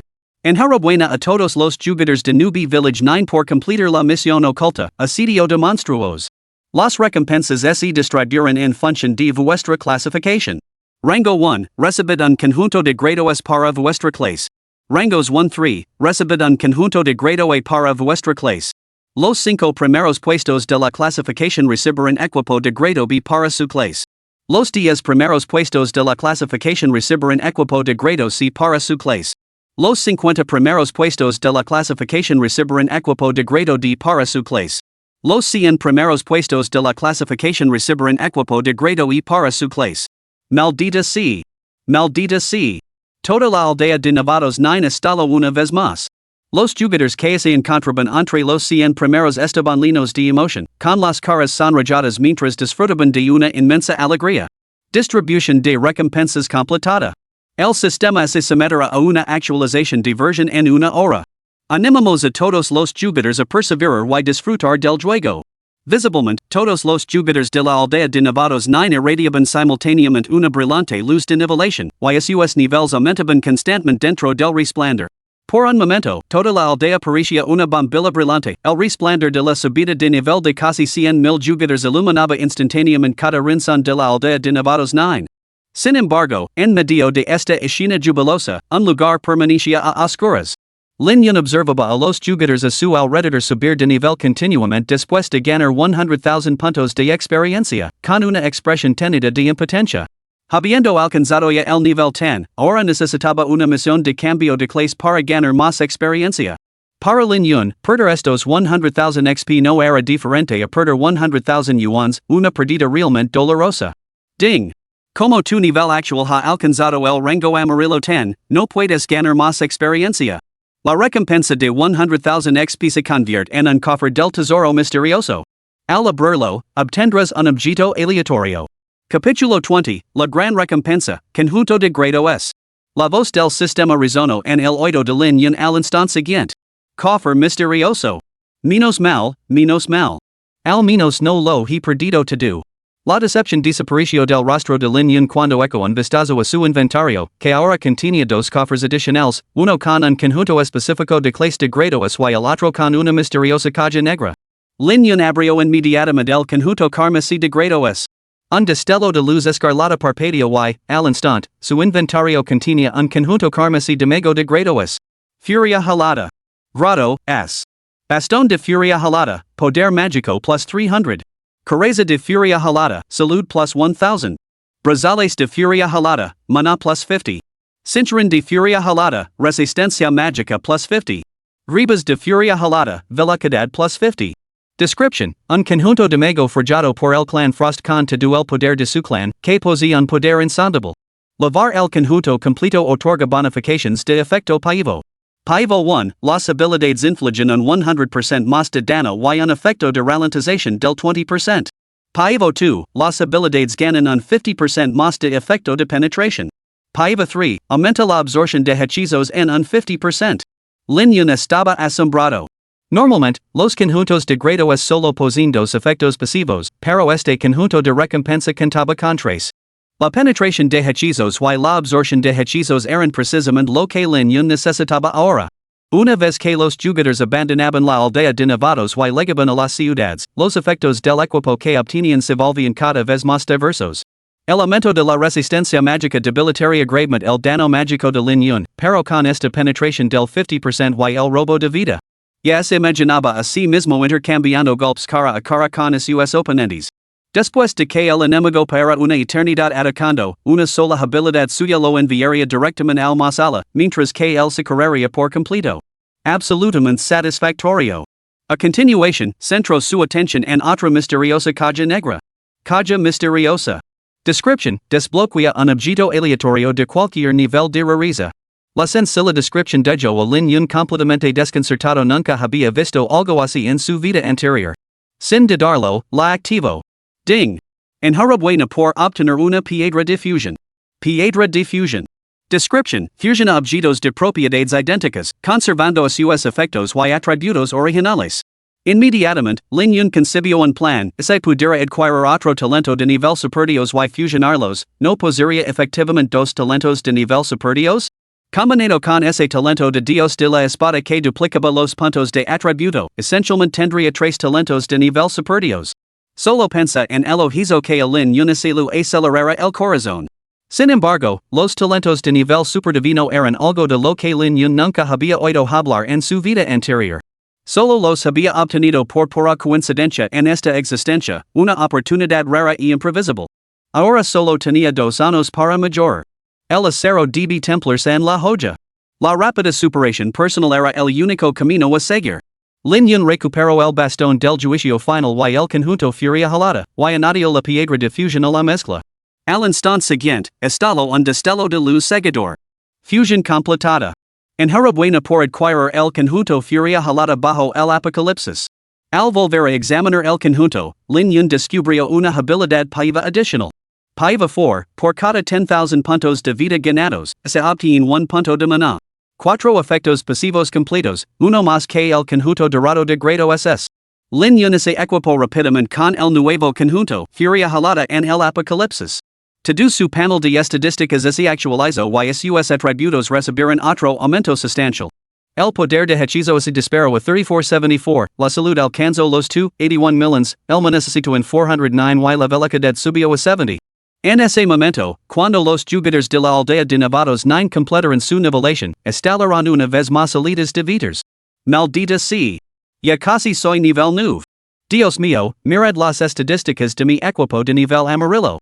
Un coro de vidas de asombro se extendió por la aldea, dejando a su paso solo risas y alegría. Líder del gremio, ¿qué es ese conjunto purpura de grado a que tienes? Déjame echar un vistazo.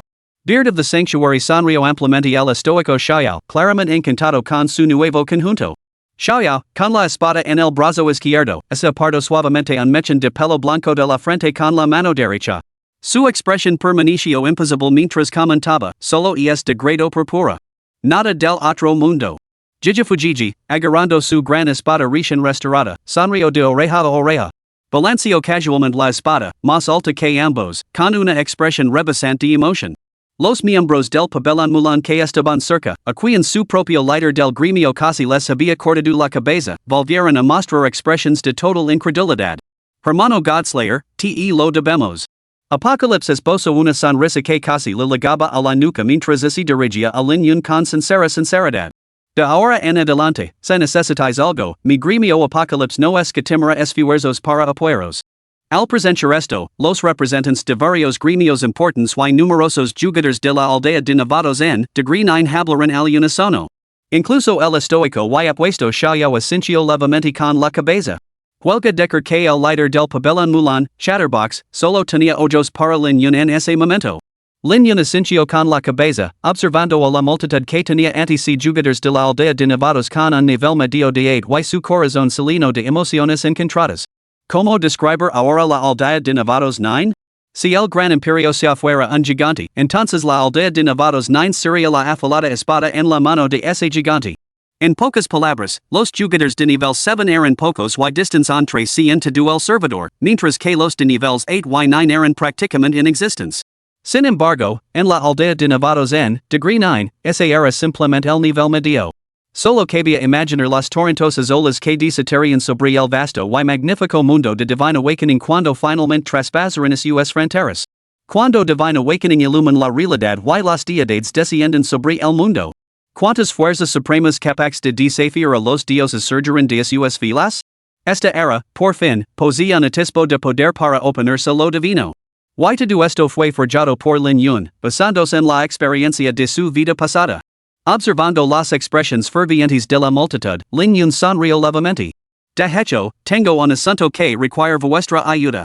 Tan pronto como las palabras salieron de su boca, numerosos jugadores se golpearon el pecho, ansiosos por conocer la naturaleza de la petición. Lin Yun observó a la multitud antes de contar la historia. Cuando estaba en el nivel 3, alguien me atacó mientras luchaba solo contra un jefe. Más tarde, durante mi batalla contra el simio titánico, esa misma persona intentó matarme una vez más. Antes de que terminara, los presentes comprendieron su petición. El gremio de ladrones. Sunshine Boy. Mientras toda la aldea de Nevados en degree 9 se unía contra el asedio de los monstruos, el gremio de ladrones actuaba como un aguafiestas, socavando constantemente los esfuerzos desde atrás. Primero, cazaban los monstruos de los jugadores para aumentar su clasificación de muertes. Luego, cuando la situación se volvió grave, se retiraron como tortugas, provocando el colapso de las defensas del norte. La misión de asedio casi fracasa. En el momento crítico, incluso traicionaron a toda la comunidad de la aldea 9 al tender una emboscada a Lin Yun. Si Lin Yun no hubiera sido excepcionalmente poderoso, la misión de asedio de los monstruos habría fracasado sin duda. Y ahora, con tantos jugadores de la aldea de novatos nine perdiendo niveles debido al asedio de los monstruos, inevitablemente se quedaron atrás respecto a las fuerzas principales. Todo el mundo sabe que Divine Awakening es una mina de oro. Las acciones del gremio de ladrones no son más que cortar las piernas a la gente. Maldito gremio de ladrones, no son más que un dolor en el culo. Tienes toda la razón. Mientras luchaba contra los monstruos, no solo me robaron mis presas, sino que intentaron acabar conmigo. El líder del gremio de ladrones no es un hijo de puta, es un auténtico cabrón. Mencionar al gremio de ladrones provocó un gran revuelo entre los jugadores que vagaban libremente. Las voces se alzaron al unísono, cada una expresando un odio profundo hacia el gremio. Al ver como la furia hervía, Lin Yun volvió a hablar. En este momento, solo tengo un pensamiento, vigilar los cadáveres. Al oír estas palabras, los miembros de todos los gremios importantes se quedaron paralizados por la sorpresa. Vigilar los cadáveres significaba permanecer junto al cadáver de un enemigo, listo para atacar en el momento en que resucitara. A menos que uno se desconectara inmediatamente, lo esperaba un ciclo interminable de muerte y perdida de nivel. A menos que hubiera un odio profundamente arraigado, pocos recurrían a tales tácticas. Sin embargo, el gremio de ladrones era mucho más que los 100 miembros que había en la aldea de novatos de nivel 9. Con numerosos miembros repartidos por diferentes aldeas de novatos and Divine Awakening, formaba una vasta organización repleta de jugadores habilidosos. Aunque su conducta era abominable y su carácter questionable, pocos se atrevían a provocarlos. De lo contrario, se enfrentaría a interminables intentos de asesinato hasta que ya no pudiera seguir llegando.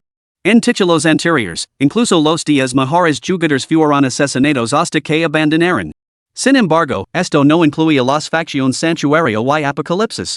La influencia del Santuario y el Apocalipsis rivaliza, sino supera, a la del gremio de ladrones. Al resto, World's End frunció el seno y comentó. La mecánica de Divine Awakening difiere de la de otros juegos. La muerte te envía directamente de vuelta a la fuente y es imposible proteger los cadáveres. Si todos se esconden en la fuente, solo podremos matarlos una vez. Las palabras de World's End dejaron al grupo en silencio. ¿Cómo asegurar los cadáveres seguía siendo un problema? Piedra vinculante. Lin Yun y Xiao hablaron al mismo tiempo. Intercambiaron una mirada y asintieron al unísono. Xiao continuó, consigue una mientras subía de nivel, una piedra vinculante. Su única función es evitar que los jugadores regresen a la fuente al morir, obligándolos a reaparecer en el mismo lugar durante un minuto. Pero solo tengo una. Xiao habló mientras sacaba de su mochila una piedra grabada con motivos de color rojo púrpura. Los demás la observaron con asombro. Lin Yun, que había experimentado los traicioneros efectos de la piedra de destierro en múltiples ocasiones en su vida anterior, reconoció su aspecto de inmediato. Ah. Yo también tengo una de estas. Al ver la piedra de destierro, varios jugadores se manifestaron. Lin Yun sonrió. Solo necesitamos reunir un centenar de piedras de confinamiento. En un minuto, puedo reducirlas al nivel 1. Entonces bloquearemos la fuente y los mataremos antes de que puedan salir de la aldea de novatos. Atención a todos los jugadores de la aldea de novatos 9. Yo, Godslayer, estoy comprando piedras de confinamiento a una moneda de oro por piedra. Cualquier jugador que suelte una pueda intercambiarla directamente conmigo. Al resto, los jugadores que poseían piedras de celado iniciaron inmediatamente intercambios con Lin Yun. Una moneda de oro equivalía a la asombrosa cantidad de 100,000 monedas de Gracias. Sin embargo, Xiao y los demás quedaron asombrados por el poder que había detrás de Lin Yun. En esta etapa, cualquier jugador capaz de ofrecer 100 monedas de oro pertenecía a un gremio importante. Sin embargo, el comportamiento solitario de Lin Yun los dejó completamente perplejos. En cuestión de segundos, Lin Yun había acumulado un total de 300 piedras de confinamiento. Lo que siguió fue la peor pesadilla del gremio de ladrones. La venganza es un plato que se sirve frío. La venganza de Lin Yun se sirvió con absoluto desprecio. Capítulo 21, Protegiendo el cadáver. La masacre del gremio de ladrones. Pueblo de novatos 9. A diferencia de los jugadores de otros pueblos de novatos que se esforzaban por subir de nivel. Los jugadores del pueblo de novatos 9 estaban ahora frenéticos. Cientos de miles de jugadores levaban a cabo una búsqueda y persecución exhaustivas y minuciosas. Y el objetivo de esta casa no era otro que el famoso gremio de ladrones. Los miembros de este gremio, que en su día fue poderoso y que había hecho alarde de su poder y cometido todos los delitos imaginables, ahora corridiaban por la aldea para principiantes en degree 9 como ratas en una calle. Sus perseguidores eran los mismos jugadores en solitario o los que siempre habían menospreciado. Ahora se encontraban en una situación lamentable, caminando de puntillas por la aldea para evadir la implacable persecución. En el momento en que uno era descubierto, se desataba un rugido y, en cuestión de segundos, docenas o incluso cientos de jugadores se abalanzaban sobre él. Ya habían capturado a numerosos hermanos del gremio, los habían inmovilizado en el suelo y los habían humillado por completo. ¿Estos cabrones han perdido la cabeza? ¿Cómo se atreven a atacarnos? El rostro de Sunshine Boy se ensombreció. Hacía unos momentos, estaba rodeado por más de 100 miembros del gremio, disfrutando de la gloria. Ahora, menos de 5 permanecen a su lado. Toda la aldea de novatos de nivel 9 se había vuelto loca, y todos los jugadores perseguían al gremio de ladrones.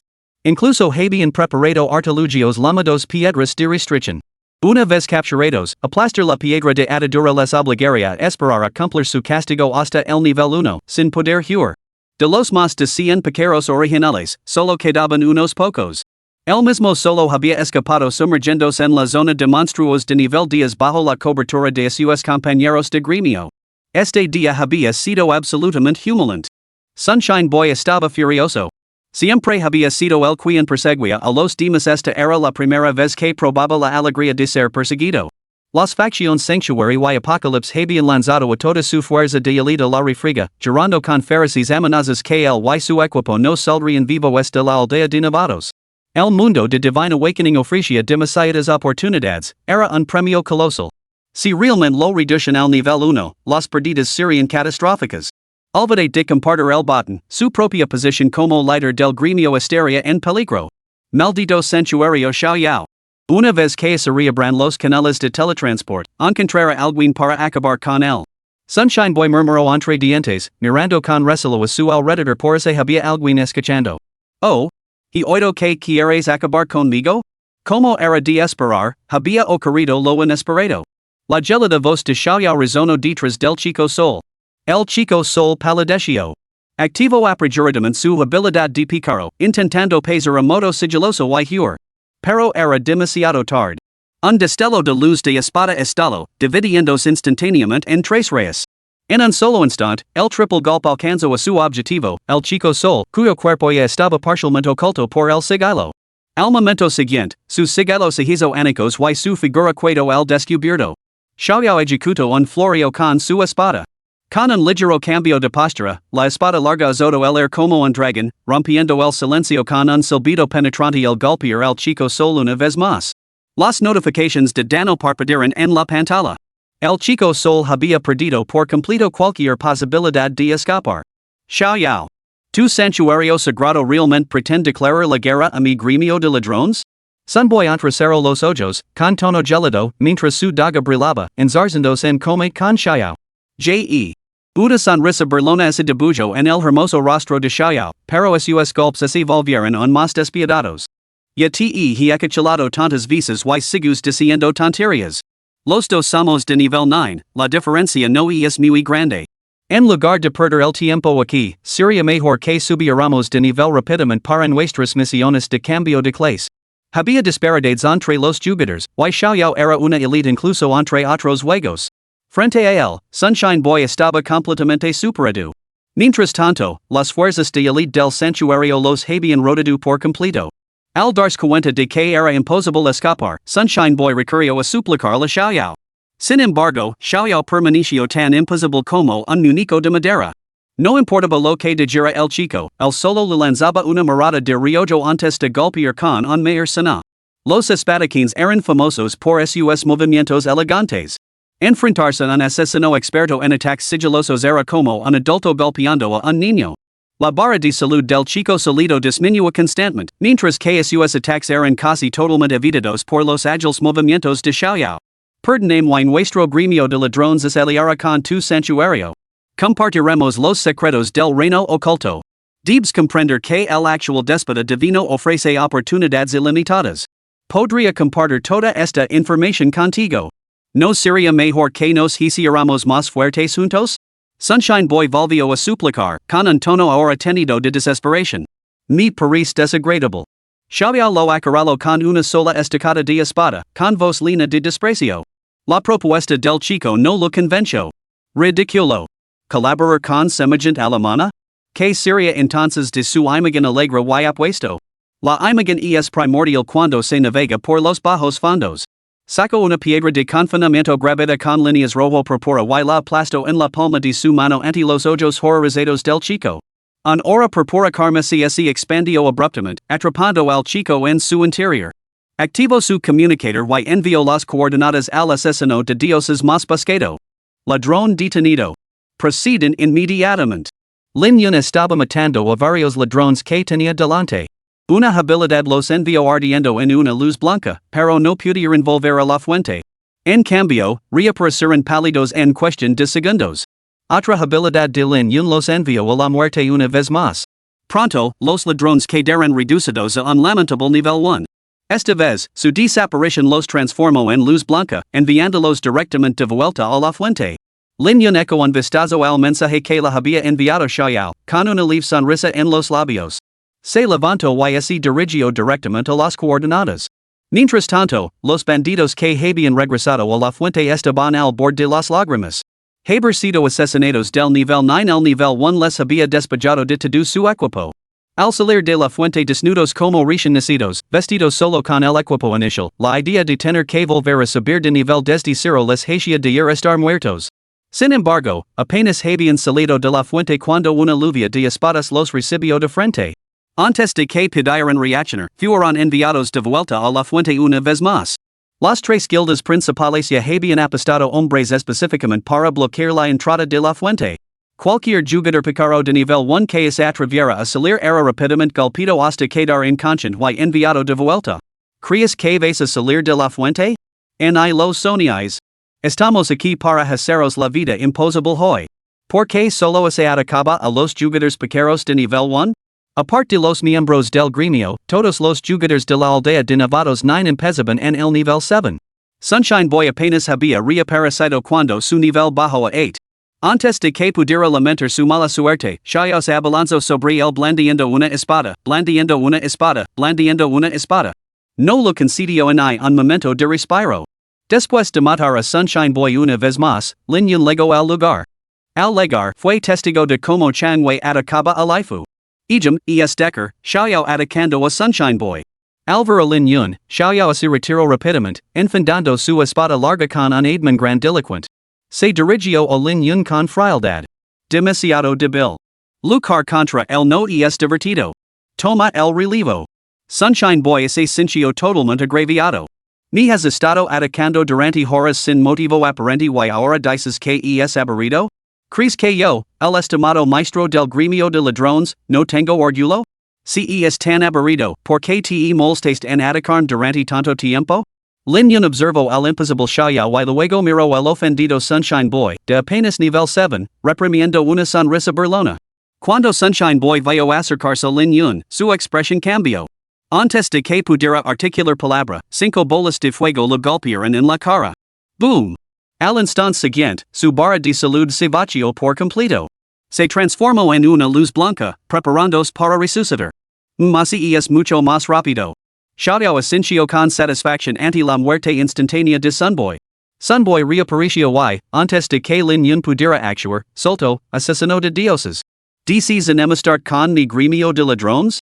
Probablemente subestimas la influencia de nuestro gremio. Un jugador solitario como tú, por muy alto que sea su nivel, es insignificant. Las consecuencias de provocar a un gremio importante no son algo que puedas soportar. Aunque tu dano sea alto, ¿qué más da? Tenemos muchos miembros. Mientras hablaba, Sunshine Boy se quedó en silencio, rascándose la cabeza. Un nivel alto parecía útil, un dano alto también parecía útil. Pero este mago que tenía ante él había matado el solo a más de 400,000 monstruos de nivel 10, infligiendo más de 1,000,000 de puntos de dano. De repente, su propia confianza parecía completamente débil frente a este hombre. ¿Has terminado? El bastón de Lin Yun volvió a brillar, lanzando una lluvia de fuego sobre el chico solido. Pronto, el chico solido quedó reducido al nivel 1, con su equipo esparcido por el suelo. Murió y regresó a la fuente. En cuestión de minutos, había pasado de ser el estimado líder del gremio de ladrones, un jugador de alto nivel en el nivel 9, a ese hombre. Oh, un conjunto purpura de grado B de equipo de pícaro. No están mal las estadísticas. También cae oro? Holy Beard recogió el botín, murmurando desconcertado. Mientras tanto, Xiao inclinó la cabeza hacia atrás en un ángulo de 45 grados hacia la puesta de sol, adaptando lo que él consideraba una pose elegante mientras se dirigía a Lin Yun con una leve sonrisa. Después de la actualización, que mis hombres vigilan su manantial durante 3 días. Salud. Lin Yun observó a Xiao, tan arrogant como en su vida anterior, y sonrió levemente.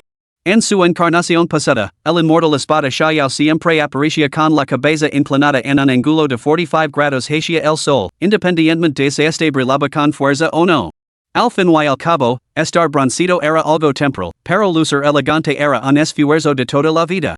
La expresión de Lin Yun se volvió inmediatamente seria cuando se dirigió tentativamente a Xiao, que entrecerraba los ojos contra el resplandor y lucaba por contener las lágrimas. ¿No te parece que este juego es diferente? Xiao giró la cabeza, reflexionó un momento y su expresión se ensombreció al instante. Sí, parece raro. Los ojos de Lin Yun se iluminaron. Sin duda, hacia honor su reputación como el inmortal espada Xiao de su vida anterior. Esa aguda intuición era admirable. La tasa de queda es demasiado baja. Subir de nivel es demasiado lento. Lin Yun escuchó mientras Xiao pronunciaba estas estúpidas observaciones con tono solemne. De repente, sintió una necesidad irresistible de golpear el apuesto rostro de Xiao. Bueno, ya lo resolvería cuando se presentara la oportunidad. Este tipo era un completo idiota. ¿Qué tontería era eso de ser el inmortal espada Xiao? Un tanto despistado sin intuición alguna. Mientras tanto, Saint Hall Beard lo entregó a Lin Yun el equipo saqueado de Sunshine Boy. Lin Yun tomó el conjunto purpura de grado B, mientras que el resto del botín se lo quedó Holy Hall. Al acercarse la hora de la actualización, Lin Yun se despidió de Holy Hall y se desconectó inmediatamente. Xiao observó a Lin Yun de reojo. Solo después de que Lin Yun se desconectara, se secó las lágrimas que le picaban en los ojos por la luz del sol y se estiró el cuello rígido. Se volvió hacia Beard y le preguntó, maldita si, ¿he estado gay hace un momento? Beard se dio la vuelta y se alejó, sin querer malgastar en una palabra más en ese pequeño bombón. Líder del gremio. Después de que los miembros del santuario se desconectaron, una loli que levaba una espada enorme se apresuró a acercarse. Al ver el área vacía, suspiró decepcionada, luego demasiado tarde. En ni siquiera he podido preguntar dónde está el hermano Godslayer en la ciudad. Capítulo 22, de vuelta al campus, reencuentro con Xiaoxue. Al déspota de la cápsula de aterrizaje, Lin Yun se sentía renovado y lleno de energía. El dolor habitual en todo el cuerpo había desaparecido. Gracias a los suplementos nutricionales y las funciones de masaje de la cápsula, habría estado encantado de permanecer sumergido más tiempo si no hubiera sido por la actualización de Divine Awakening. A decir verdad, esta cápsula solo tenía un inconveniente, su exorbitant cost. Sin embargo, para Lin Yun, que tenía más de 1500 monedas de oro, era solo calderilla. Después de refrescarse, pidió el desayuno y se puso a navegar por los foros mientras comía. Los foros ya estaban alborotados. Lanzado apenas unos días antes, Divine Awakening ya dominaba los temas de actualidad de todos los foros importantes, con debates que inundaban casi todas las plataformas de redes sociales. Después de que muchos jugadores ganaron su primera fortuna gracias a Divine Awakening, su amplia promoción lo había elevado a la categoría de juego femenino. Más jugadores estaban ansiosos por probar suerte, esperando con impaciencia la actualización para entrar en el juego y empezar a ganar dinero. Se podría decir que Divine Awakening ofrecía una nueva opción de empleo a muchos, ganar dinero jugando a videojuegos mientras se sumergen en una vida diferente. ¿Quién no quería probarlo? En los foros, los debates se centraron en la misión de asedio de monstruos en Newbie Village 9, con el video más popular fijado en la parte superior. Impactante. El mago más destacado del servidor Great se emerge, enfrentándose el solo a cientos de miles y acabando con monstruos de nivel 100 con la misma facilidad con la que se recoge fruta de un árbol. ¿Qué ocurrió exactamente en Newbie Village 9? Los participantes de Newbie Village 9 responderán a vuestras preguntas una por una. ¡Qué extraño! ¿Por qué se movilizó toda la aldea de novatos de nivel 9 contra el gremio de ladrones? ¿Qué motivó la alianza sin precedentes entre los gremios Santuario y Apocalipsis? A continuación se muestra un video. En las imágenes, olitas interminables de monstruos golpean los altos moros que rodean la aldea de Nevados. Se ven destellos de jugadores enfrentándose a la horda antes de retirarse derrotados. Las elites de los tres gremios principales sanctum, Apocalypse y Mulan Pavilion cargan sin descanso, intercambiando vidas por vidas, mientras que el gremio de ladrones permanece inactivo, incluso cazando monstruos. Escena tras escena se desarrolla en las imágenes. Todo el pueblo de Nevados de nivel 9 pendía de un hilo, y la misión de defensa estaba al borde del colapso. El resentimiento y la furia se reflejaban en el rostro de todos los jugadores. La escena cambia abruptamente. Un mago con túnica amarilla se encuentra solo en lo alto de la tercera muralla defensiva. Cada destello de su bastón aniquila a un enjambre de bestias de nivel 10. Todo el pueblo se un detrás de él, montando un feroz contraataque que repele olita tras olita de ataques. La colosal pata del titan simio barrio el cielo, reduciendo a cada criatura que golpeaba a un destello de luz blanca. Sin embargo, el mago de túnica amarilla permaneció al frente, liderando sin descanso el contraataque de los jugadores, mermando gradualmente la salud del titan simio. Cuando la salud del titan simio disminuyó y la victoria parecía inminente para los jugadores de la aldea de Nevados, el gremio de ladrones atacó de repente, tendiendo una emboscada al mago de túnica amarilla. La escena parpadeó cuando una lluvia interminable de flechas de cristal de hielo cayó sobre el titan simio, congelando la imagen de Lin de espaldas a la multitud. La música y la edición provocaron una ola de emoción entre los jugadores, haciendo sentir como se estuvieran allí mismo, en medio de la acción. En cuanto a su público, el post se disparó directamente a lo más alto de la clasificación, inundado de comentarios entusiastas. No puede ser. Y es la misión del asedio de los monstruos. ¿Qué ha pasado en la aldea de Nevados de nivel 9? Les han invadido monstruos de nivel 9 y 10. No me extraña que todo el servidor Gracias haya recibido un aumento del 100% en la experiencia por matar monstruos. Y es como presenciar esa época turbulenta de hace años, cuando nuestros antepasados libraron sangrientas batallas para que sus descendientes pudiéramos vivir en paz. Este mago es completamente ridículo. Los monstruos de nivel 10 son como paja en un campo para él, los derriba sin esfuerzo. No solo es el mejor mago de Gracia, sino que podría ser el mejor mago del mundo. Mira a ese gremio de ladrones, tan repulsivo como siempre. Prácticamente se arrastran como perros. ¿Una manada de ellos? No. ¿No insults a los perros, quieres? ¿Cómo es posible que haya monstruos de nivel 100? Este video es definitivamente falso. ¿Ves? Todos son jugadores de nivel 2 y 3. ¿Cómo podrían resistir el asedio de un monstruo de nivel 10? Desafía toda lógica. Exacto. ¿Monstruos de nivel místico? Por lo que a mí respecta, ese titan simio parece de nivel celestial. La edición es demasiado burda, esta línea de fallos. Para el autor del comentario anterior, levo años trabajando en diseño. Tras un análisis profesional, el video solo muestra cortes de edición, sin otros rastros de Photoshop. Lo considero auténtico. Las opiniones estaban divididas. Algunos estaban admirados y admirados por Lin Yun, admirando la pasión y la perseverancia de los jugadores de Newbie Village 9. Otros planteaban dudas sin descanso, menospreciando y burlándose de las afirmaciones. Sin embargo, no se podía negar, Lin Yun se había vuelto viral. El nombre Godslayer se extendió por todo el servidor Gracia como la pólvora, arrasando el reino a una velocidad asombrosa, casi increíble. Tras terminar el último bocado de su comida, Lin Yun echo un vistazo a los comentarios más populares y negó con la cabeza, impotent. Debía de tratarse de un video editado por algún jugador de Newbie Village 9. Aún así, había cumplido su propósito. Difundir su fama ahora significaba que, cuando el déspota divino iluminara el mundo dentro de 2 años, tendría una mayor influencia para reunir a los jugadores y prepararse para resistir a los dioses. Lin Yun cerró el teléfono y entrecerró los ojos, pensativo. Tras la actualización del déspota divino, los jugadores pronto alcanzarían el umbral del nivel 10. En ese momento, se abrirían portales de teletransport que les permitirían viajar a varias ciudades para realizar sus misiones de cambio de clase. El cambio de clase exitoso otorgaría el avance al nivel místico. Más allá de este nivel, las habilidades que se podían adquirir eran realmente extrañas y variadas. La profesión elegida también marcaba la diferencia. Las misiones de cambio de clase estándar eran relativamente sencillas para Lin Yun, aunque las habilidades resultantes eran algo más débiles. Dentro de Divine Awakening existen profesiones ocultas. Sin embargo, el camino para obtenerlas era difícil de describir.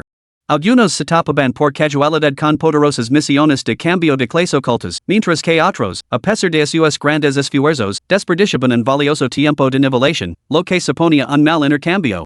Lin Yun reflexionó sobre varias misiones de clase ocultas de su vida pasada, comenzando a eliminar options y formando gradualmente un plan. Más allá de su propio camino, sus recuerdos también contenían misiones de cambio de clase adecuadas para Xiao y otros. Recordando las pistas, tomó notas metodicamente. Con su plan en marca, Lin Yun salió de casa y condujo hasta la academia. Hoy había una clase optativa impartida por un viejo profesor rígido apodado viejo rígido. Faltar a una sola sesión significaba el fracaso seguro en la asignatura. Sin otra alternativa, Lin Yun regresó a regañadientes al campus al fin y al cabo, quedaba medio ano para la iluminación del déspota divino y la vida real exigia su atención. Al llegar, cogió sus libros de texto y se dirigió directamente a la sala de conferencias. Por los caminos del campus, los estudiantes en la flor de la juventud caminaban con sonrisas, con los ojos reflejando esperanzas y planes para el futuro. Muchos más discusión sobre la revelación divina, el fenómeno juego. Lin Yun oía con frecuencia el término Godslayer. A juzgar por las expresiones de admiración de los estudiantes, podía imaginar fácilmente que lo estaban elogiando. Todo parecía tan perfecto, la brisa traía consigo una leve embriaguez y la campana de clase sonó en medio de risas y charlas. Esas escenas solo permanecen en los recuerdos de aquellos que habían dejado atrás la escuela.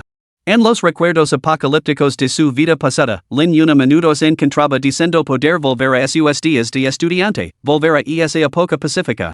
Pero la belleza que tenía ante sí era como una burbuja, el tiempo se estaba acabando. Debía desarrollarse más rápido, desplegar sus alas, proteger una vez más a la gran ciudad y enfrentarse a los dioses. Esta vez tendría éxito. La sala de conferencias era inmensa. Cuando Lin Yun llegó, muchos estudiantes ya estaban sentados. Encontró un lugar vacío y se acomodó, esperando el comienzo de la clase. A medida que se acercaba la hora, los estudiantes entraban sin cesar. Poco a poco, la vasta sala se llenó hasta su capacidad máxima. La razón era simple, la reputación del viejo conservador era demasiado formidable. Pocos se atrevían a faltar a sus clases. Hola, Lin Yun. Una figura llamativa, acompañada de una fragancia suave y dulce, ocupó el asiento vacío a su lado y lo saludó cálidamente. Al volverse, Lin Yun se encontró frente a un rostro delicado y hermoso, con ojos brillantes, dientes perlados y cejas finas, que le sonría. Era su compañera de clase, Xia Shui. Xia Shui no se sorprendió especialmente al ver a Lin Yun asistir tan temprano a la conferencia abierta. Después de todo, el Lin Yun de antes estaba completamente obsesionado con Wu Xinyue, a menudo ligaba tarde debido a su trabajo a tiempo parcial y invariablemente se ganaba una severa reprimenda del viejo chapado a la antigua. Sin embargo, Hoya estaba sentado en el ala antes de tiempo.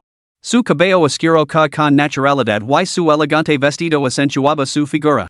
Con una sonrisa en los ojos, lo saludó, dejando a Lin Yun momentáneamente sin palabras. Hola, Xia Shui, respondió Lin Yun con una sonrisa. ¿Por qué has llegado tan temprano hoy? Normalmente.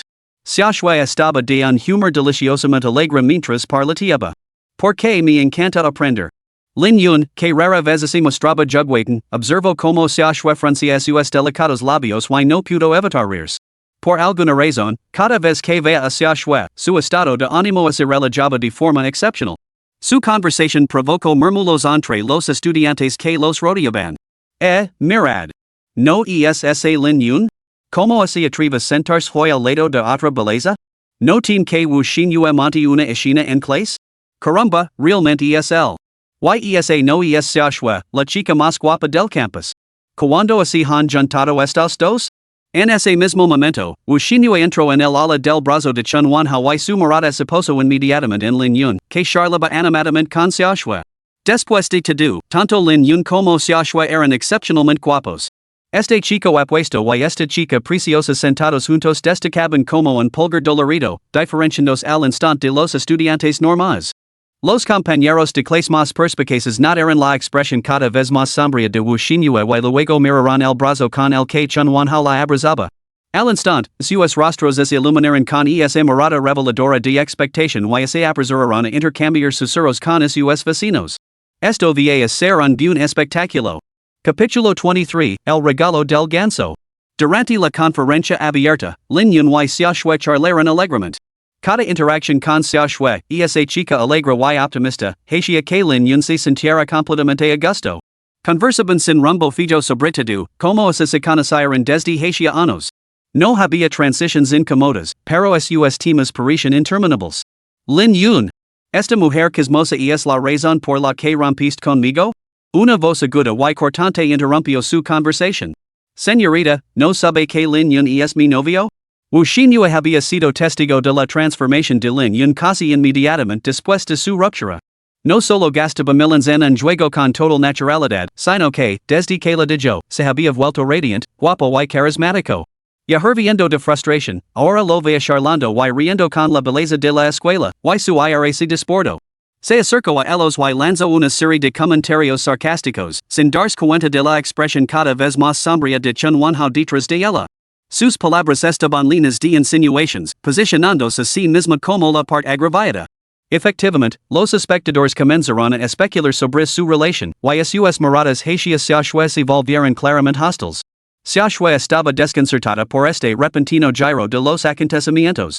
Al ver la expresión acusadora de Wu Xinyue, sintió una punzada de culpa. Aunque la y Lin yun eran simplemente compañeros de clase, en ese momento realmente parecía una tercera en discordia.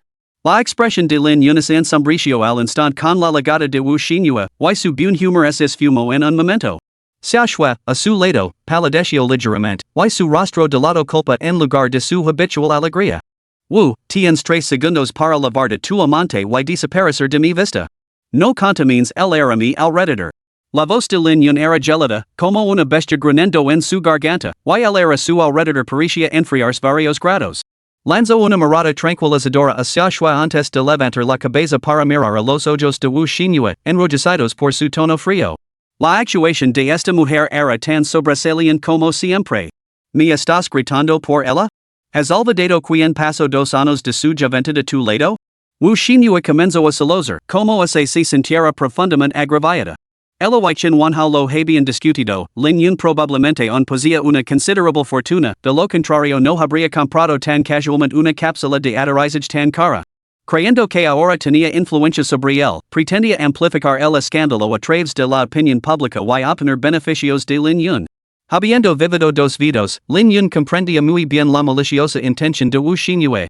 Esta mujer no solo buscaba beneficio personal, sino también arrastrar al fango a la reconocida belleza del campus universitario. Efectivamente, rodeados de jóvenes universitarios sin discernimiento, los rumores se extendieron como la pólvora. Pronto, muchos adornaban sus relatos a sus amigos, contando todo lo que habían oído. La palidez de Xia Shui se acentuó.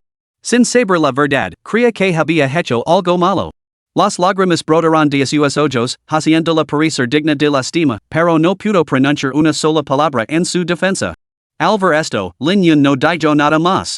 Simplemente levantó 3 dedos y comenzó a contar los segundos.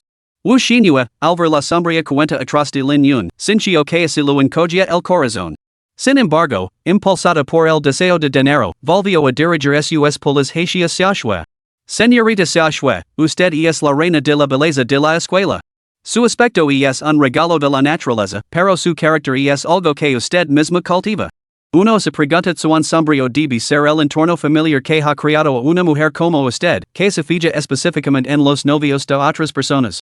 Las palabras desataron una especulación desenfrenada entre los estudiantes. En ese momento, Lin yun bajó sus 3 dedos. Bajo la mirada desconcertada de Wu Xinyue, Lin yun se levantó, sacó su teléfono y reprodujo una grabación.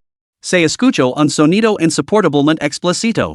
Tras una respiración entrecortada, la voz de Wu Xinyue emergió de la cinta. Hermano Hao, quédate tranquilo. Mañana es mi cumpleaños. Ese pero la meculos de Lin yun me entregará sin duda todas sus ganancias de repartidor. Entonces te comprar esas medias negras que te gustan para servir. ¿Que te París? Ya. ¿Cómo puedes tratar así a Lin yun después de que te haya cuidado durante 3 años? ¿Tu conciencia te lo permite? Pero a mí me parece bastante emocionante. La voz cansada de Chun Wanhao se sumó al acuerdo. En el momento en que se reprodujo la grabación, las expresiones de ambos hombres cambiaron drásticamente. El espacioso ala, ahora mortalmente silenciosa, amplificó el sonido como un megafono. El rostro de Chun Wanhauses en rojo de rabia y vergüenza mientras se abalanza hacia adelante para arrebatar el teléfono a Lin Yun. Lo que no había previsto era que Lin Yun, aparentemente frágil, lo agarraría por el cuello con una mano. Luego, ante las miradas atendidas de la multitud, levantó a Chun Wanhao centimetro a centimetro, sosteniéndolo en el aire por el cuello. Una sola persona levantando a un hombre de más de 100 libras por el cuello con una mano. Esta asombrosa escena fue capturada instantáneamente por la cámara y subida a la red del campus. Chen Wanhao decía estar muerto, no, realmente se estaba muriendo. Su rostro se puso carmesí y luego ceniciento mientras sus pulmones se ahogaban por la falta de aire. La sangre le subió a la cabeza y, en su confusión, creyó ver a su propia abuela. Xiaoxue, aunque igualmente atenida por la fuerza de Lin Yun, sintió que algo no iba bien y le dio un golpecito en el hombro. Lin Yun, al darse cuenta, respiró hondo y arrojó a Chen Wanhao a un lado como si fuera un trapo viejo. Con un golpe sordo al golpearse la cabeza contra el suelo, Chen finalmente yedió en busca de aire, resoplando como un extractor roto. El aliquado en silencio, solo se oía su respiración voraz. Wu Xinhue, que estaba cerca, se quedó paralizada, sin siquiera pensar en ayudar a Chun Wanhao a levantarse. Su rostro era una marana de palidez y frustración, pero sin rastro de vergüenza. ¿Cómo podía ser? ¿Cómo era posible que Lin Yun tuviera esa grabación? Lin Yun sabía exactamente lo que Wu Xinhue estaba pensando. En su vida anterior, para combatir a las deidades, había estudiado una myriada de habilidades con la ayuda del ejército de Gracia. Plantar un simple virus en un teléfono móvil no era más que una nimiedad para él. No era ningún santo frente a una mujer tan repulsiva, naturalmente se había guardado unas en la manga. Las acciones de Lin Yun fueron demasiado repentinas, totalmente diferentes a los rumores que circulaban sobre él. El aliquado en un silencio sepulcral y, a los ojos de sus compañeros de clase, la figura de Lin Yun se volvió de repente misteriosa y imponente. Extendió la mano y tomó suavemente la temblorosa mano de Xiaoxue. Sorprendida, ella se sonrojó y trató frenéticamente de retirarse. Sin embargo, a pesar de su frágil apariencia, Lin Yun poseía una fuerza sorprendente, y Xiaoxue se encontró incapaz de liberar su mano. Lin Yun sonrió levemente y continuó hablando. Te he dado múltiples oportunidades, pero sigues poniendo a prueba mis límites, llegando incluso a insultar a mi novia. Al ver a Lin Yun hacer una declaración tan audaz en público mientras le sostenía las manos, Xiaoxue entreabrió los labios. Sus mejillas, ya sonrosadas, se sonrojaron aún más, pero una repentina dulzura floreció en su corazón. Además, nunca he dicho que seas mi novia, conozco a Xiaoxue desde hace mucho más tiempo. Tú solo te aproveches de su compromiso académico y su naturaleza generosa, buscando constantemente excusas para pedirme ayuda. ¿Cuándo te convertiste en mi novia exactamente? Mientras hablaba, Lin Yun miró a Xiaoxue. Su generosidad era realmente notable. Con solo unas pocas palabras, Lin Yun había intercambiado eficazmente las posiciones de Wu Xinhue y Xiaoxue. Los que tenían buena memoria recordaron al instante que, a pesar de los 2 años de atenciones aduladoras de Lin Yun, la pareja nunca había reconocido públicamente su relación. En un instante, la imaginación de los compañeros de clase se disparó. Junto con los comentarios grabados, Wu Xinhue fue tocada al instante de manipuladora y promiscua. Mientras los murmullos se extendían entre los estudiantes que la rodeaban, Wu Xinhue se vio totalmente incapaz de defenderse. Lo peor de todo era que el contenido de la grabación no le dejaba ninguna posibilidad de refutación. Este incidente se extendería inevitablemente como la pólvora por todo el campus, arruinando por completo su reputación y posiblemente llamando la atención de las autoridades escolares. Al instante, el rostro de Wu Xinhue se quedó sin color y la invadió un arrepentimiento abrumador. ¿Por qué había provocado a Lin Yun delante de todos? Si hubieran estado en otro lugar, las cosas nunca habrían llegado a este punto.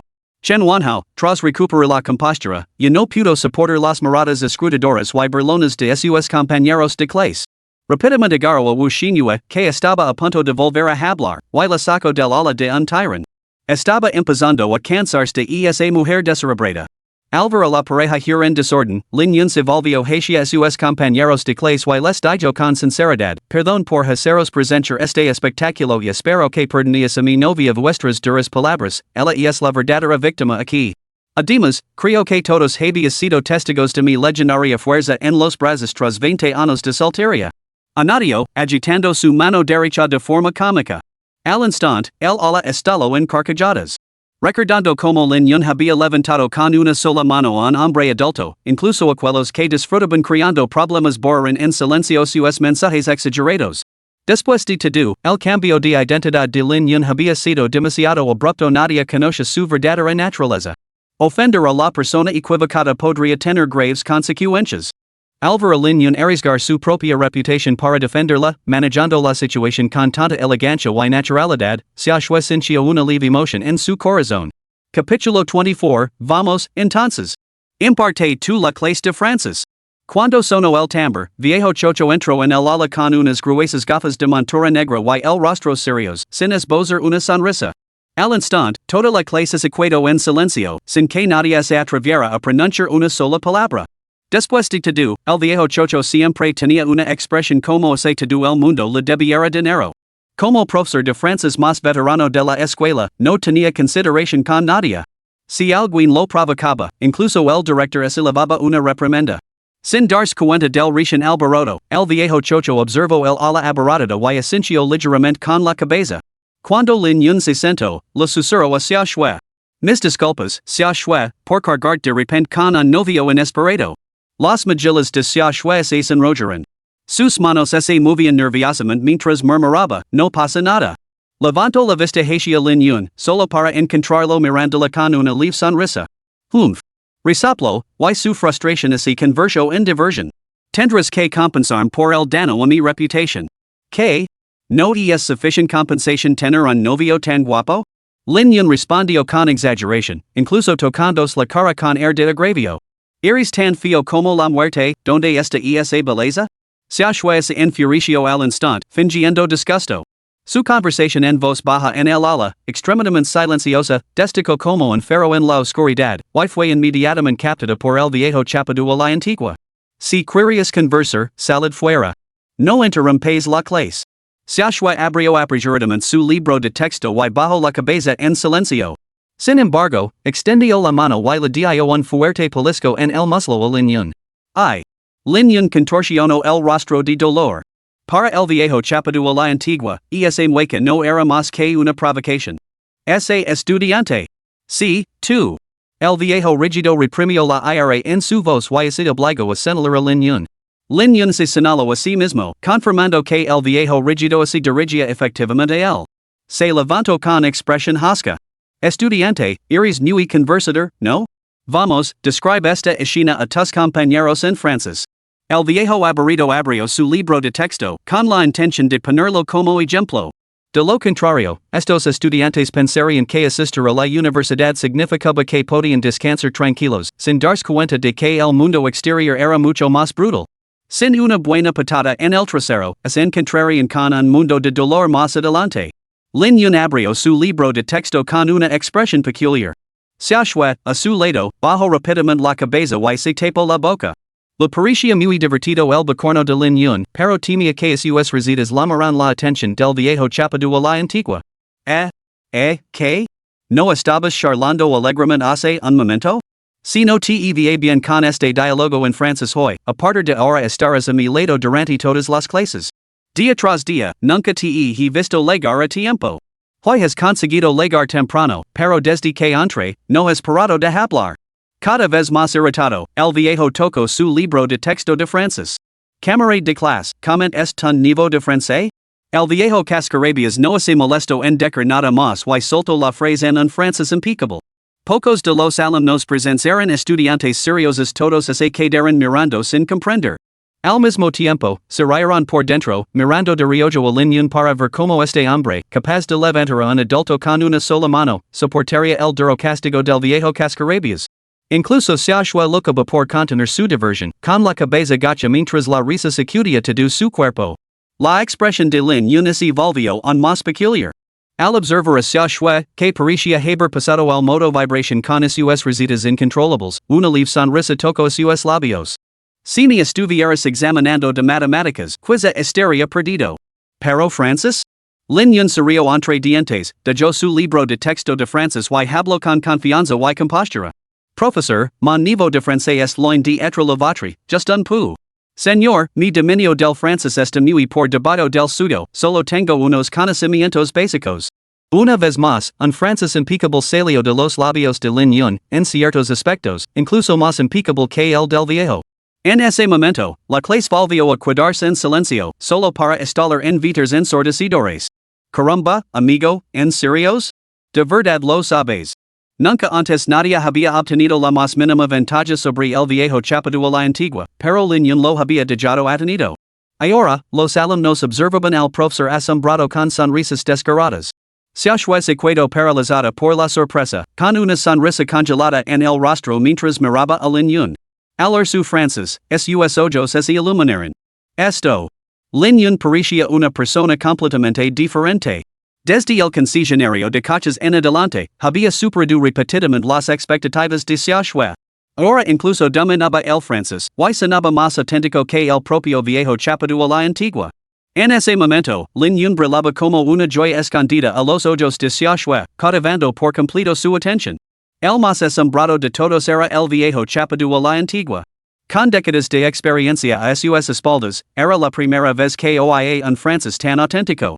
Reconoció al Lin Yun que tenía ante sí, y que había oído hablar de sus payasadas agitadoras. Además, el joven llegaba siempre tarde clase, a veces solo cuando la sesión estaba a punto de terminar, lo que le había dejado una impresión duradera. Sin embargo, ahora, genuinamente atenido, el viejo purista balbució una sola pregunta: ¿naciste en Francia? De hecho, solo un nativo Francis podía hablar con tanta fluidez. N'est pas no. Lin Yun respondió, riéndose por dentro. Como si fuera posible. Después de que las deidades descendieron en su vida anterior, se había aliado con frecuencia con jugadores extranjeros para combatirlas. Para garantizar la claridad táctica, había dominado varios idiomas. Olvide del Francis, elige cualquier idioma y podré intercambiar algunas palabras contigo. Ahora, prestad atención en clase. No os mováis innecesariamente. Sé que vosotros dos, tortolitos, teníais mucho que decir, pero dejadlo para el recreo. No interrumpéis el aprendizaje de los demás. El viejo severo habló tras un momento de silencio. Esta vez, todos podían sentir claramente que estaba de bastante buen humor. Sus palabras volvieron a provocar carcajadas en toda la clase. Xiaoxue sintió que le daba vueltas la cabeza al arresto y se escondió en su pupitre como un avastras. Que vergüenza tan grande. Ahora incluso el profesor creía que eran pareja. Sí, señor. Lin Yun sintió y así sentó. Por la reacción infantil de Xiaoxue lo animó y le llevó a burlarse de ella una vez más. Bueno, pues no esperabas que tu hermano fuera tan impresionante, ¿verdad? Al arresto, Xiaoxue se enfadó tanto que volvió a retorcer el muslo a Lin Yun, lo que le hizo poner otra vez su expresión de dolor. El viejo cascarabias cogió el libro de Francis, sintiendo que su mente se volvía un poco confusa. Tras un momento de vacilación, de repente se dirigió a Lin Yun. ¿Qué tal si, tú impartes la clase de Francis? Lin Yun se quedó completamente estupefacto. Por fin sonó el tambor. Tras soportar la seria reprimenda del viejo chapadú a la antigua, Lin Yun y Xiaoxue salieron corriendo del aula como se estuvieran escapando. Bajo las miradas sugerentes de sus compañeros de clase, Xiaoxue mantuvo la cabeza gacha, incapaz de hablar. Los acontecimientos de hoy no se limitaban a los incidentes embarazosos ampliamente publicitados que involucraban a Wu Xingyue y Chen Wanhao. La imagen de Lin Yun y Xiaoxue, el rompecorazones y la belleza universalmente reconocidos de la escuela, juntos también había aparecido de forma destacada en la página web del campus. En un instante, la pareja se convirtió en un nombre familiar en toda la escuela. Caminando juntos por el largo pero fugaz camino del campus, parecían una típica pareja de estudiantes. Por el camino, muchos estudiantes que los reconocen susurraban con asombro, comentando la pareja. Las mejillas de Xiaoxue seguían sonrojadas desde la clase hasta ahora, mientras que Lin Yun lucía una sonrisa y estaba de un humor excepcionalmente bueno. Hacía mucho tiempo que no se sentía tan relajado estar con Xiaoxue, siempre le proporcionaba una tranquilidad inexplicable. Al observar su sonrisa, la tímida Xiaoxue la pellizcaba de vez en cuando, lo que le hacía poner una expresión de dolor en el rostro. Sus interacciones reflejaban las de una pareja. En medio de sus bromas juguetonas, pronto llegaron al edificio del dormitorio de las chicas. Cuando se acercaba el momento de la despedida, Xiaoxue dudó durante un largo momento. Parpadeando con sus grandes y brillantes ojos, levantó la mirada hacia Lin Yun, queriendo decir algo pero sin saber cómo empezar. Lin Yun sonrió ante su expresión. ¿Qué pasa, novia mía? No puedo entrar en el dormitorio de las chicas, ya lo sabes. Si necesitas ayuda, solo tienes que llamarme. Xiaxue se sonrojo y espido, quien dice que soy tu novia. Luego corrió de vuelta al dormitorio como se hubiera, se derrumbó en una esquina al entrar en su habitación, respirando con dificultad, pero con una sonrisa de felicidad. Sus compañeras de habitación se agolparon inmediatamente a su alrededor. Xiaoxue. Hemos oído que en realidad eres la novia de Lin Yun. Esta por toda la red del campus. Caramba, ¿nos lo has ocultado tanto tiempo? Te mereces un castigo. No es lo que pensáis.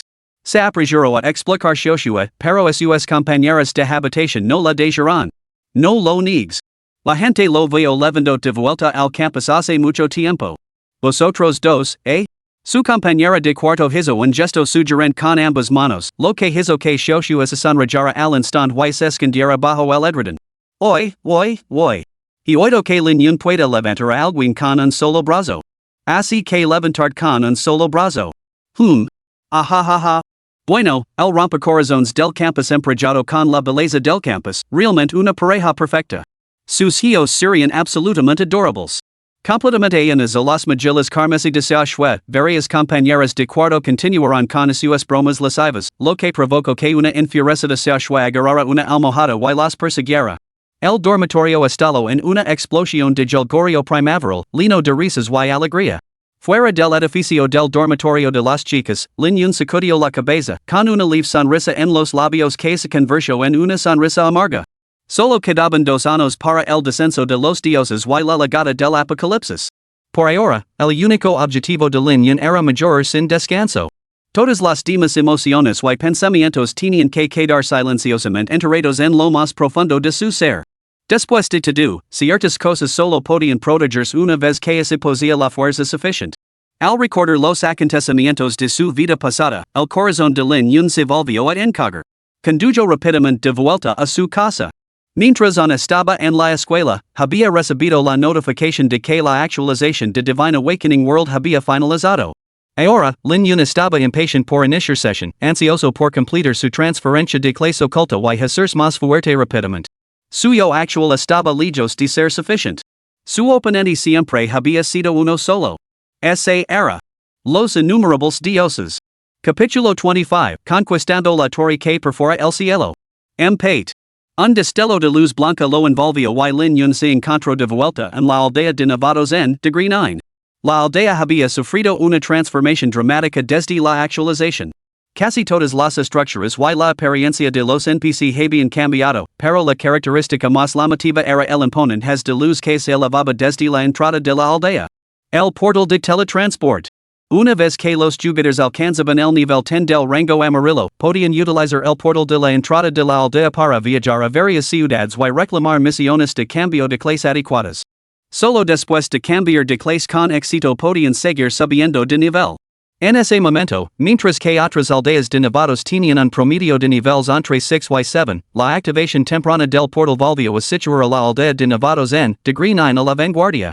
Los jugadores de la aldea en Degree 9 se afanaban ahora por subir de nivel, desesperados por alcanzar el nivel 10, abandonar la aldea de Nevados y provocar más oportunidades rápidamente. Lin Yun comprobó las actualizaciones del sistema y descubrió que se habían activado la tabla de clasificación por nivel, la tabla de clasificación por armas y el sistema de reputación. Inmediatamente consultó las tablas de clasificación. Como era de esperar, el primer puesto le pertenecía a él. Tablas de clasificación, servidor Gracias. Primer puesto, Newbie Village 9 Godslayer nivel amarillo, nivel 10, 100%. Segundo puesto, Newbie Village 1 War Godling Tian nivel amarillo, nivel 9, 20%. Tercer puesto, Newbie Village 9 Carefree nivel amarillo, nivel 9, 18%.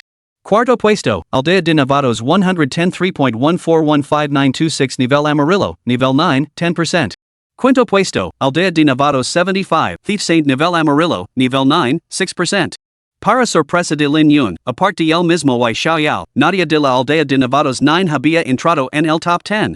Sin embargo, el segundo clasificado, Dios de la Guerra Ling Tian, y el quinto, Santo Ladrón, eran viejos conocidos CEOs.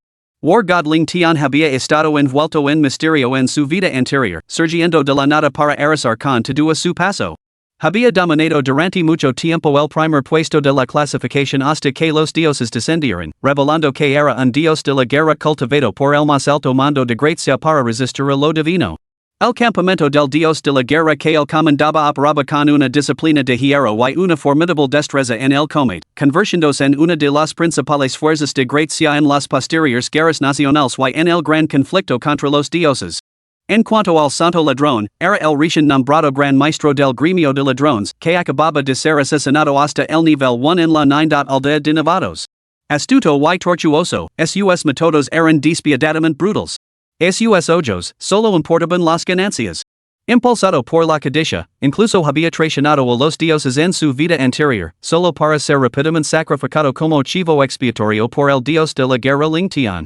En cuanto a 3.1415926, se rumorea que no se le ocurrió ningún nombre y escribió esta secuencia al azar. Incapaz de cambiarlo más tarde, soportó el apodo numérico entre las burlas de los jugadores y se abrió camino hasta llegar al top 10 de Gracia. Él también fue un pilar de la defensa contra los dioses en la era anterior. Parecía que la trayectoria de esta vida no había cambiado con el renacimiento de Lin Yun. Todos los que estaban destinados a aparecer en las clasificaciones se habían materializado. En cuanto a las clasificaciones de armas y el sistema de reputación, Lin Yun decidió no investigar más.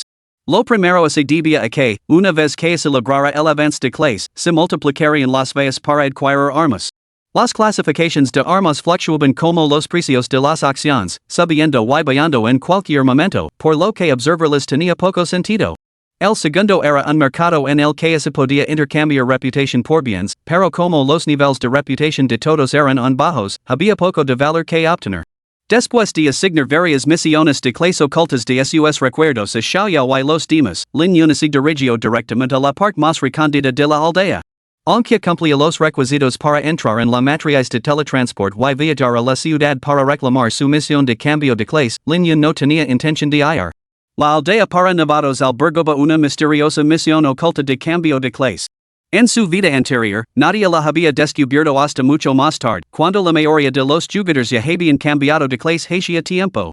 Incluso cuando alguien dedujo que se trataba de una profesión de nivel divino, nadie pudo completarla. Basándose en sus recuerdos de los foros de su vida anterior, Lin Yun se dirigió rápidamente a la imponente montaña que se alzaba detrás de la aldea. Aislada detrás de la aldea para principiantes, la montaña rara vez recibía visitas. Desde lejos, se divisaba un templo taoísta en ruinas en su cima. Aunque estaba derruido, poseía un encanto único. Lin Yun ascendió por el sinuoso sendero, disfrutando del agradable paisaje que lo rodeaba, que lo evocaba una sensación de aislamiento del mundo. Mientras caminaba, Lin Yun sintió que su corazón se calmaba significativamente. El dolor de su vida pasada y la inquietud de su existencia presente parecían haberse desvanecido, dejándolo inexplicablemente alegre. Al llegar a la entrada del templo taoísta, la puerta en ruinas estaba abierta de par en par.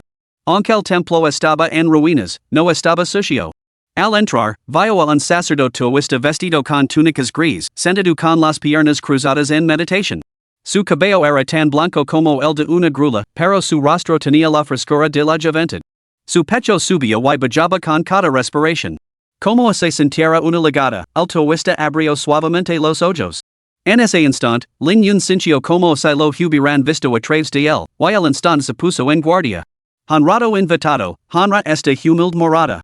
Este humilde monje no ha sabido saludar como es debido. El taoísta se puso de pie y se inclinó ligeramente ante Lin Yun. Sus ojos brillaban como el sol, fijos intensamente en Lin Yun, lo que la hacía sentir cada vez más incómodo. Por alguna razón, este NPC parecía más realista que los demás. Sin embargo, el momento no era el adecuado. Según todas las cuentas, la revelación divina que reflejaba la realidad estaba prevista para dentro de 2 años. Solo entonces los jugadores se darían cuenta de que los NPC con los que se encontraban eran individuos vivos y reales, indistinguibles de los del mundo real. Pero el servidor acababa de ponerse en marca. Esto no tenía sentido. Si no fuera por el título y el nivel que aparecen sobre la frente del taoísta vestido con una túnica gris, Lin Yun podría haber cuestionado su propia existencia. Lin Yun le devolvió el saludo y le preguntó, maestro taoísta, ¿deseo aceptar una misión? El taoísta de túnica gris sonrió levemente. Estimado invitado, usted comparte un vínculo kármico con nuestra orden taoísta. Si tien alguna petición, este humilde monje estará encantado de ayudarle. Sin embargo, tengo una condición, estaría dispuesto a aceptarla? Aquí viene la misión oculta de cambio de clase. Estoy dispuesto. Lin Yun se apresuró a responder. El taoísta vestido con una túnica gris se acercó a él. El equipo que llevas no pertenece a nuestra antigua huacha. Para aceptar esta misión, primero debes confiármelo para que lo guarde. Podrás recuperarlo cuando completes la tarea. Lin Yun, que conoce este requisito, se quitó rápidamente de su equipo y se lo entregó al taoísta vestido con una túnica gris. No es percado del destello fugaz y peculiar que pasó por los ojos del taoísta. Muy bien. En ese caso, preparat, distinguido invitado. Este humilde taoísta te ecara una mano. Ding. El abad de la ermita de la Nubociosa te ha enviado una misión de cambio de clase oculta, supera la torre suspendida en el cielo. ¿Aceptas? Lin Yun aceptó sin dudarlo. Al ver esto, los ojos del taoísta vestido con túnica gris brillaron con una luz intensa. Su túnica es agitó sin viento, tenía resplandor purpura parpadeo en sus manos y el cielo se volvió instantáneamente negro como la tinta. Shiman Duanja. Character Chien. Camino Celestial. Con un grito atronador, un talismán purpura en la mano del taoísta se transformó en un círculo que se expandía rápidamente, envolviendo por completo a Lin Yun. En medio de atronadores truenos y destellos de relámpagos, la figura de Lin Yun desapareció abruptamente. El templo taoísta volvió a su estado habitual. Contemplando el lugar donde Lin Yun había desaparecido, los labios del taoísta de túnica gris se curvaron en una leve sonrisa antes de que la luz de sus ojos se apagara.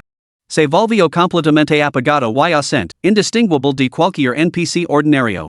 Mientras tanto, Lin Yun se materializó de repente en medio de un caleidoscopio de luces extrañas, encontrándose en un vacío completamente negro. Extendiendo los brazos, se dio cuenta de que ese espacio no contenía un solo rayo de luz. La oscuridad total envolvía toda la zona, como si la luz misma hubiera sido tragada por completo.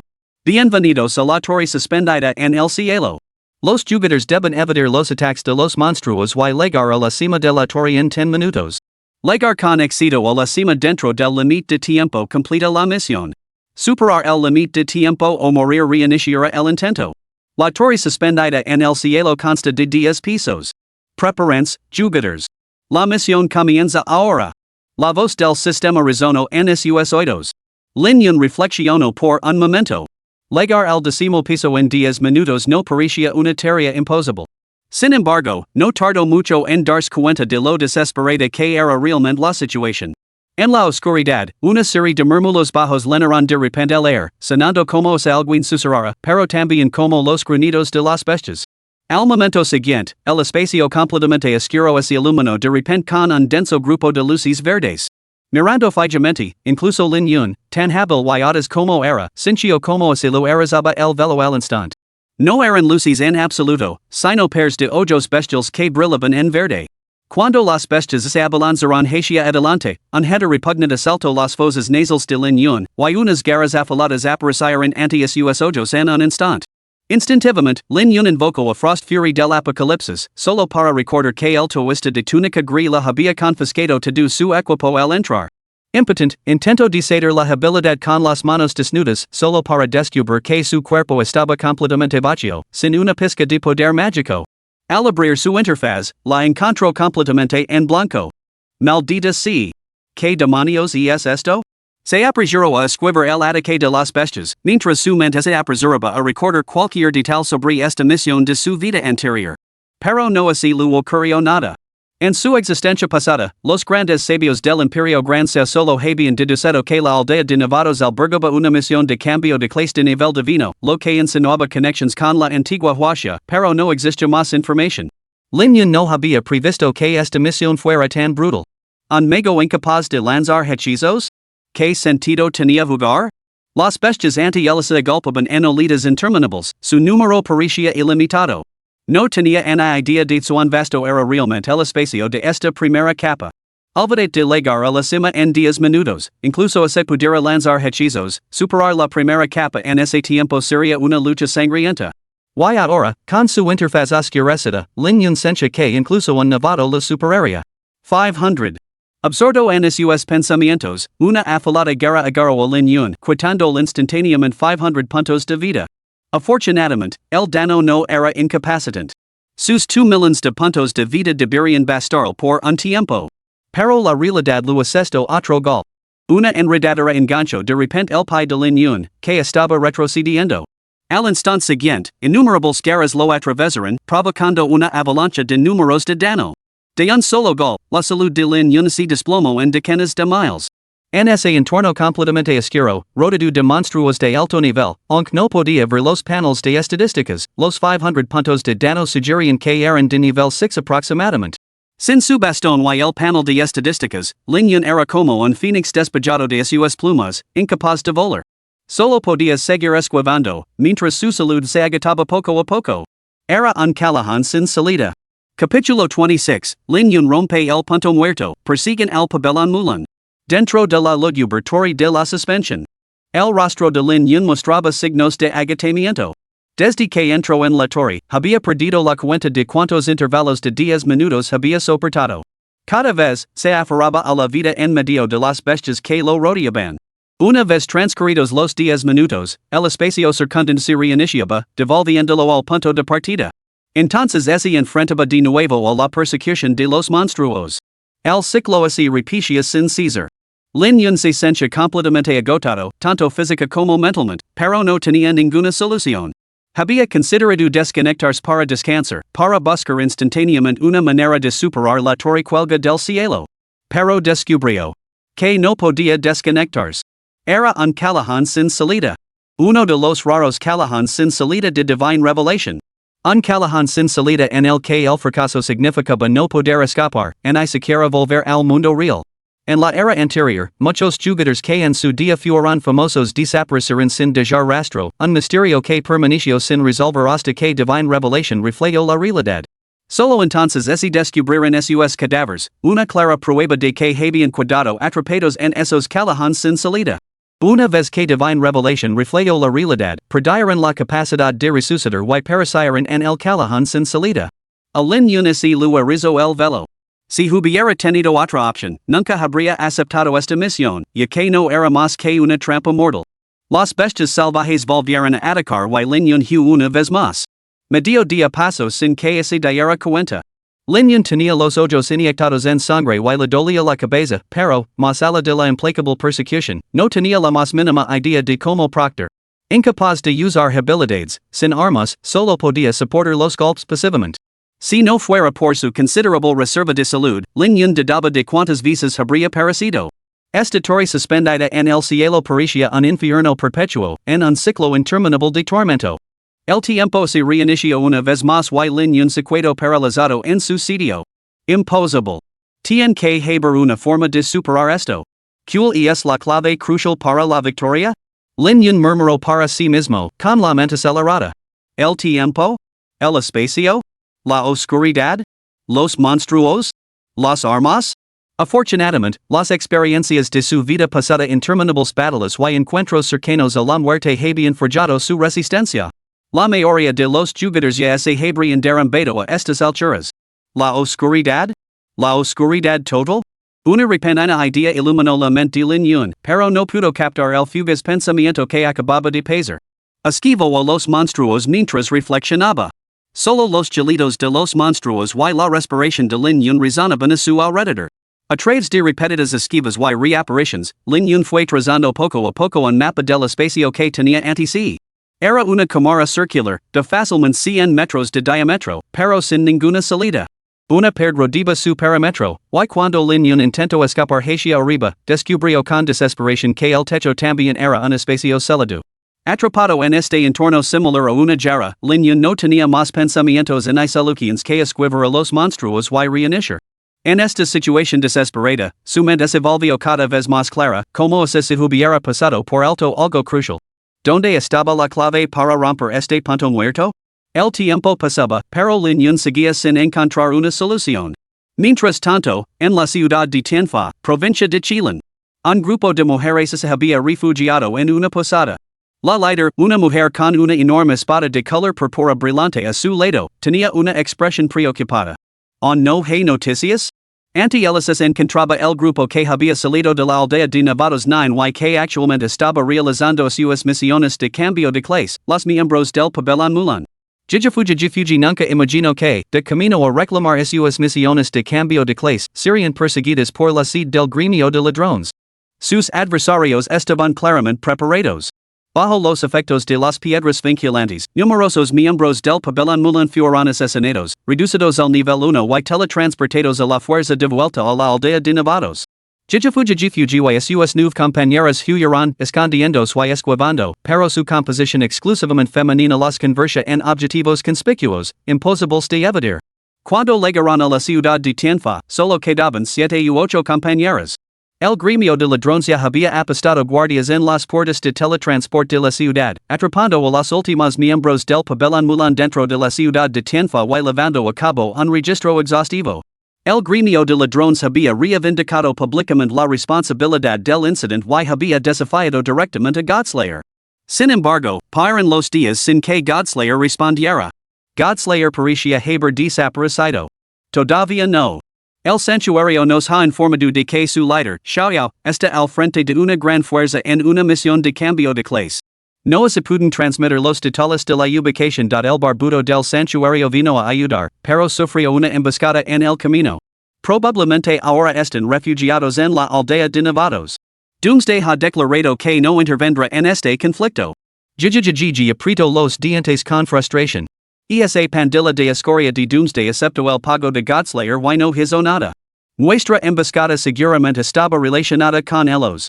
¿Dónde está Godslayer? No lo sé. El estado de Godslayer aparece como conectado, no se ha desconectado en los últimos 3 días. Sin embargo, su nivel no ha variado en absoluto, se ha quedado muy atrás y tampoco ha avanzado de clase. Jijifuji abrió la clasificación, con el rostro marcado por la desesperación y la preocupación. Lin Yun había quedado más ala de la posición 50, todavía estancado en el rango amarillo nivel 10. Mientras tanto, el dios de la guerra Ling Tian, que ocupaba el primer puesto, se acercaba al nivel 15. El marcado contraste entre las acciones de alto perfil del gremio de ladrones y el silencio de Godslayer impactó a los jugadores de Gracias, como si Godslayer no se atreviera a responder. Los foros estaban llenos de especulaciones. Te dije que Godslayer era tu suerte. Una vez que se abre la puerta de teletransport y se reúnen los gremios principales, su poder combinado no tiene rival para los jugadores solitarios. Ahora que la elite del gremio de ladrones ha cambiado de clase en su mayoría, el sigue estancado en el rango amarillo 10. Está acabado. No necesariamente. Godslayer es un jugador formidable, podía matar monstruos de nivel 100 en el rango amarillo. Probablemente se ha quedado atascado en algún sitio. Amigo, sabes que eran monstruos, ¿verdad? ¿De verdad puedes compararlos con jugadores inteligentes? Yo opino lo mismo. Godslayer ahora es solo una cara más entre la multitud. Apuesto a que, aunque Godslayer reaparezca, solo será apto para la aldea de Nevados. Dentro de la torre suspendida en el cielo, Lin Yun seguía esquivando sin descanso mientras planeaba su siguiente movimiento. 3 días consecutivos sin dormir casi lo habían quebrado. Aunque la torre se reiniciaba sin César, la resistencia humana era finita. Si no fuera por los suplementos nutricionales de la cápsula de aterrizaje, Lin Yun probablemente se habría derrumbado. Esto no puede estar bien. La torre suspendida en el cielo no debería comportarse así. ¿Dónde está exactamente el fallo? ¿Cuál es el verdadero propósito de esta misión? La escena se reinició una vez más. Lin Yun miró fijamente el vacío completamente oscuro que tenía ante sí. Tiempo, espacio, personajes, acontecimientos, oscuridad, monstruos. Lavaba días repitiendo estas palabras sin César. Ahora, sentado en el suelo, las murmuraba para sí mismo. Oscuridad. Oscuridad total. Monstruos. Una horda de monstruos. ¿Cómo evadir a los monstruos y encontrar el pasadizo? De repente, Lin Yun tuvo una revelación. Oscuridad, no podía ver nada. Por lo tanto, debía haber luz. La oscuridad y la luz eran atributos. El cambio de clase significaba transformarse de una clase sin atributos a una con atributos. Evadir a los monstruos, encontrar el pasadizo. Los ojos de Lin Yun se iluminaron. Desde el principio, se había dejado engañar por la indicación de la misión. La tarea exigía evadir a los monstruos y descubrir un pasadizo. Pero sin ningún lugar donde retirarse, sin ningún lugar donde esconderse. Solo matándolos a todos aparecería el pasadizo. Sin armas, cuando los humanos surgieron por primera vez, tampoco poseían ninguna. A través de la sabiduría, fabricaron herramientas a partir de su entorno, piedras, madera. Sus primeras armas fueron sus puños. Cuando los monstruos reaparecieron, Lin Yun no los evadió. En cambio, se lanzó de cabeza contra la horda que tenía delante. En la oscuridad, Lin Yun dejó de preocuparse por la interfaz en blanco y las armas desaparecidas. Se lanzó directamente al combate cuerpo a cuerpo con las bestias. Aprovechando la experiencia de su vida pasada, Lin Yun intercambió golpes sin descanso con los monstruos. Aunque la interfaz había desaparecido, su salud, su nivel y sus 15 puntos de ataque básicos permanecen intactos. Agarró a una de las bestias por el cuello. Por su tacto, juzgó que se trataba de un lobo, duro como una roca pero con un vientre blando. Como un matin caballero en una peli, Lin Yun se abalanzó sobre el lobo que tenía delante y lo golpeó sin piedad, sin prestar atención a nada más. Finalmente, el lobo salvaje lanzó un alito lastimero y desapareció. Entonces, la voz del sistema resonó en los oídos de Lin Yun. Enhorabuena, jugador Godslayer, por comprender el atributo oscuro. Progreso de comprensión, 0001. Una chispa de alegría cruzó el rostro de Lin Yun. Después de tantos días, la trama finalmente había dado un giro inesperado. Al instante, rebosante de confianza, supo que había encontrado la clave para romper el punto muerto. Sin dudarlo un instante, se abalanzó sobre la siguiente bestia. Una gran figura de la historia de la Gracia dijo una vez, cuando te enfrentan un enemigo, se te quedas sin balas, muerde con los dientes y arranca un trozo de carne. Lin Yun nunca había comprendido del todo la naturaleza de las revelaciones divinas. Ahora se daba cuenta de que parecían diseñadas para oponerse a los dioses, para entrenar a la humanidad y forjar a los fuertes. Por lo tanto, nunca había una situación verdaderamente desesperada. Los llamados callejones sin salida podían superarse con un espíritu inquebrantable, ya que cualquier dificultad podía soportarse con una determinación inquebrantable. Cuando llegó la marca de los 10 minutos, la visión de Lin Yun cambió una vez más, devolviéndolo a su punto de partida. Esta vez, sin embargo, notó una diferencia significativa. Su interfaz mostraba progreso en la comprensión del atributo oscuro, 003. Capítulo 27, Cambio de trabajo exitoso, Mago Celestial Místico.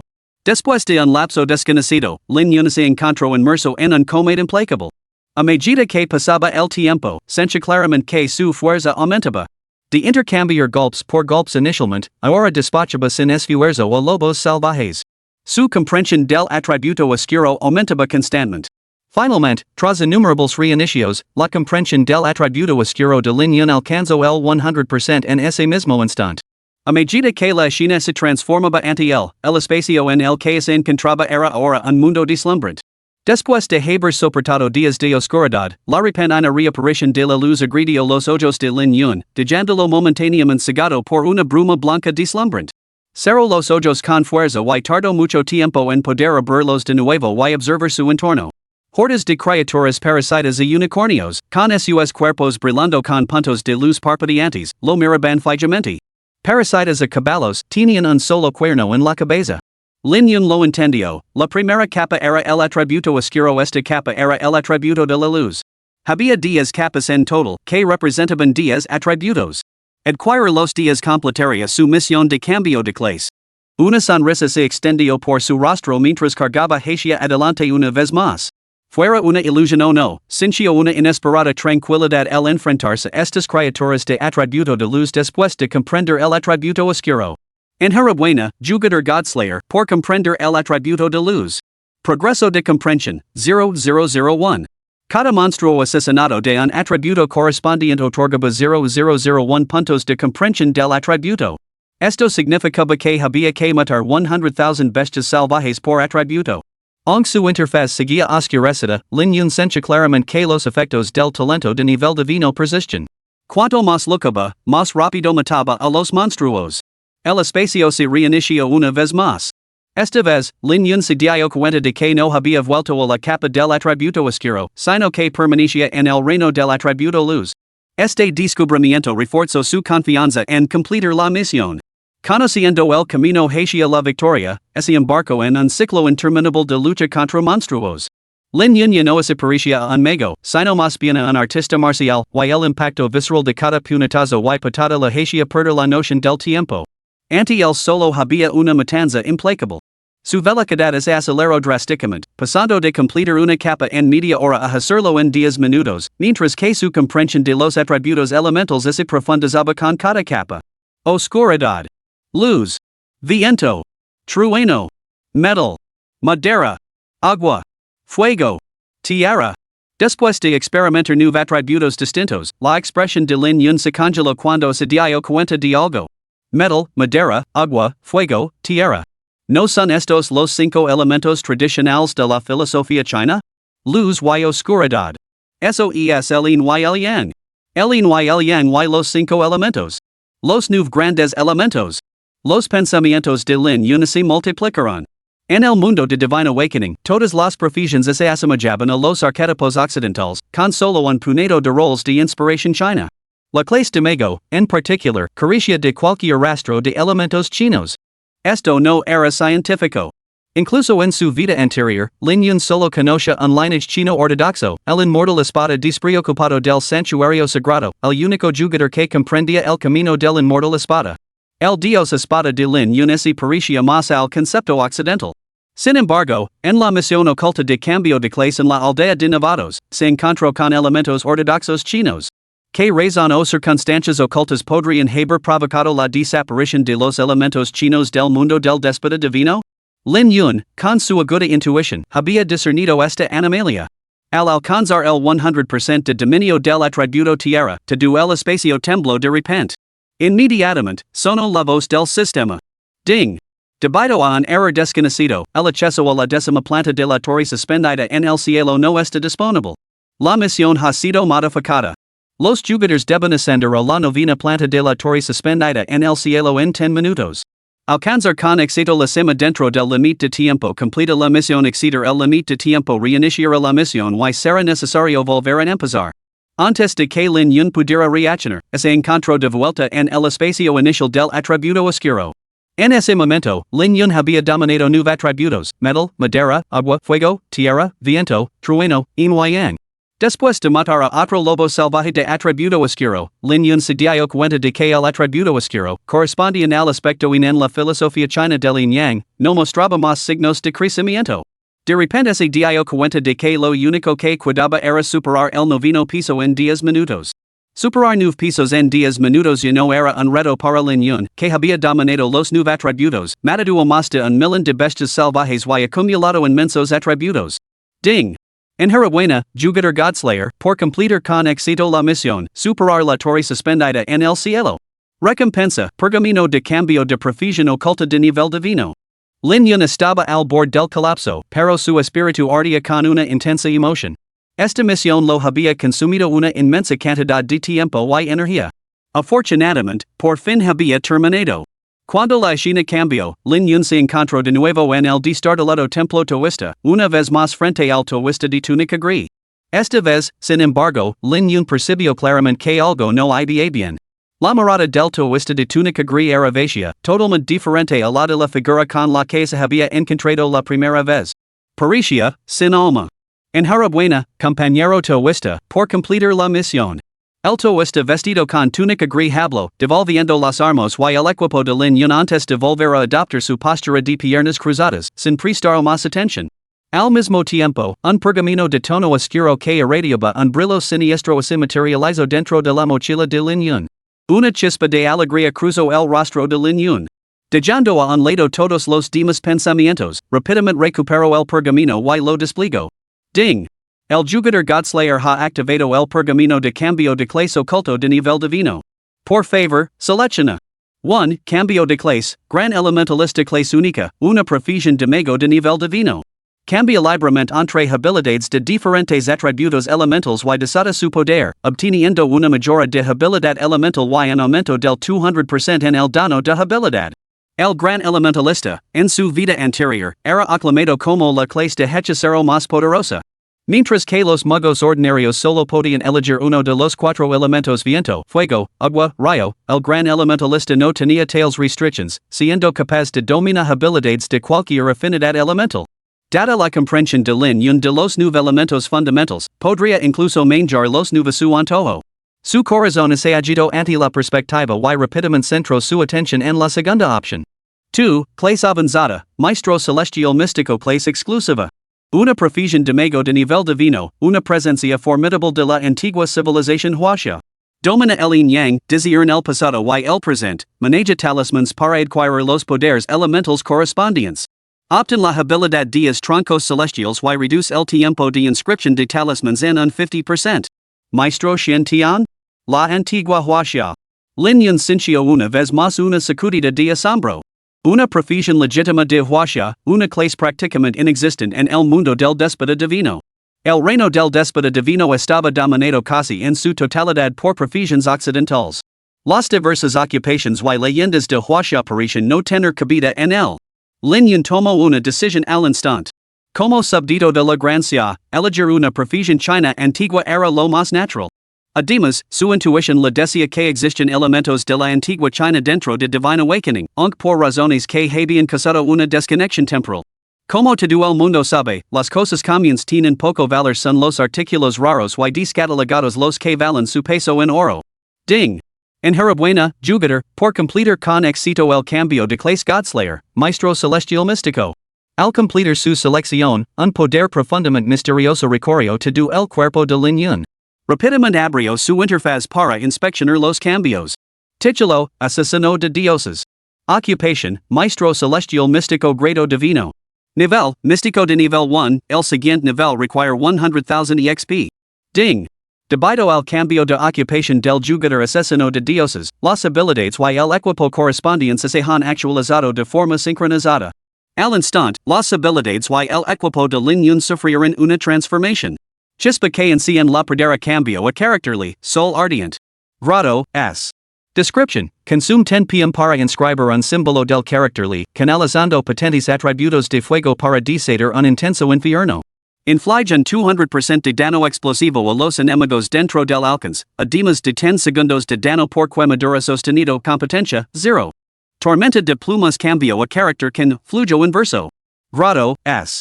Description, consume 10 pm para inscribir union character Kansas imbuido de potentes atributos de agua, que invoca un glaciar helado que inflige un 200% de dano por congelación y aplica un efecto de congelación de 10 segundos a los enemigos cercanos.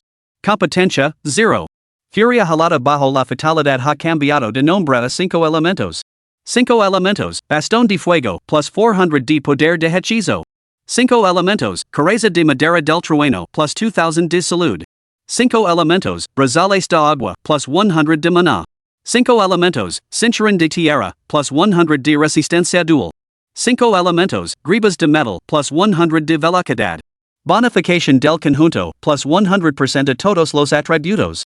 Al contemplar las habilidades y el equipo drásticamente alterados tras su exitoso cambio de clase, Lin Yun permaneció inquieto durante un largo rato. Entonces, su expresión se transformó en una alegría desenfrenada. Maldita sea, esto era absurdo. Nunca imagino que la auténtica profusión antigua de huaxia le otorgaría bonificaciones tan inmensas. Dejando a un lado las alteraciones de las habilidades, la mera mayoría de los atributos de su equipo era absolutamente alucinante. En combinación con los 900,000 monstruos salvajes de nivel 6 asesinados durante la misión, los atributos de Lin Yun alcanzaron nuevas y aterradoras cotas. Su salud pasó de 281 millions a 82 millions. Su poder mágico se disparó de 3474 a la asombrosa cifra de 8864. Las reservas de maná aumentaron de 240 a 948 puntos. Sin duda, elegir el camino del Maestro Celestial Místico había sido la decisión correcta. Al instante siguiente, el comunicador de Lin Yun empezó a vibrar sin cesar con mensajes entrants. Al abrirlos, su rostro se volvió ceniciento. Godslayer, el gremio de ladrones está persiguiendo en nuestro pabellón Mulan. Necesitamos refuerzos. Godslayer. El gremio de ladrones está masacrando a los miembros del pabellón Mulan por todas partes.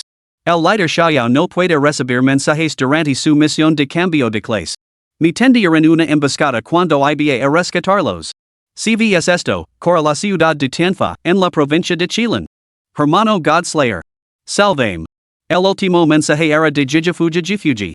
Capítulo 28, Indignante. El servidor Gracias de Divine Awakening World estaba dividido en 5 continentes, cada uno de los cuales comprendía 10 ciudades, y cada ciudad supervisaba 50 pueblos y 100 aldeas. Fuera del portal de teletransport de la ciudad de Tianfa, en el estado de Chile, docenas de miembros del gremio de ladrones revisiban meticulosamente los jugadores que entraban y salían del portal. Los jugadores se enfrentaban a inspecciones aún más minuciosas, y ahora había que pagar una moneda de plata para usar el portal. Lo que antes era un servicio gratuito se había convertido en una forma de ganar dinero para el gremio de ladrones. Los jugadores no se atrevían a expresar su enfado y pagaban en silencio. De repente, el portal se iluminó con una luz cegadora. Momentos después, más de una docena de figuras se materializaron dentro de la ciudad de Tianfa. A la cabeza se encontraba nada menos que el maestro del gremio de ladrones, Sunshine Boy. Había recuperado su nivel y completado su cambio de clase, y ahora su rostro se retorcia en una sonrisa siniestra. Los miembros del gremio que realizaban los controls los saludaron inmediatamente al unísono. Saludos, líder del gremio. Sunshine Boy asincio. Los habeas encontrado? Un subordinado dio un paso al frente, con tono obsequioso. Sí, líder del gremio. Old six y los demás los tienen rodeados. Solo estamos esperando a que llegues.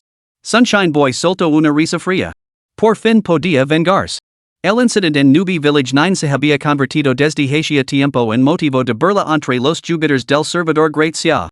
Si no hubiera sido por su hermano mayor, el gran maestro ladrón y líder supremo del gremio, que movilizó a todo el gremio para ayudarlo, esta humiliación habría perdurado indefinidamente. Ahora, con todo el servidor persiguiendo a los jugadores de Nubi Village 9, el estado de ánimo de Sunshine Boy mejoró considerablemente, y una sonrisa finalmente se abrió paso entre su expresión hosca. Una vez que se ocupara del grupo del pabellón Mulan, el siguiente objetivo sería Godslayer. Era una lástima que el hermano mayor tuviera reservas sobre el santuario sagrado. Si fuera por él, les habría declarado la guerra abiertamente. Por ahora, tendría que dejar escapar a ese bastardo de Xiaoyao. Aunque eso, no se atrevía a desobedecer las órdenes del gran hermano, el santo ladrón. A pesar de que era su hermano mayor más querido, cada vez que se enfrentaba a esa figura, Sunshine Boy no sentía más que temer. En la ciudad de Tianfa, Jijifuji y los demás se sumieron en la desesperación. Sus compañeros habían sido asesinados en múltiples ocasiones y sus propias armas y equipo habían sido saqueados durante la matanza. Aunque muchos jugadores justos de Nubi Village 9 habían acudido en su ayuda, sin excepción, todos fueron asesinados de forma decisiva por el gremio de ladrones. Un poder gremial tan grande como este estaba más allá de lo que un gremio pequeño como Mulan Pavilion o los jugadores solitarios podían soportar. La única fuerza capaz de resistir, la fuerza principal del santuario sagrado, no estaba disponible temporalmente debido a las misiones de cambio de clase. Apocalypse, que hacía de espectador, se había escondido una vez más. El nivel de Godslayer, una figura venerada como una deidad entre los jugadores de Nubi Village 9, se había mantenido sin cambios durante días. No se desconectó en subió de nivel, lo que hizo que muchos se preguntaran si algo había salido mal. Jijifuji se sentía profundamente inquieto. Al ver el creciente número de miembros del gremio de ladrones que llegaban a la ciudad de Tianfa, observó que todos eran jugadores de elite que habían completado con éxito su cambio de clase. Si Godslayer realmente acudiera en su ayuda, podrían no obtener ninguna ventaja, y es más, podrían encontrarse en peligro. Ya. Líder del pabellón Mulan, ¿cuánto tiempo sin vernos?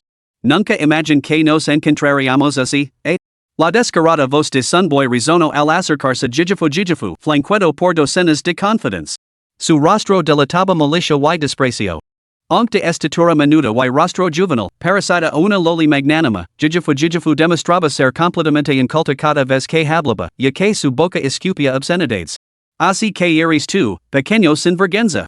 Ni preguntaba que era ese header que ligaba desde lejos. ¿No te has cambiado los pantalones desde que saliste de la aldea de Nevados? Una olida de risas recorrió la multitud.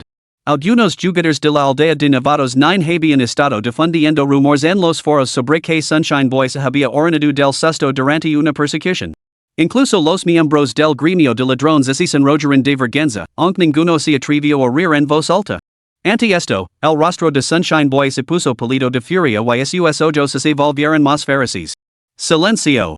Las risas cesaron abruptamente. Nadie quería enfrentarse al gremio de ladrones, que actualmente gozaba de una gran reputación. Además, circulaban rumores de que el gremio del mundo real estaba involucrado en actividades ilícitas en el distrito triangular. Todos también revelar inadvertidamente sus verdaderas identidades y enfrentarse a represalias. Que arrogant, maestra del gremio Mulan. Antes, tu insolencia estaba protegida por Godslayer. Ahora que él se ha ido y se ha convertido en un cobarde, tu sigues sin saber cuando retirar. Al mencionar a Godslayer, el joven broncito sintió una panzada de inquietud, pero el recuerdo de su hermano mayor le devolvió al instante la confianza. Jijifujiji hervía de rabia ante esas palabras. La posición de Godslayer en su corazón era incuestionable. Tu eres la tortuga cobarde, escondiendo durante tanto tiempo antes de atrever a mostrar tu rostro. Sin el gremio de ladrones, no eres nada, solo un mendigo patético de nivel 1 arrodillado pidiendo clemencia. Como te atreves a comparar con el hermano Godslayer? Cuando el hermano Godslayer era de nivel 10, podía matar a un titan simio de nivel místico. ¿Crees que tu salud rivaliza con la de un titan simio? ¿De verdad crees que podrías resistir los ataques del hermano Godslayer? Cierra la boca. Sunshine Boy, enfurecido, sabalanzo hacia delante y abafidio a Jijifu en la cara. Una vívida huela roja floreció instantáneamente en la pálida mejilla de Jijifu, y la sangre le goteaba por la comisura de los labios, lo que la hacía parecer completamente lamentable. Sunshine Boy agarró a Jijifu por el cuello, con los ojos inyectados en sangre fijos en ella. Si tu hermano Godslaying es tan poderoso, ¿por qué no ha venido a salvarte? Si es tan poderoso, ¿por qué han masacrado hacia tu pabellón Mulan? ¿Me dices tu por qué? El rostro del chico se contorsionó en una expresión de locura mientras apretaba más fuerte. Jijifu abrió mucho los ojos, incapaz de articular palabra. Con solo el rango amarillo 7, no tenía ninguna posibilidad contra el chico de rango Shin 2. La enorme disparidad de poder los separaba como mundos. Su barra de salud disminuyó constantemente, la sensación de asfixia era tan vívida que lenaba a Jijifu de un terror abrumador. El vendrá. Mientras el chico sol apretaba su hogar, la mente de Jijifu se vio consumida por el terror. Por primera vez, sintió que su fuerza vital se agotaba con tanta claridad. El rostro del chico sol se contorsionó como el de un asesino, y su aterradora fuerza hizo que la tez de Jijifu se volviera cenicienta. Sus ojos se abrieron con terror mientras un dolor insoportable y un miedo atroz envolvían su cuerpo. Incapaz de resistirse, sintió que la oscuridad envolvía su visión antes de transformarse en un rayo de luz. Un demonio. Era un demonio. Los jugadores que la rodeaban tenían expresiones de horror. Aunque divine revelation era solo un juego, poseía un realismo y una simulación del dolor casi perfectos, junto con mecanismos de protección. Cazar monstruos o combatir contra otros jugadores resultaba en la muerte instantánea. Por doloroso que fuera, solo duraba un momento antes de terminar abruptamente. Sin embargo, ante sus propios ojos, el chico sol había estrangulado a Jijifu hasta matarla. Esta escena, que recordaba a una película de terror, se había desarrollado a plena vista. Dejó una sombra aterradora en los corazones de casi todos los presentes. Incluso los miembros del gremio de ladrones, que normalmente no hacían nada bueno, ahora miraban al chico sol con miedo en sus ojos. Dentro del halo violeta, Jijifu reapareció. A diferencia de antes, ahora estaba arrodillada en el suelo, temblando violentamente mientras el sudor frío la empapaba. Su rostro estaba mortalmente pálido y lágrimas del tamaño de frijoles le corrían por las mejillas. Sus ojos, antes brillantes y vivos, ahora estaban llenos de profundo terror y desesperación. Nunca imagino que el simple hecho de jugar a un juego le llevaría a pasar por tal calvario. Ese terror sofocante, la sensación de que la vida se lo escapaba gata a gata, se había grabado a fuego en el alma de Jijifu. Habiendo sido asesinada una vez, el puro miedo a la muerte ahora difuminaba la línea entre la realidad y el juego para ella. Como un hombre que se ahoga, buscaba desesperadamente un salvavidas, pero solo encontraba agua. Ya. Presidenta del pabellón Mulan? ¿Qué sabor tiene la muerte? El chico Solario observó a Jijifu ante él con satisfacción, como si estuviera contemplando una obra maestra esculpida por él mismo. Se relamió los labios, con el rostro impregnado de emoción y una expresión retorcida y perversa. Un destello de luz bailó en su mano y se materializó una daga de pícaro. Avanzó lentamente hacia Jijifu una vez más. A decir verdad, poseo numerosos métodos para acabar con mis enemigos. Se cual es el que genera una desesperación absoluta. Hoy lo experimentarás. Jijifu, al ver el chico sol acercarse con una daga en la mano y una sonrisa lasciva, retrocedió impotente.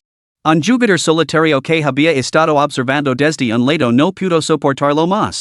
Empuñando una lanza, cargo hacia adelante. Iris humano, maldita sea? El agente libre había completado su misión de cambio de clase, alcanzando el nivel 2 del rango místico, igual que Sunshine Boy. Al principio había evitado entrometerse en la disputa de este importante gremio, pero ser testigo de tal inhumanidad había despertado su sed de sangre. Su lanza se disparó hacia adelante como un dragón mientras cargaba, con la bayoneta apuntando a Sunshine Boy. Sin embargo, al instante siguiente, una docena de figuras se acercaron y lo rodearon. Bajo una lluvia de golpes de daga, el jugador solitario desapareció del lugar. Sunshine Boy escupió con desprecio. Idiota. Luego se volvió hacia Jijifuji. Dime, ¿quién podría salvar ahora? Los ojos de Jijifuji, que habían brillado brevemente con esperanza, se apagaron una vez más ante la desaparición del jugador pícaro. Ni un solo alma se atrevió a intervenir sus propios compañeros de gremio estaban petrificados, con el rostro descolorido. Donde quiera que Jijifuji posaba la mirada, la gente bajaba la cabeza, incapaz de sostener su mirada, y mucho menos de ofrecer ayuda. Lo que más aterroriza a la gente no es soportar la desesperación en soledad, sino vislumbrar la esperanza solo para verla destrozada de nuevo. ¿Tu hermano Godslayer? ¿Por qué no ha venido a salvarte? Mientras hablaba, la daga del Sunshine Boy cortaba centímetro a centímetro el cuello blanco como la nieve de Jijifuji bajo su mirada horrorizada, mientras la sangre brotaba sin cesar. El terror volvió a surgir en los ojos de Jijifu. En absoluta desesperación, abrió el contacto fijado en su aplicación de comunicaciones y, temblorosa, envió un mensaje. Hermano asesino de Dioses. Salvame. Capítulo 29, El enfurecido maestro Shintian. Hasta hoy, muchos habían oído hablar de los dos individuos conocidos como, pero solo ahora eran testigos de la verdadera naturaleza de. En ese breve lapso de tiempo, el chico sol del gremio de ladrones había torturado brutalmente y asesinado a Jijifujifu varias veces utilizando diversos métodos crueles. Cada vez que alguien intentaba rescatar a la pobre chica que tenían ante ellos, el gremio de ladrones les asestaba los golpes más despiadados. Los jugadores solitarios presentes estaban enfurecidos más allá de toda medida, recanando los dientes de rabia. Algunos incluso publicaron las imágenes inhumanas en foros, sumiendo a todo el reino de Gracia en el caos. Las autoridades de Gracia se vieron inundadas de mensajes frenéticos. Los jugadores de alto nivel contactaron con sus amigos para que se conectaran y rescataran a la chica, mientras que otros se preparaban para descubrir la identidad real de Sunshine Boy. Mientras tanto, Sunshine Boy sostenía una daga en alto, golpeando el rostro de Jijifuji una y otra vez. Jijifu se había quedado entumecida, con los ojos completamente apagados. Sometida repetidamente a una brutal tortura, sus defensas mentales se habían derrumbado por completo, sin dejar rastro de resistencia. De repente, Sunshine Boy encontró todo aquello bastante tedioso. Mirando a Jijifu, ahora reducido a un mero nivel 2, habló en tono sombrío. Esto es lo que pasa cuando te cruzas con el gremio de ladrones, Mulan Pavilion? Ya. Un montón de inútiles. Se giró y recorrió con la mirada a los jugadores cercanos, cuyos rostros estaban descoloridos por la rabia. ¿Y vosotros? Sois los más inútiles de los inútiles. Los rostros de los jugadores se retorcieron de vergüenza, pero se sentían completamente impotentes. La diferencia de poder era demasiado grande, y provocar al colosal gremio de ladrones simplemente no era una opción. En ese momento, un mensaje apareció ante los ojos de Sunshine Boy. ¿Qué demonios estás haciendo? Causando problemas día tras día. Era un mensaje de su propio hermano, el santo ladrón, que comenzaba con una avalancha de insultos. La expresión de Sunshine Boy cambió, y otro mensaje apareció inmediatamente. Cierra la sesión ahora mismo. Tu sangriento desastre está por toda la red. Toda una tuba te está persiguiendo. Escondite. Y no me refiero solo al juego. Sunshine Boy palideció. Así que también lo perseguían en el mundo real. Sin dudarlo, hizo una señal a sus hombres. Acabad con todo el pabellón Mulan y retiraos a la aldea de Nevados. Yo me voy primero. Sus ojos se oscurecieron con malicia mientras miraba una vez más al aturdido Jijifuzizi.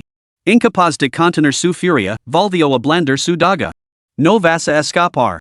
Una voz furiosa estalló junto al chico sol, como un demonio infernal que se arrastraba desde el inframundo. El sonido no transmitía más que una intención asesina y una rabia sin límites. Al resto, la esperanza volvió en encenderse en los ojos antes vacíos de Jijifu. Una mano enorme agarró al chico sol por el cuello, lo levantó en alto y lo estrelló contra el suelo con una fuerza aterradora. El rostro del chico sol se quedó sin color. Antes de que pudiera reaccionar, el brutal impacto inundó sus ojos de oscuridad. Habiendo aprendido todo en el foro durante su viaje hasta aquí, Lin Yun fue ahora testigo del lamentable estado de Jijifu. Sencha que el pecho lo iba a estallar, lleno de remordimientos por el tiempo perdido en su misión. Con este pensamiento, Lin Yun no pudo soportarlo más. Su mano izquierda inmovilizó la cabeza del chico sol, mientras que su derecha se incendió con intensas llamas. Con una furia frenética, descargó una lluvia de puñetazos sobre el cráneo del chico. A medida que caen los golpes torrenciales, el cuerpo del chico sol, que se debía, dejó de moverse gradualmente. Después de innumerables golpes, el chico en manos de Lin Yun yacía destrozado en pedazos. Todo su cuerpo había sido golpeado hasta quedar hecho trizas. Lin Yun aplastó la piedra de contención de color rojo púrpura que tenía en la mano.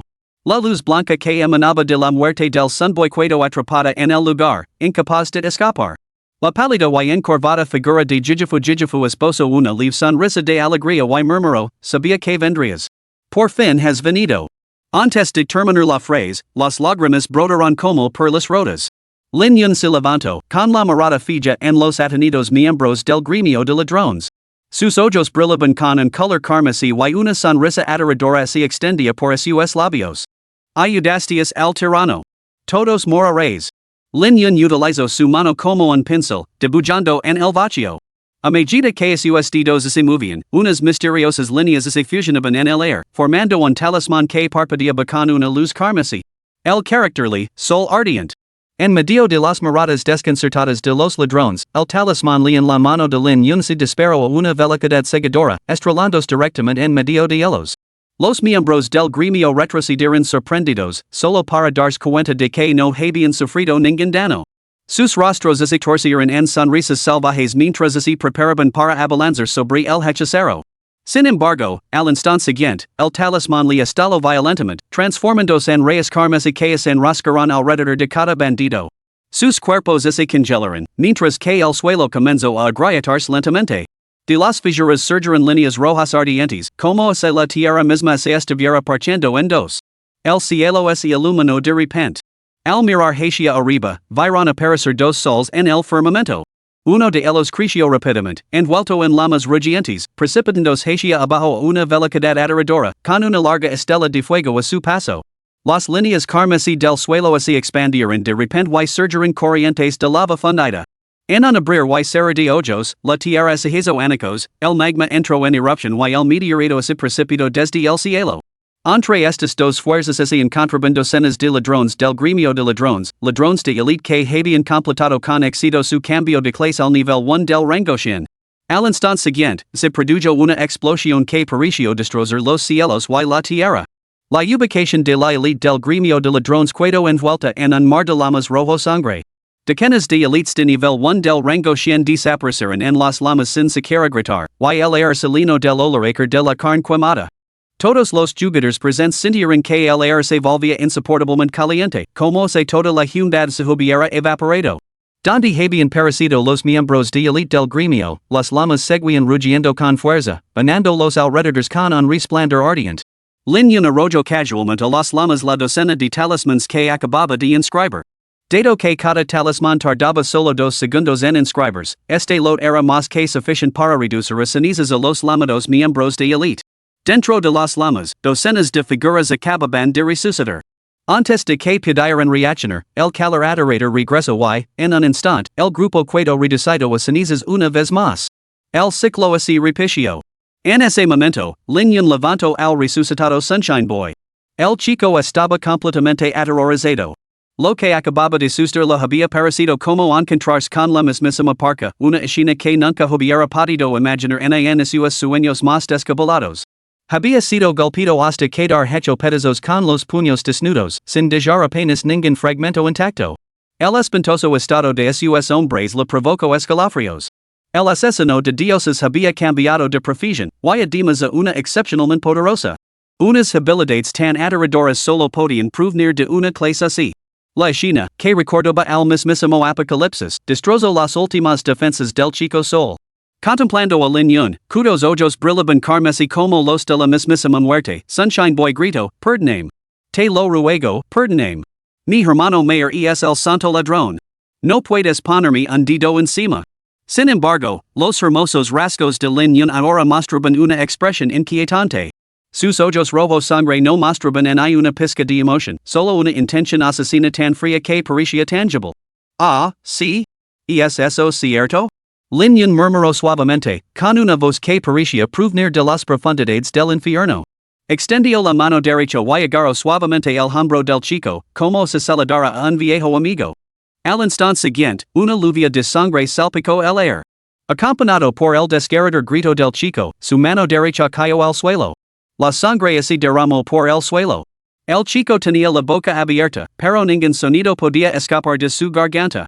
Lin Yun sonrió y luego agarró la mano izquierda del chico. No pasa nada. Es normal que te sientas mareado. Se te pasará pronto. Los ojos del chico se abrieron de par en par una vez más, el dolor hacía que sus globos oculares se hincharan como globos inflados en exceso. Bajo la agonía extrema, su rostro se volvió tan pálido como el de un cadáver, y su garganta emitía gemidos angustiados. Mi hermano no te dejará escapar. No lo hará bajo ningún concepto. Convulsionado por el dolor, los ojos inyectados en sangre del chico sol se fijaron intensamente en Lin Yun. Estás muerto. Te encontrar. Te matar. Ah.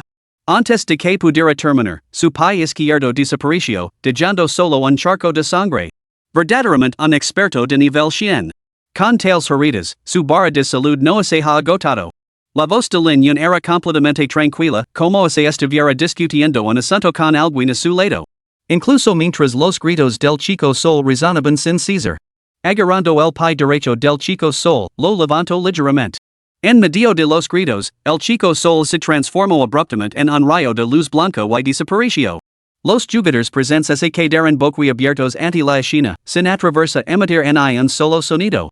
Entre ellos se encontraban numerosos miembros de los principales gremios que acababan de llegar para resolver la disputa de Jijifu, solo para presenciar este horrible espectáculo. A la sombra de las llamas abrasadoras, el perfil de Lin Yun parecía siniestro y aterrador, como un demonio salido de las profundidades del infierno. Capítulo 30, Liga el Ladrón Santo. Obstinado hasta el final, exorcismo físico. Una multitud bulliciosa observaba cómo se desarrollaba la horrible escena, muchos grababan las acciones de Lin Yun y las publicaban en foros. Bien hecho. Esa escoria maris que lo arrancan los miembros uno a uno. Este Godslayer es muy violento, pero me encanta. Me encantaría darle yo mismo un buen taja a ese bastardo. ¿Qué clase es Godslayer? Sus habilidades parecen completamente ridículas. Parece que se han gastado todo el presupuesto en él. Vamos, ¿dónde está ese tipo que decía que Godslayer era un personaje cualquiera? En la ciudad de Tianfa, dos figuras destacaban entre la multitud. Sus ojos brillaban con intensidad y su presencia llamaba la atención incluso cuando permanecían inmóviles. Tras intercambiar una mirada, uno de ellos dijo, Jeff, ¿deberíamos intervenir? La reacción negativa está aumentando. El otro puso los ojos en blanco y respondió con languida indiferencia. En primer lugar, carecemos de los medios para intervenir. En segundo lugar, ¿estás sugiriendo que rescatemos a ese desgraciado? El primero dudó, reconociendo la verdad en las palabras del segundo. Pero la orden del Dios de la guerra. El segundo lo interrumpió. No olvides por qué existe el campamento del Dios de la guerra. Su orden es salvar vidas. Recuerda, salvamos personas. No desgraciados. Entendido. Lin Yun arrastró al resucitado Sunshine Boy, dejando un largo rastro en el suelo, hasta que llegó a Jijifuji. Arrojo a un lado al medio muerto Sunshine Boy y extendió la mano hacia Jijifuji. Venerable. Te vengar. Jijifu se puso de pie, con lágrimas en los ojos mientras contemplaba el perfil decadido de Lin Yun. Sus celosos dieron paso a una brillante sonrisa. Agarró su amplia palma y se puso de pie. Gracias, hermano asesino de dioses. Lin Yun miró a Jijifu con el rostro cercado por las lágrimas. Respiró hondo y le entregó una espada larga. V.E. Devuelve con la misma moneda lo que te ha hecho. Jijifu asintió y aceptó la espada de Lin Yun. Su morada volvió al chico sol, ahora línea de determinación. Todo el miedo había desaparecido, sustituido únicamente por el odio. Avanzó paso a paso, espada en mano, hacia el chico sol. De repente, un rugido ensordecido estalló a su alrededor. Mátalo. Mátalo. Al ver que todos la animaban.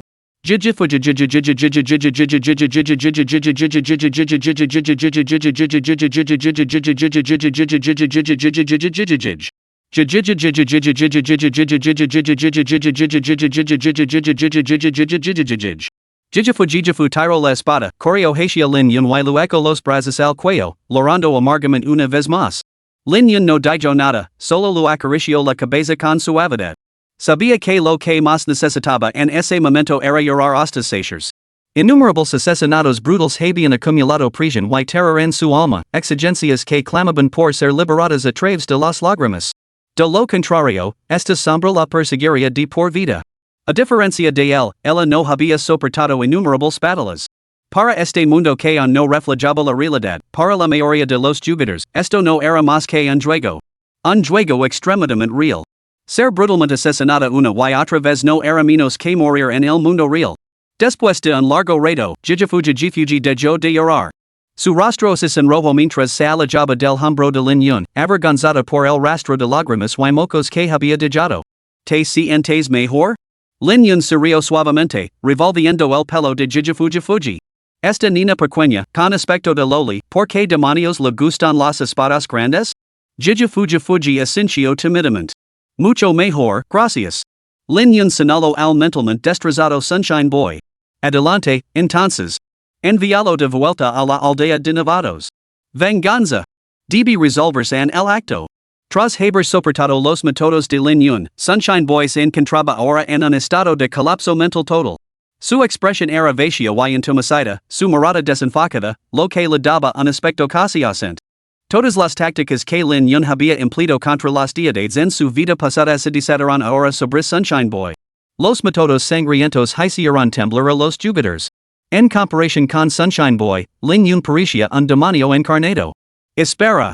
Justo cuando la espada larga de Jijifuji estaba a punto de golpear a Sunshine Boy una vez más, una voz fría y siniestra cortó el aire. Las palabras apenas habían salido de su boca cuando cientos y cientos de ladrones se materializaron abruptamente, rodeando a Lin Yun y a sus compañeros. Una figura se deslizó lentamente sobre los ladrones hacia ellos, con pasos silenciosos al aterrizar, y una aura poderosa surgiendo a su alrededor.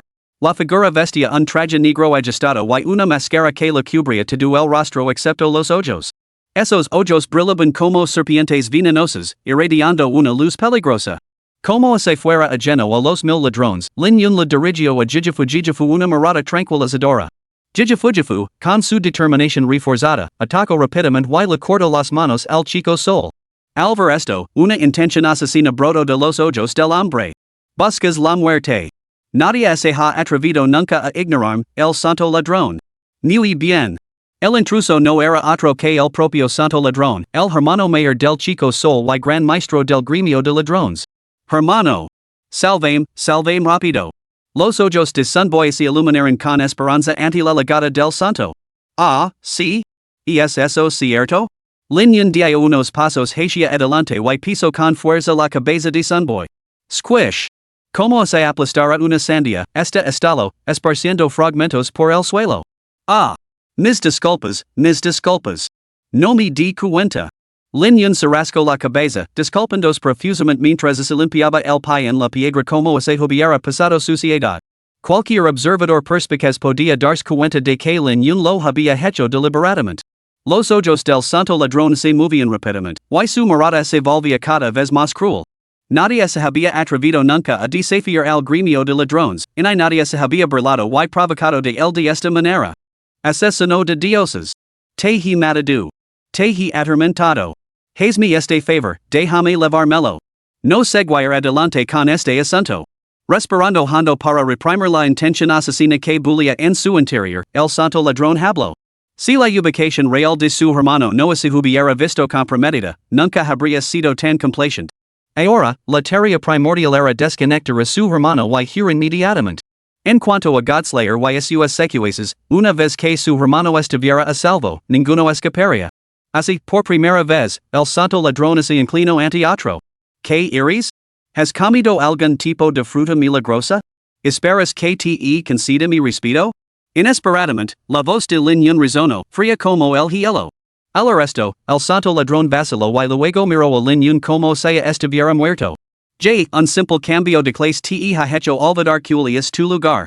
Hermanos, demostrad a este impostor de que estáis hechos. A su orden, más de 1000 ladrones desactivarán simultáneamente su sigilo.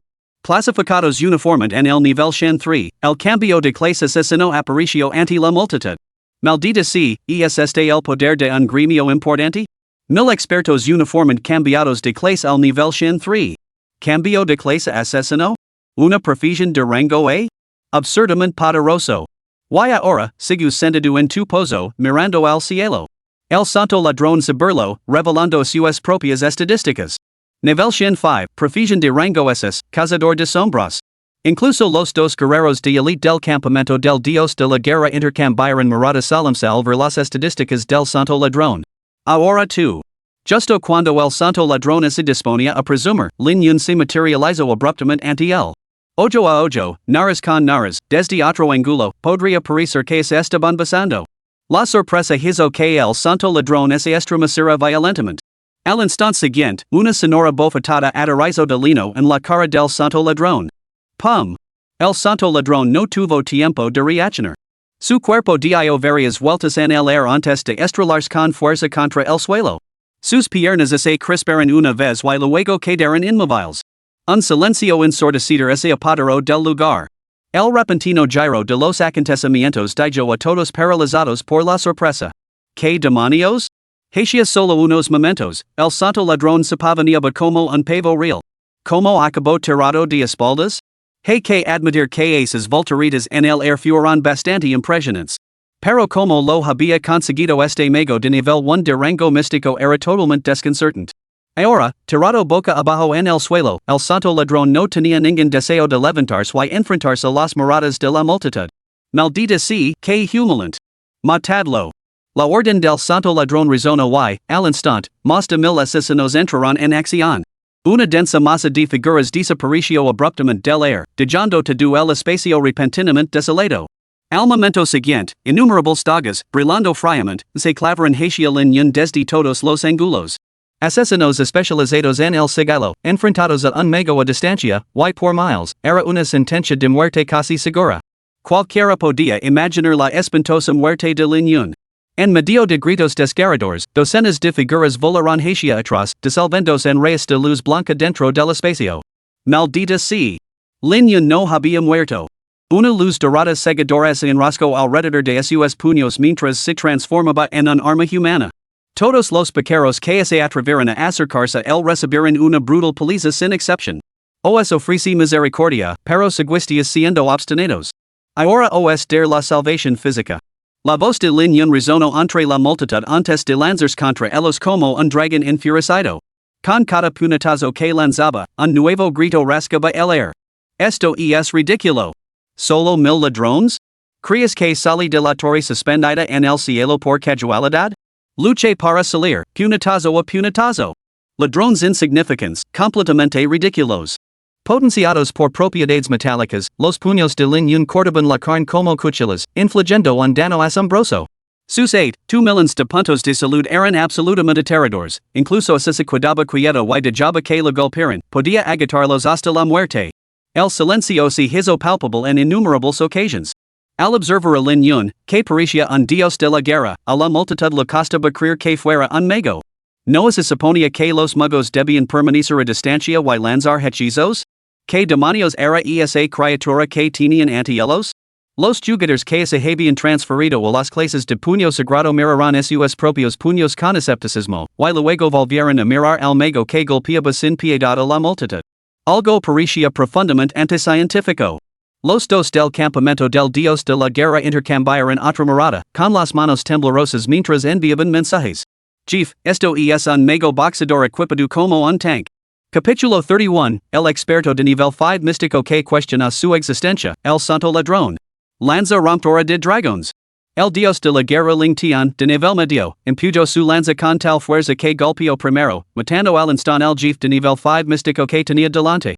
Después de recoger el botín que había quedado, miró fijamente el mensaje que lo envió su subordinado. ¿Que mego con armadura? ¿Estos dos jóvenes insolentes han vuelto a beber? Mientras tanto, Lin Yun había matado a los 1000 magos, dejando un río de sangre a su paso. 1000 asesinos de nivel 3 shin perseguidos y golpeados por un solo mago, este espectáculo sin precedentes conmocionó profundamente a todos los presentes. Lin Yun metió la mano en su bolsa, sacó un puñado de piedras vinculantes y, con una sonrisa salvaje, las aplastó todas a la vez. Los fragmentos envolvieron instantáneamente a los bandidos que tenía delante. Luego se volvió hacia Gigafuzizi con una sonrisa burlona. Y es hora del pleito principal. Gigafuzizi respondió con una dulce sonrisa. Muy bien. Rápidamente sacó varios cientos de talismanes rojos y azules de su mochila, los mismos que Lin Yun lo había confiado en secreto anteriormente. Cuando aparecieron los talismanes, el rostro de Gigafu se torció en una sonrisa salvaje. Contemplad mi ataque de doble elemento. Siguiendo las instrucciones de Lin Yun, Gigafu lanzó una avalancha de talismanes sobre los ladrones inmovilizados. El talismán Li, Sol Ardiente. Character Ken, Flujo Inverso. Los caracteres Li se transformaron en lava fundida y meteoritos, envolviendo instantáneamente a los ladrones que tenían delante.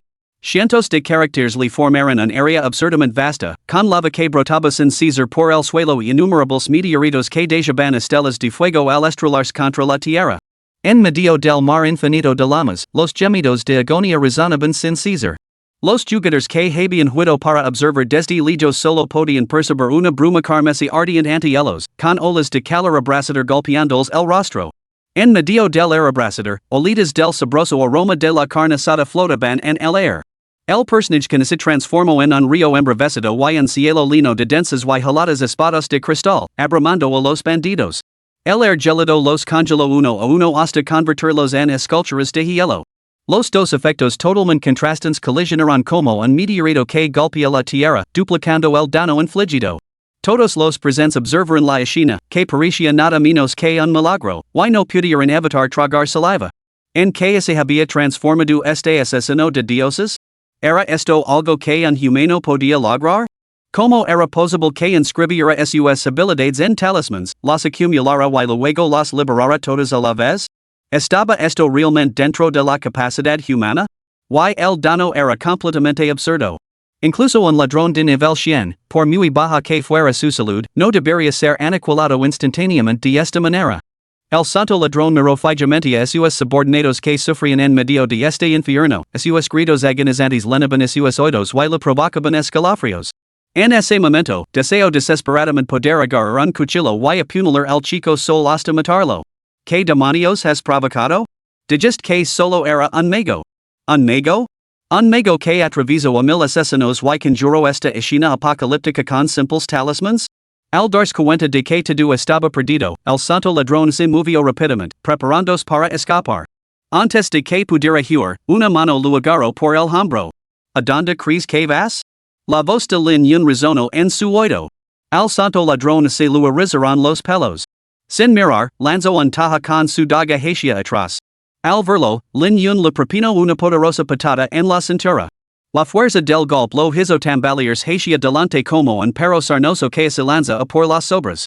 El santo ladrón se apoyó en el suelo y aprovechó el impulso para levantarse, sin ganas de prolongar la batalla. Flor espejo, luna de agua. En un instante, el santo ladrón se dividió en dos, cada uno lanzándose en direcciones opuestas. Frente a Lin Yun, había perdido por completo cualquier deseo de luchar, buscando solo una rápida huida. La habilidad exclusiva de asesinato de un cazador de sombras de rango A ahora se utilizaba para huir. Al ver a los santos ladrones huir en diferentes direcciones, una leve sonrisa tocó los labios de Lin Yun. Sin dudarlo un momento, cargó contra una de las figuras. El santo ladrón, al ver que Lin Yun había descubierto su verdadera forma con tanta precisión, sintió que su alma casi saltaba de su cuerpo.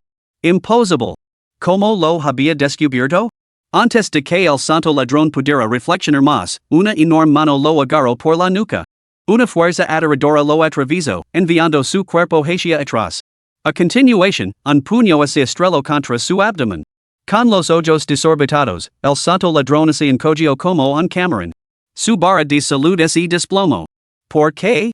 ¿Cómo podía el puño de un mago infligir un dano tan devastador? ¿Había asignado todos sus puntos de atributo al poder de ataque?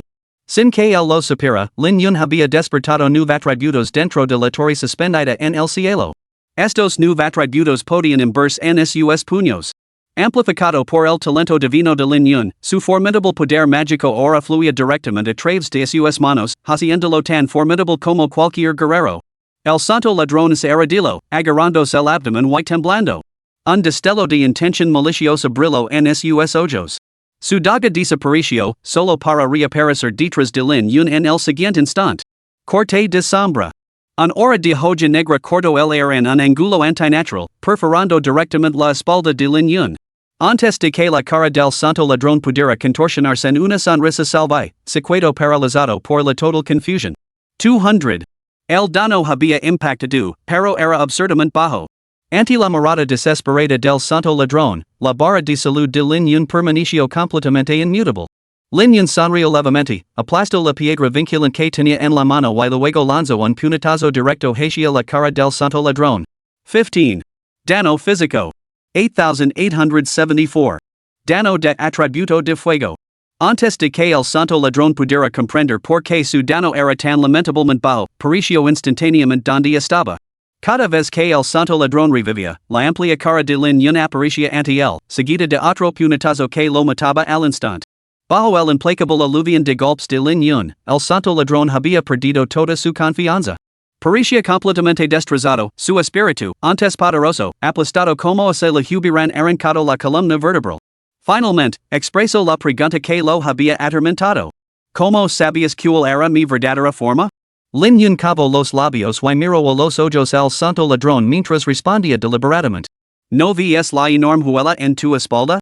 Luego le propinó otro puñetazo. Así, más de 1000 asesinos de nivel 2 del rango Xian y un cazador de sombras de nivel 5 del rango Xian del gremio de ladrones quedaron reducidos al nivel 1 en un solo día, y fueron teletransportados a la fuerza de vuelta a la aldea de Nevados. Este incidente se difundió rápidamente, conmocionando a toda la gran ciudad. Todo el mundo sabía que un mago el que le gustaba resolver las disputas con los puños había aparecido en la ciudad de Tianfa, en el continente de Kirin.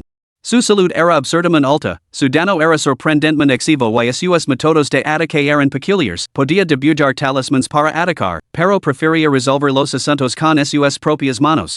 Cuando la noticia llegó a los servidores extranjeros, fue recibida con una oleada de burlas. Joder, ni siquiera los caballeros santos de séptimo nivel de nuestra gran y hermosa nación dirían que sus puñetazos causan 8000 puntos de dano. A vuestra gran cielo le encanta exagerar. Aunque las imágenes retocadas con Photoshop parecen bastante convincentes. Dejad que se engañen a sí mismos. Enfréntense a nosotros y quedarán al descubierto tal y como son en realidad. ¿Un mago que usa los puños? Debe de ser un novato que ha malgastado sus puntos de habilidad. En el campamento del Dios de la Guerra, el Dios de la Guerra Ling Tian estudió la nueva lista de clasificación de clases, con los ojos ardientes de feroz intención de combate. Lista de clasificación de clases. 1 degree puesto, Godslayer, Maestro Celestial Místico Mago, Nivel Divino. 2 degree puesto, Dios de la Guerra Ling Tian, Caballero Dragon Guerrero, Nivel Divino. Tercer puesto, Apodo Oculto, Cazador de Sombras Nivel de Dios Arquero. Cuarto puesto, 3.1415926, Guardian Nivel de Dios Guerrero. Quinto puesto, Apodo Oculto, Doncella Espadachina sin igual Nivel de Dios Espadacan. Sexto puesto, Apodo Oculto, Carnicero no Muerto Nivel SSS Guerrero. Inesperadamente, hubo tantos cambios de clase al nivel de Dios. Parecía que el gran imperio ya no tenía escasez de individuos talentosos. Las cosas estaban a punto de ponerse interesantes. El Dios de la Guerra Ling Tian, un maníaco de la batalla, sintió que su emoción aumentaba al descubrir tantos jugadores habilidosos. La publicación de las clasificaciones de clase causó otro alboroto. Un total de 5 cambios de clase al nivel de Dios, además de una gran cantidad de cambios al nivel SSS, se convirtieron en la comodidad de la ciudad. Mientras tanto, Lin Yun había llegado al bosque profundo del atardecer en la ciudad de Tianfa, en el continente chileno. Una niña bien educada que empuñaba una gran espada lo seguía de cerca. Al pensar en Jifuji, Lin Yun sintió un ligero dolor en las sienes. Esta niña insiste en quedarse a su lado sin importar lo que para, llegando incluso a anunciar la disolución del pabellón Mulan. Teniendo en cuenta la represalia que Jijifu había sufrido por su culpa, Lin Yun no pudo negarse. Y así, Jijifu se convirtió en su primera compañera tras su renacimiento. Ahora, acompañando a Lin Yun al bosque profundo del atardecer, Jijifu estaba muy animada mientras preguntaba con curiosidad. Hermano asesino de dioses, ¿qué hacemos aquí? Ayudarte a cambiar de profesión. Capítulo 32, Misión Secundaria, la razón de la desaparición del Chilan. Lin Yun había llevado a Jijifu al bosque profundo del atardecer por dos razones. En primer lugar, para subirla de nivel y facilitar su cambio de clase. En segundo lugar, al convertirse en maestro Shantian, una antigua profesión de Huasha, el maestro taoísta inmediatamente le asignó una misión. En busca de las antiguas profesiones Huasha desaparecidas. Descripción de la misión: las antiguas profesiones Huasha son extremadamente raras en el mundo de Divine Awakening. Viaja al bosque profundo del atardecer, donde podrás encontrar pistas. Recompensa de la misión: un libro de habilidades de grado S.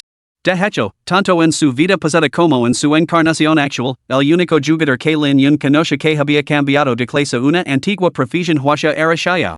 La mayoría de los demás jugadores se habían transferido a profesiones occidentales, lo que parecía totalmente extraño en un mundo como el del déspota divino, tan inclinado hacia la estética china. El bosque profundo del atardecer se extendía sin fin, con un dosel tan denso que apenas dejaba pasar la luz del sol.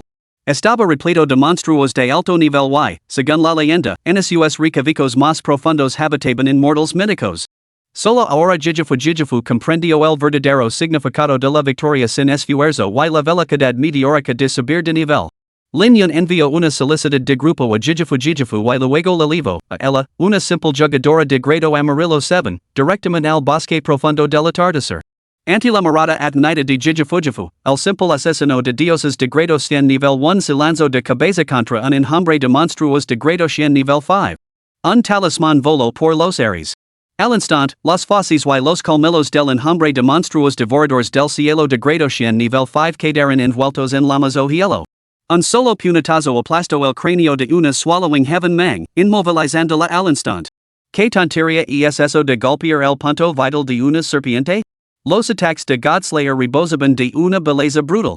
En medio del implacable aluvión de talismans y puños, la barra de experiencia de Jijifu se disparó como una lectura de presión arterial en aumento. Todo lo que tenía que hacer era seguir detrás, recogiendo el botón que dejaban caer los monstruos. Y esto reveló un gran secreto sobre Godslayer a Jijifu.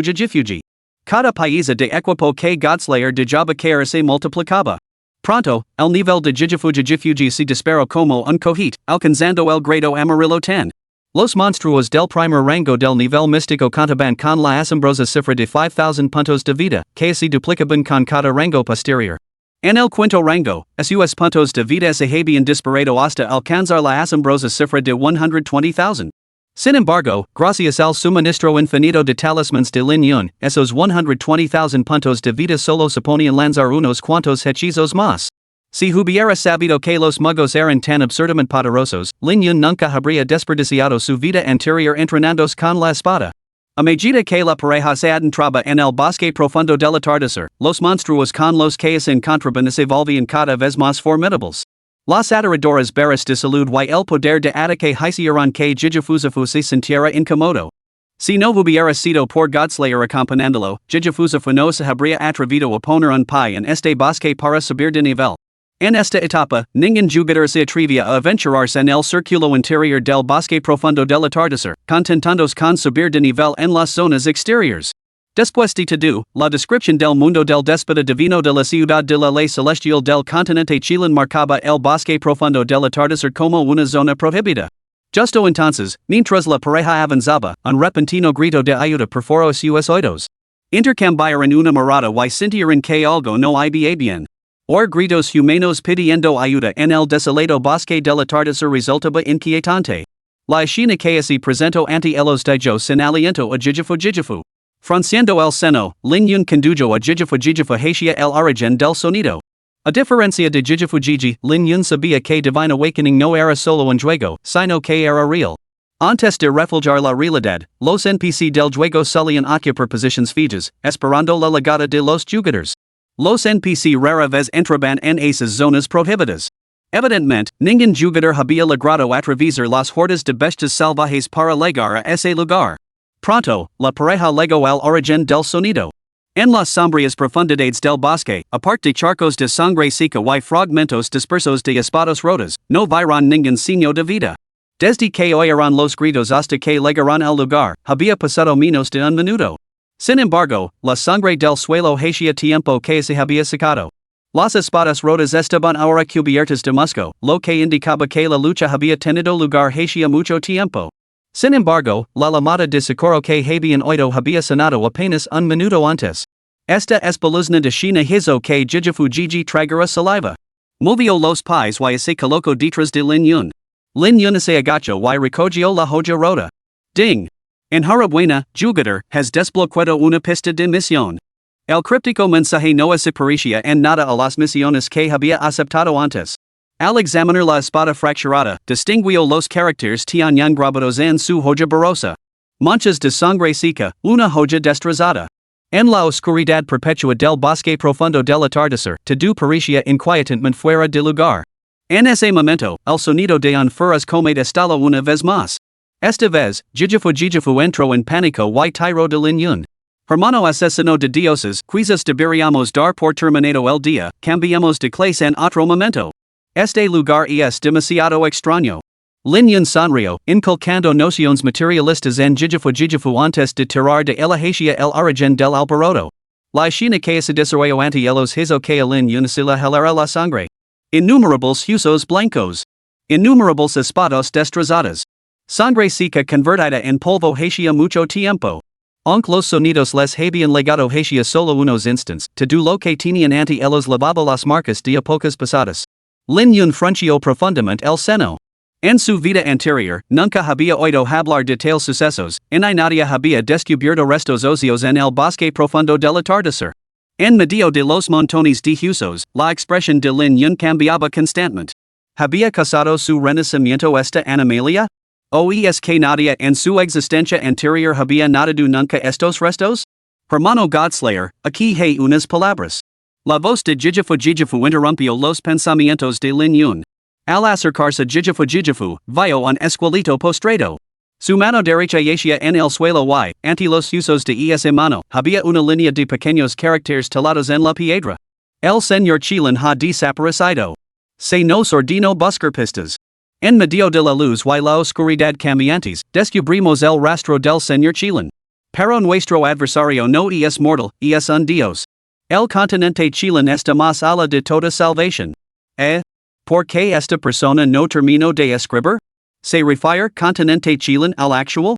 Jijifu Gigi leo cada carácter en voz alta y luego se rascó la cabeza, desconcertado.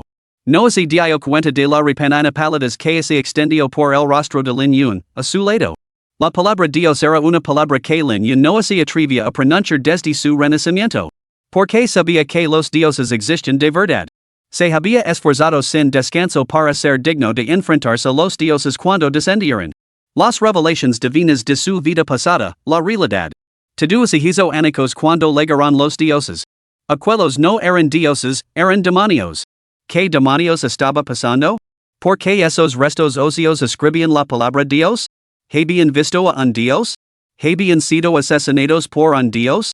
La mente de Lin Yun estaba a punto de explotar. Con expresión tensa, buscaba algo frenéticamente. Al ver el peculiar comportamiento del asesino de dioses, Jijifu preguntó apresuradamente, hermano asesino de dioses, ¿qué estás buscando? Lin Yun no se dio la vuelta, y habló con voz ronca. Pistas. Rápido, ayúdame a buscar cualquier pista que haya cuidado. Su voz rayaba en un rugido, lo que sorprendió a Jijifu, que se detuvo antes de unirse apresuradamente a él para buscar entre los restos óseos las pistas prometidas. El descenso de una deidad no debería producirse en este momento. En su vida anterior, la mera noción de dioses no tenía influencia alguna a estas horas. Por fin, Lin Yun encontró a tientas una insignia en la oscuridad. Gran Comandante de Nueve Estrellas de la Guardia Imperial de la Ciudad de Chilin. Contemplando la insignia ante él, Lin Yun contuvo el aliento. Los recuerdos de la Guardia Imperial afloraron en su mente. El déspota divino abarcaba los cinco continentes, el dragón asa dominaba el este, el tigre blanco comandaba el oeste, el pájaro vermelho gobernaba el sur, la tortuga negra gobernaba el norte, mientras que la bandera chilena custodiaba el centro. Así eran los cinco continentes del déspota divino. La Guardia Imperial de la Ciudad de Chile, en el continente chileno, era uno de los cuatro poderosos ejércitos bajo el mando de Chile. Todos sus miembros eran expertos del reino celestial, mientras que un gran mariscal de nueve estrellas representaba a alguien que había trascendido el reino celestial. Más allá del reino celestial se encontraba el nivel de 10 estrellas. ¿Cómo podía parecer aquí un maestro así? En la era anterior, solo el continente chileno permaneció sin vigilancia, y su Chile desapareció sin dejar rastro. Ahora, en el bosque profundo del atardecer, se han descubierto los restos óseos de un gran mariscal de nueve estrellas de la Guardia Imperial de la Ciudad de Chile. ¿Qué demonios ocurrió aquí? La cabeza de Lin Yun le dolía insoportablemente. Por primera vez, sintió que los acontecimientos se lo escapaban de las manos, lo que le dejó completamente desanimado. Ding! Enhorabuena, jugador, por activar una misión secundaria, investiga la causa de la desaparición del Chile y entrega las reliquias del comandante de nueve estrellas al señor de la Ciudad de Chile. Capítulo 33, Jeef de Grado Shin 7, La Serpiente Devoradora del Cielo. Después de aceptar la misión, Lin Yun se sentó entre los restos óseos durante un tiempo agonizante. Jijifuji, que siempre había rebasado confianza, el mismo que se atrevió a enfrentarse a un titan simio de grado amarillo 10 y levantó sin ayuda al asesino de dioses de la aldea de Nevados 9, ahora estaba sentado en el suelo, completamente desprovisto de su espíritu habitual. Ahora estaba sentado en el suelo, completamente desanimado, sin su port habitual, como una imagen del desánimo. En el bosque penado por el crepúsculo, los únicos sonidos eran el rugido ocasional de las bestias salvajes y la respiración pesada de Lin Yun. Jijifu esperaba en silencio a su lado, sin molestarlo. Aunque era un poco lenta, tenía el sentido común suficiente para no entrometerse. La antigua huaxia. El Chilen. Ambos elementos de la gracia habían desaparecido del mundo del déspota divino. ¿Podría haber alguna conexión? La desaparición de la antigua profesión huaxia era la misión principal. La desaparición del Chilen era una misión secundaria. ¿Cuál era el vínculo entre ellas? Porque el comandante Nueve Estrellas, en su lecho de muerte, declaró que el enemigo era un dios? ¿Era este dios la misma deidad que él conocía? ¿O era un dios de la antigua huaxia? Porque, después de que los dioses descendieron en su vida anterior, solo intervinieron un puñado de deidades de bajo nivel del oeste, dejando a la gracia sin dioses con los que luchar? ¿Dónde estaba exactamente este lugar donde se alternaban la luz y la oscuridad? ¿On tenía tiempo? Todo esto inquietó a Lin Yun, haciendo sentir de repente que el tiempo se agotaba. ¿Estaba esta vida destinada a ser un reflejo de la anterior? ¿E enfrentarse al ataque de los dioses sin poder hacer nada? ¿Estarían la revelación divina y la realidad condenadas finalmente a la destrucción? Después de un largo rato, Lin Yun se puso de pie bruscamente. Su seno fruncido se suavizó y una sonrisa tocó sus labios. ¿Son poderosos los dioses? Poderosos sin duda. Eso era indiscutible. ¿El tiempo apremiaba? Sin duda alguna. Solo quedaban 2 cortos años antes de que la revelación divina reflejara la realidad y, poco después, los dioses descendieron. Entonces, ¿por qué seguía agonizando?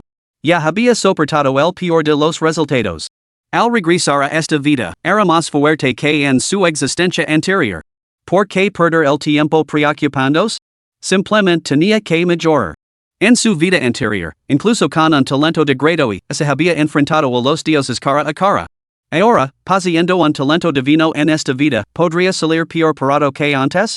A medida que su nudo mental se deshacia, Lin Yun exhaló profundamente. ¿Qué importaba?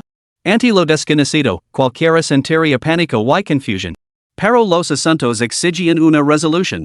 El cielo le había concedido una segunda oportunidad en la vida, no debía desperdiciarla. ¿Los dioses? Vera cuántos puedo matar en esta vida. Al ver la sonrisa en el rostro de Godslayer, Jijifu también se rió.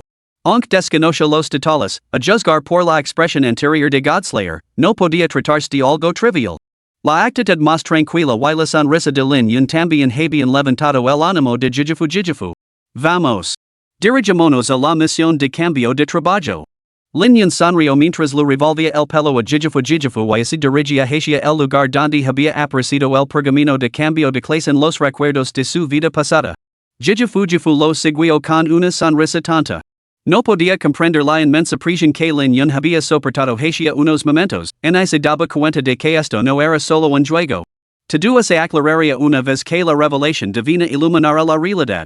Luego a un pequeño estanque cristalino en el bosque profundo del atardecer. El agua era tan transparente que se podía ver la fina arena del fondo, pero su superficie estaba completamente quieta, como agua estancada. Este era el lugar de los recuerdos de su vida pasada. La guarida de un jefe de grado 7 del nivel 100, y uno de los pocos jefes que garantizaba la aparición del pergamino de cambio de clase de guerrero. La serpiente devoradora del cielo. Lin Yun sacó los talismans preparados y hizo un gesto a Gigi y Fuji para que se retiraran más. Al instante, innumerables talismans con el carácter le se lanzaron al estanque. Cuando los talismans detonaron bajo la superficie, adoradoras llamas y meteoritos bombardearon sin piedad las aguas. Todo el estanque se transformó en un mar de fuego, y su calor abrasador levantó enormes columnas de vapor que permanecieron densamente sobre la superficie. Un adorador rugido bestial resonó, y el estanque, en llamas, se agitó violentamente de repente. Una forma colosal saltó del agua y se materializó ante Lin Yun y Gigi. Su cuerpo, que se extendía a lo largo de decenas de metros, estaba cubierto de escamas azul oscuro del tamaño de un humano. Mientras se enroscaba y se levantaba, rusos troncos de árboles se rompían bajo su peso retorcido. La cabeza de una serpiente colosal tenía un pequeño cuerno protuberante. Dos pares de enormes ojos brillaban con una luz inquietante, orificios con furia en las dos insignificantes figuras que tenía delante. Esto. Gigi se quedó paralizado ante la aterradora serpiente devoradora del cielo, abrumado por su imponente presencia. ¿Era este un jefe de nivel 100? Sin embargo, ¿por qué se sentía muy inferior al simio titan de nivel 101?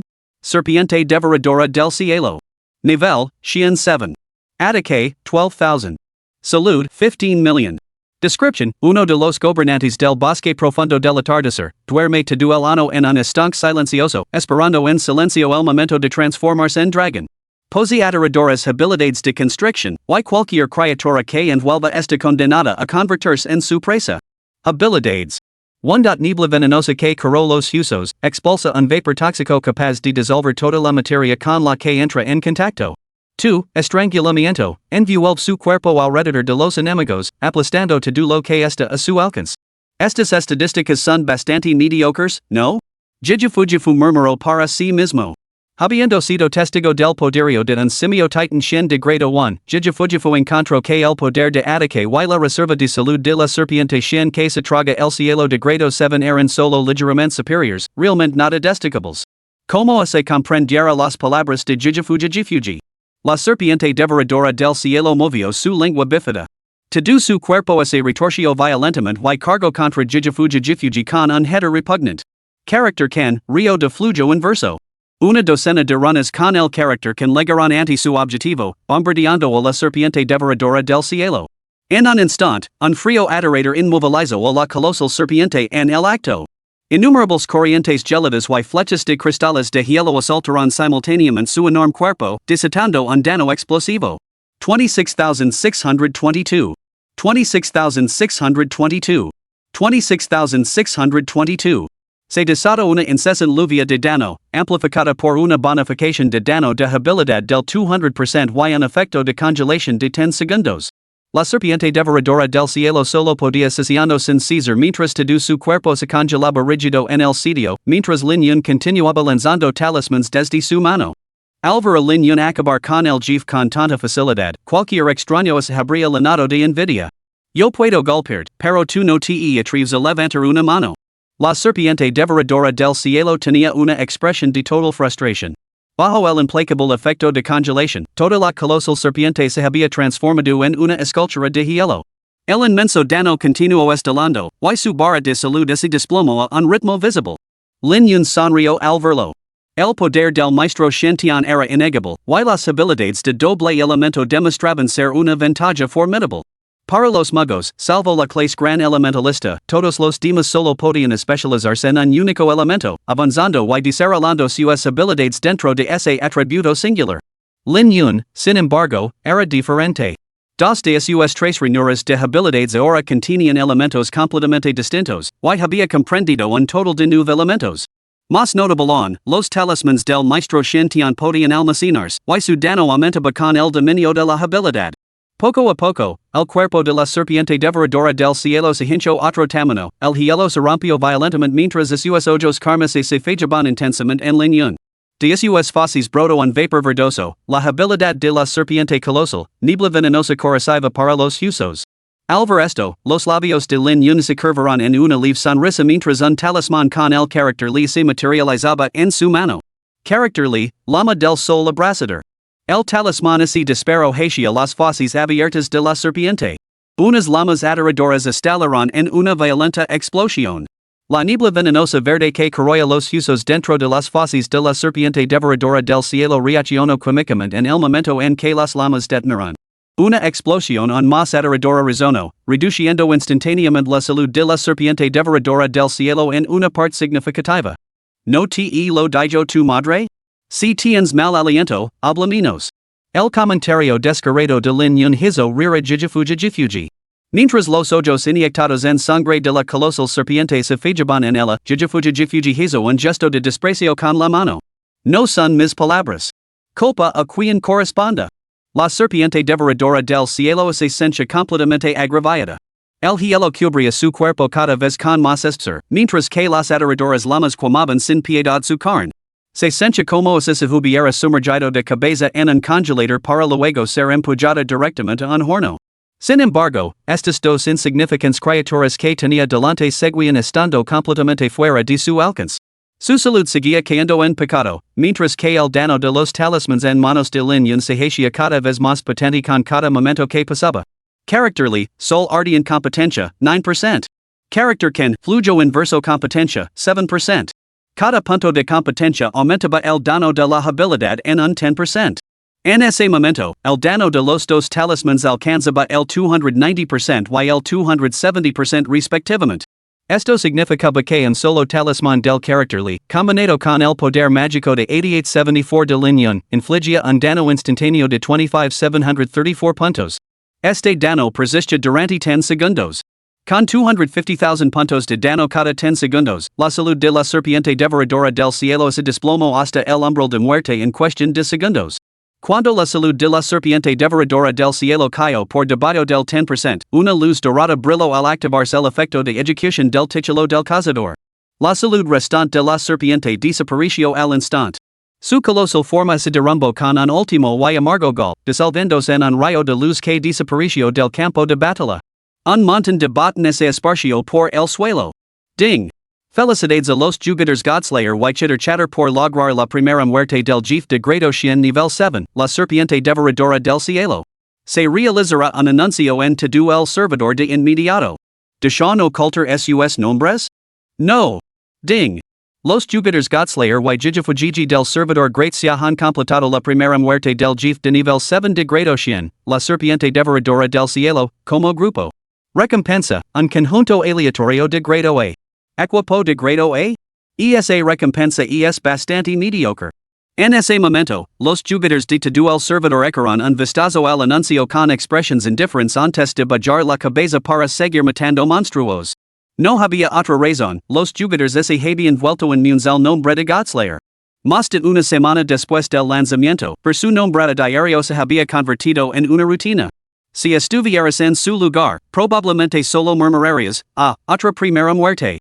Además, en comparación con la primera muerte de un jefe de nivel 7 de rango místico, la noticia de que Lin Yun había masacrado el solo a todo el gremio de ladrones era mucho más sensacional. Sin embargo, para Lin Yun, el objetivo principal de esta expedición era obtener el pergamino de cambio de clase. Si no aparecía, tendría que perder el tiempo haciéndolo todo de nuevo. Esperaba que su suerte fuera estelar y que tuviera éxito en el primer intento. Jijifuji correo extasiado para secuir el botón, monedas de oro, armas y incluso dos libros de habilidades de grado S. Pronto, Jijifuji levantó en alto los dos libros de habilidades y un tercer objeto, un pergamino de cambio de clase que brillaba con un color platino. Ha aparecido. Capítulo 34, Batalla en el Santuario, atrapados en una emboscada. En el bosque profundo del atardecer. Jijifujifu, agarrando los dos libros de habilidades, se sintió aún más seguro de haber descubierto el secreto trascendental de Godslayer. Poco sabía ella que esto no era más que una manifestación del talento innato de Lin Yun Badu en los títulos. Repartimos el botón.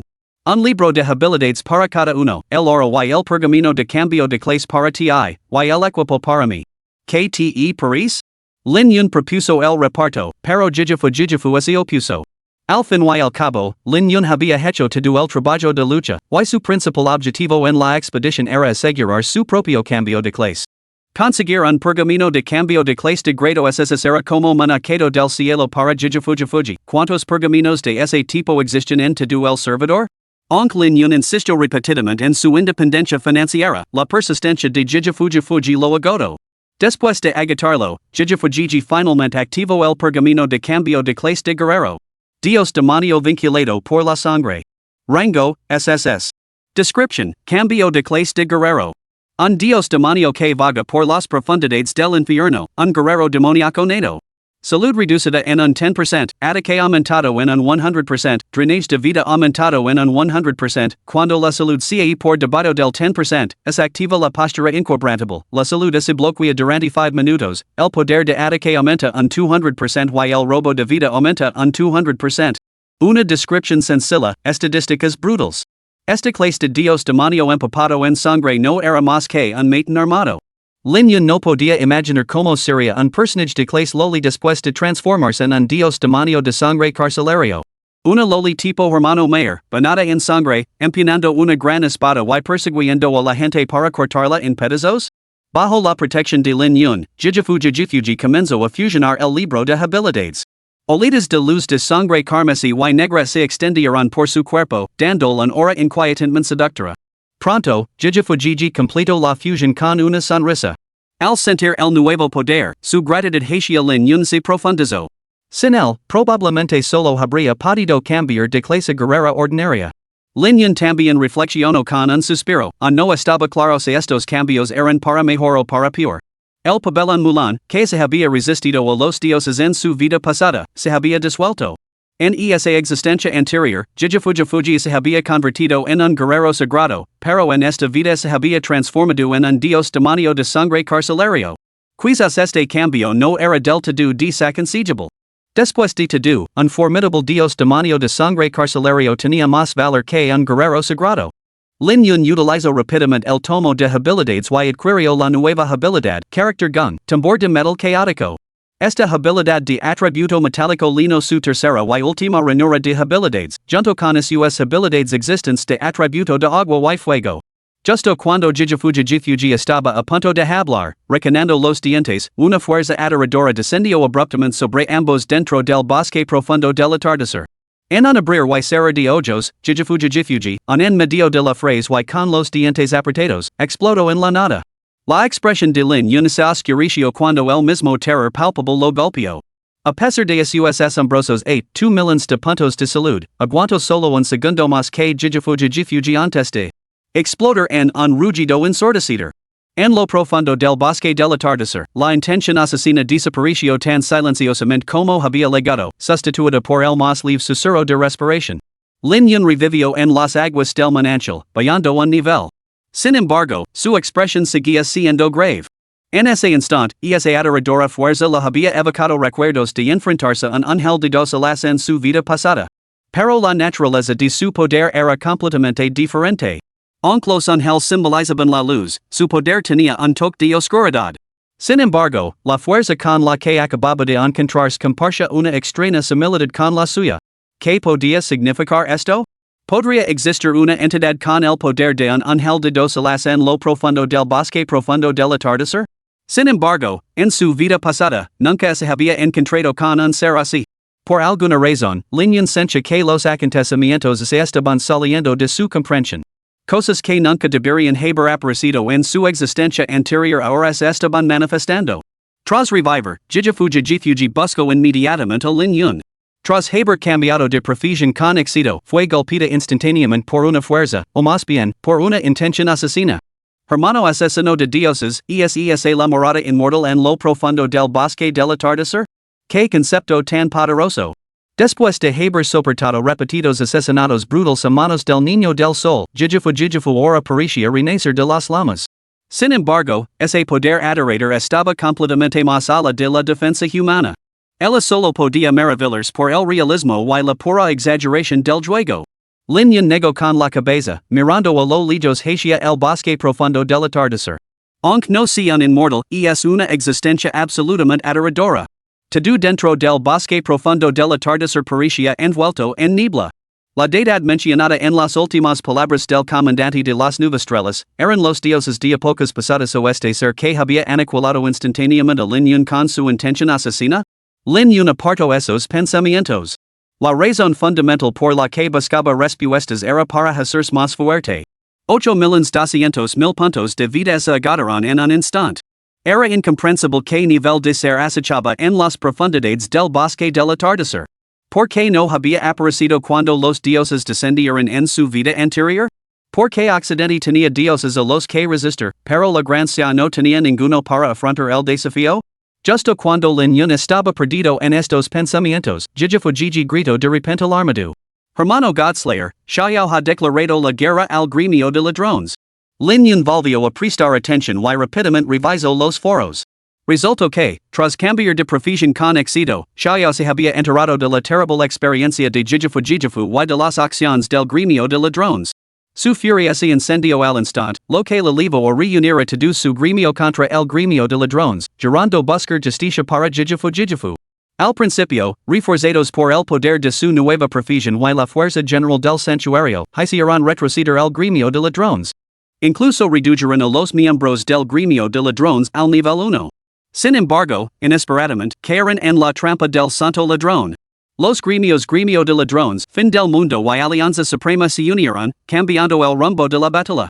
Xiao y el santuario se vieron acorralados en el valle de la muerte, enfrentándose a un peligro inminente.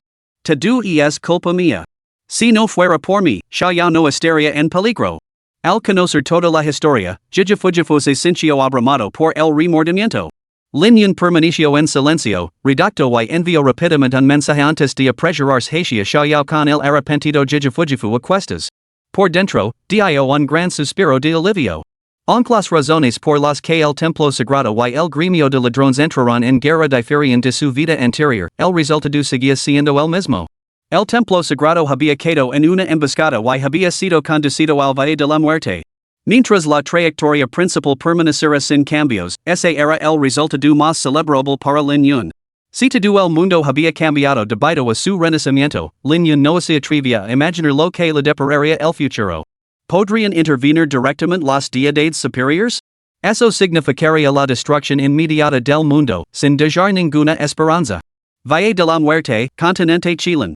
Los líderes de los tres grandes gremios, el gremio de ladrones, el gremio del fin del mundo y la alianza suprema se reunieron en la cima solitaria, contemplando el valle de la muerte. Decenas de miles de fuerzas combinadas de los tres gremios rodeaban el valle. El valle de la muerte formaba un desfiladero en forma de U, solo se podía acceder a él a través de su entrada, ya que estaba rodeado por todos los demás lados por acantilados de cien de altura, un lugar con entrada pero sin salida, donde la muerte esperaba a los que quedaban atrapados en su interior. Xiao, el maestro del gremio del santuario sagrado, y sus seguidores restantes habían sido empujados a este mismo abismo. Caballeros, tras esta batalla, el santuario sagrado ha quedado en desgracia. Nunca más volverán a desafiarnos por los recursos. En la cima solitaria, el líder del gremio de ladrones, el santo ladrón, que había sido enviado a la fuerza de vuelta a la aldea de Nevados por Lin Yun, sonrió. Su mirada se fijó en la figura dentro del valle de la muerte, etiria como un inmortal, con un toque de crueldad curvando sus labios. Malditos sean se siguen haciendo alarde con sus espadas, incluso cuando se acerca la muerte. Que Xiao viva o muera no es asunto mío. Solo deseo su libro de habilidades de grado SSS. Seguro que ninguno de vosotros se opondrá a ello, ¿verdad? El líder del gremio del santuario supremo, vestido con atuendo académico, desprendía un air de refinada elegancia. Cualquiera que lo viera se maravillaría de su aspecto alegre y apuesto. Habló con una calma distante, reclamando efectivamente el libro de habilidades de grado SSS que Xiao había obtenido sin saberlo. Los otros dos intercambiaron miradas, pero no se atrevieron a objetar, ya que el líder del santuario supremo, 11, poseía un adorador historial en el mundo real. Esto no era más que un juego, y nadie deceba incurrir en la ira de un hombre así por ello. Joven maestro 11, debemos actuar con rapidez. Mas vale prevenir que curar, y que Godslayer podría llegar en cualquier momento. Mencionar a Godslayer provocó un profundo conflicto dentro de World's End. Había sido testigo de primera mano del poder del asesino de dioses si no fuera por las exigencias del santuario supremo, nunca se habría metido en este turbio asunto. Smack. Antes de que las palabras salieran completamente de su boca, World's End recibió un golpe con el dorso de la mano que lo hizo caer de rodillas. 11 retiró lentamente su mano derecha, con su expresión imposible de siempre. Nadie se ha atrevido a desafiar al salón supremo. ¿Por qué preocuparse por ello? World's End hervía en silencio mientras se ponía en pie. Lamentaba amargamente no haberlo recazado de pleno. Solo después de subir a bordo de este barco de locos se dio cuenta de que 11 estaba completamente loco. Aprovechando su estatus en el mundo real, los trataba como perros. Aunque aparentemente era refinado y cortés, sus acciones eran despiadadas y totalmente extremas. Xiaoyao, hemos llegado a este punto. Deebs and sister? 11 condujo a sus hombres a la entrada del Valle de la Muerte, mirando fijamente a la solitaria figura que había dentro. Sus ojos rebosaban admiración. Más de 10,000 miembros de los tres gremios principales habían cedido completamente el valle. Sin embargo, a lo largo de la implacable persecución, esa figura permaneció completamente serena, rompiendo el estancamiento con cada movimiento. Sus movimientos eran etéreos, como los de un inmortal cato. ¡Qué lástima! Un individuo tan notable se niega a unirse a mi santuario supremo. Capítulo 35, Xiliang, maestro taoísta confuciano. Xiao estaba de pie con los brazos rodeando su larga espada, un mechón de cabello blanco bailando en su frente con la brisa. Todo su ser parecía una espada a punto de salir de su vaina. Flanqueado por una docena de miembros del santuario sagrado, se mantenían firmes custodiando la entrada al Valle de la Muerte. Al arresto, Xiao levantó ligeramente la cabeza. Sus ojos brillaban como antorchas mientras fijaba la mirada en el trío al otro lado del valle. Su tono era mesurado, pero tan afilado como una espada a punto de ser afilada. Solo lucha a muerte. Giró la cabeza muy ligeramente y habló con una voz que solo él y Huzi podían oír. ¿Eso me hace parecer bastante formidable? El rostro de Huzi se ensombreció con exasperación. Si no fuera por la amenaza inminente, lo habría dado a este pequeño tesoro una buena bofetada en ambas orejas. ¿En qué demonios estaba pensando? Los hermanos templarios se dirigen aquí a toda velocidad. Solo tenemos que aguantar esta olita de ataques, instó Huzi con urgencia. La batalla había transcurrido como una apasionadora, hasta que cayeron víctimas de la artimana del enemigo, que los separó de la fuerza principal. Resistir este asalto era primordial hasta que la fuerza principal lograra rescatarlos. Un asalto, ¿eh? Adelante. Una leve sonrisa se dibujó en los labios de Xiao. Su espada larga, como se sintiera la determinación de su amo, emitió un leve zumbido. Fuera del Valle de la Muerte, 11 ro, del Santuario Supremo, se volvió para mirar a World Destroyer y Thief Saint, señalando a Xiao. ¿Siempre ha sido tan pretencioso? Antes de que la pareja pudiera responder, 11 Lang se abanicó, examinando a Xiao de cerca. A decir verdad, parecen poco tanto, pero es innegablemente guapo, posee la mitad de mi propio aspecto. En ese caso, comencemos. Tengo prisa. Al arresto, los rostros de World's End y Thief Saint se iluminaron. Ambos habían sido testigos del formidable poder de Godslayer. Cualquier retraso adicional, especialmente si ligaba esa figura, significaría un desastre. Hombres, adelante. Atención a todos los miembros del gremio de ladrones, ayuden al santuario supremo y a World's End a escoltar al santuario sagrado de vuelta a la aldea de Nevados. En el momento en que los tres gremios principales fuera del Valle de la Muerte se movieron, Xiao lo percibió al instante. Con un ligero golpe de su pie, su figura se materializó en la única entrada al Valle de la Muerte. Un hombre, una espada, firme con la hoja desenvainada. La entrada al Valle de la Muerte era extremadamente estrecha, un camino de apenas unas docenas de metros de largo, apenas lo suficientemente ancho para que 3 personas pasaran una al lado de la otra. Por lo tanto, sin importar cuántos se reunieran afuera, no podían entrar todos a la vez. Los miembros más rápidos del gremio ya habían visto a Xiao. Con una sonrisa salvaje, su líder blandió un enorme hacha hacia él. Xiao sostuvo su espada horizontalmente ante él, con la mano derecha agarrando ligeramente la empuñadura mientras sacaba lentamente la hoja de su vaina. Un destello de luz bailó a lo largo de la hoja. El jugador que empuñaba el hacha sintió un repentino escalofrío en el cuello antes de desaparecer en una luz blanca. 1500. Xiaoyao sostenía su espada con una mano, con los ojos brillantes. Como uno de los pocos jugadores de todo el servidor bendecido con el talento divino sword heart illumination, la retirada era un concepto que nunca había conocido.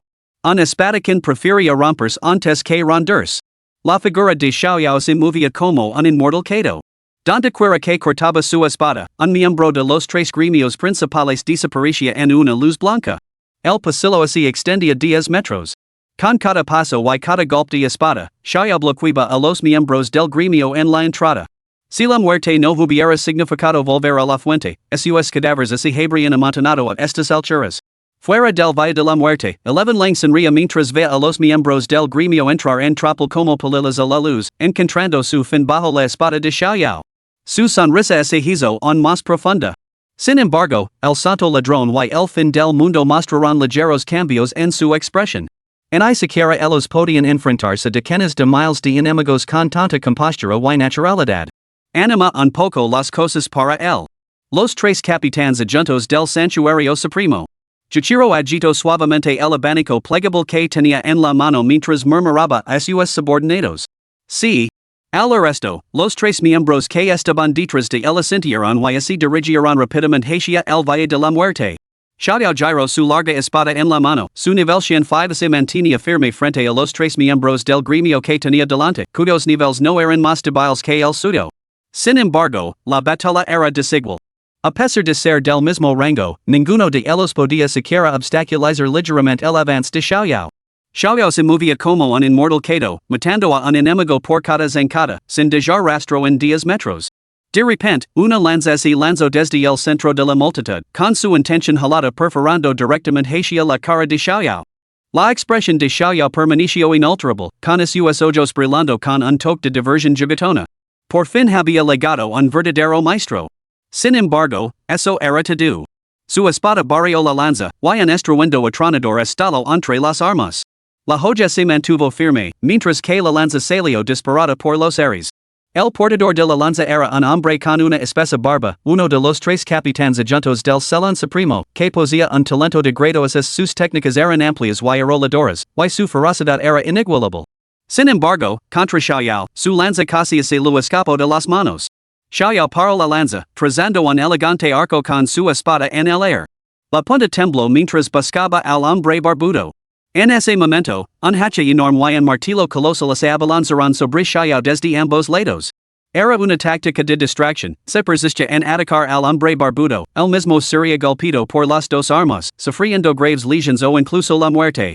Sin embargo, la espada de Xiaoyao no se retiró para parar, como si no hubiera visto las armas en absoluto. Al instante siguiente, ante la expresión de asombro de sus dos compañeros, ambas armas golpearon a Xiaoyao directamente a ambos lados. Sin embargo, en el aire, chocaron con un estruendo atronador. Maldita sea. Ambos hombres maldijeron para sus adentros. Entre las armas, la figura de Xiaoyao se disipó lentamente. Lo que habían golpeado eran solo las espadas del otro. Espada en alto, rula blanca. Solo la débil voz de Xiaoyao resonó en el aire. Al instante siguiente, un débil grito de grula se desvaneció. Un destello de luz de espada, y Xiaoyao se puso de espaldas al hombre de la barba tupida, enfrentándose a tres miembros de los principales gremios que cargaban contra él. Su espada zumbó débilmente mientras innumerables sombras de espada atravesaban la espalda del hombre barbudo, cada una de ellas adhiriéndose a la espada de Xiaoyao. Antes de que el hombre barbudo pudiera reaccionar, desapareció de su posición. Uno de los tres capitanes adjuntos del Santuario Supremo, un elite de grado 7 del nivel 100, no fue rival para Xiaoyao en un solo intercambio. Los dos capitanes adjuntos restantes se quedaron atenidos, pero antes de que pudieran reaccionar, Xiaoyao volvió a desaparecer en medio de una ráfaga de armas y habilidades. Dos gritos de quiquiriqui acompañaron la desaparición de los dos últimos capitanes adjuntos. Los tres capitanes adjuntos del Santuario Supremo habían perecido en un instante. Incluso una piedra arrojada al río Salpica, pero la muerte de tres elites de grado 7 del nivel 100 no provocó ni una sola onda. Los miembros de los tres gremios principales, que habían estado avanzando, se detuvieron abruptamente. Sin embargo, los que estaban detrás de ellos avanzaron sin cesar, sin darse cuenta de la situación. Al instante, la multitud presionó a los que se habían detenido, obligándolos a avanzar. Maldita sea. Dejen de empujar. Esperen. Esperen, por el amor de Dios. Empuno una espada. Que puede repeler a 10,000 enemigos. Adelante. Fuera del valle de la muerte, la expresión de Juchiro permaneció inalterable mientras observaba a Xiaoyao en la arena, asintiendo con aprobación. Sin embargo, al observarlo más de cerca, se podía discernir que el ritmo del movimiento de su abanico se había acelerado imperceptiblemente. El tiempo pasaba lentamente. Los tres gremios principales seguían sin poder romper las defensas de Xiaoyao y entrar en el valle. El estrecho camino, apenas lo suficientemente ancho para tres personas, se convirtió en la arena personal de Xiaoyao. Solo con su espada y su fuerza, dejó a los miembros del gremio completamente indefensos. Sin embargo, Xiaoyao sintió que algo no estaba bien. Si esa era su verdadera fuerza, no se habrían visto obligados a adoptar una posición tan desventajosa. Todo lo que estaba sucediendo parecía deliberadamente orquestado, como si los estuvieran atrayendo a una trampa para que él los eliminara. Entonces, ¿cuál sería su próximo movimiento? La batalla del santuario sagrado contra el gremio de ladrones solo comenzó su implacable retirada después de que el ro del santuario supremo se uniera a la refriega. Cada orden de este hombre tenía un profundo significado. Habían sido atraídos poco a poco hacia las trampas del enemigo, empujados paso a paso hacia el valle de la muerte. Xiaoyao no podía comprender las verdaderas intenciones del oponente. Vaya. Verdaderamente digno del nombre de santuario sagrado Xiaoyao. Sin duda me has llamado la atención. La voz de 11 resonó mientras sus pasos se acercaban. La multitud se apartó para formar un pasillo, dejando al descubierto 11, World's End y Thief Saint Anti Xiaoyao. 11 se abanicó suavemente, con una sonrisa en su rostro inocente, como si estuviera visitando a un viejo amigo. Xiaoyao empuñó su espada larga, frunciendo el seno mientras reflexionaba sobre el motivo. Te considera una oportunidad más. Rendid ante mí y renunciar incluso a la habilidad de grado SSS. 11 habló con air de absoluta certeza, lo que provocó que las expresiones de World's End y Thief Saint, detrás de él, se ensombreceran considerablemente. Joven maestro 11, esto. Una sola mirada de 11 silencio a Thief Saint, que bajo la cabeza con los ojos ardientes de furia reprimida. Oh. ¿Y dónde has aprendido esto? La habilidad de guerrero de grado SS había sido adquirida por casualidad, y solo la conocen unos pocos dentro del santuario. Xiaoyao suspiró para sus adentros. Parecía que un topo se había infiltrado en su propia casa. Hay que estar alerta contra los extraños día y noche, pero el enemigo más traicionero es el que está dentro. Rendid ante mí y te ayudar a luchar contra el hasta que abandone el juego. 11 volvió a hablar, con el rostro radiante de confianza. Cualquier persona inteligente en esta situación no lo rechazaría. Sin embargo, lo que no comprendía era que el santuario sabía bien que la única cualidad redentora de Xiaoyao era su aspecto. En cuanto a su intelecto, para él no era más que una broma.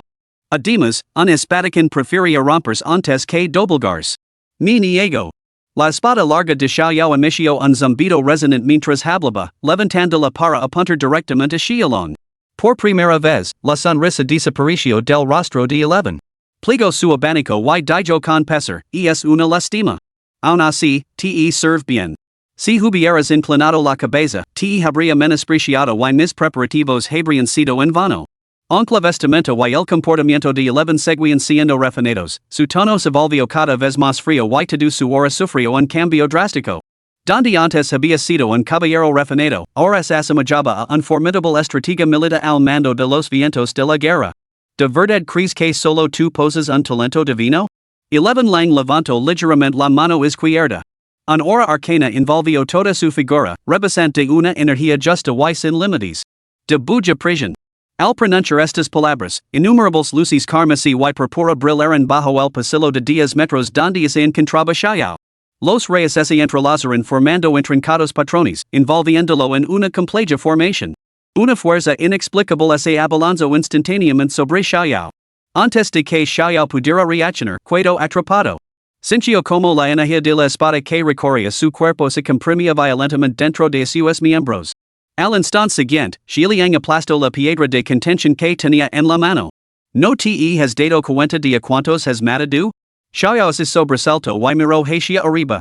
Su expresión palideció cuando el emblema Xiaoyao, antes blanco, que tenía encima, se tinó de carmesí. En este juego, Divine Awakening, las tasas de obtención de botín tienen un mecanismo de seguridad. Eso significa que, aunque te reduzca al nivel 1, sigo habiendo posibilidades de que no obtenga tu libro de habilidades de grado SS. Sin embargo, matar maliciosamente demasiados jugadores acumula gradualmente tu sentido de la culpa. Cuando esa culpa alcanza su punto álgido, te conviertes en un jugador de nombre rojo. En estado de nombre rojo, la tasa de aparición de objetos de primer nivel que leves contigo aumenta significativamente. Con cada frase pronunciada por Xiiliang, la expresión de Xiaoyaos oscuricia aún más. No era de extrañar que esos idiotas se precipitaran hacia la muerte, ese era su verdadero objetivo. Sin embargo, ahora, el inexplicable hora de la prisión subterránea lo apremia. Se podría decir que Xiaoyao era ahora un cordero lavado al matadero. No malgastes tus esfuerzos. Mi vocación es la de maestro taoísta confuciano. Mi hora virtuosa contrarresta la energía de tu espada al fin y al cabo, las espadas encarnan la matanza despiadada. Si hubieras aceptado mis condiciones antes, este espectáculo nunca habría tenido lugar. 11 Ling avanzó hacia Xiaoyao, agitando suavemente su abanico plegable mientras murmuraba un verso. Los caballos galopan como el velas lu. Los arcos se rompen como truenos. Mientras el undécimo hijo hablaba, una flecha de un metro de largo se materializó silenciosamente detrás de él. Blanca como la nieve inmaculada, irradiaba un aura arcana. Al instante siguiente, el arco se tensó y la cuerda cantó. Con un silbido penetrante, la flecha se disparó directamente hacia Xiaoyao.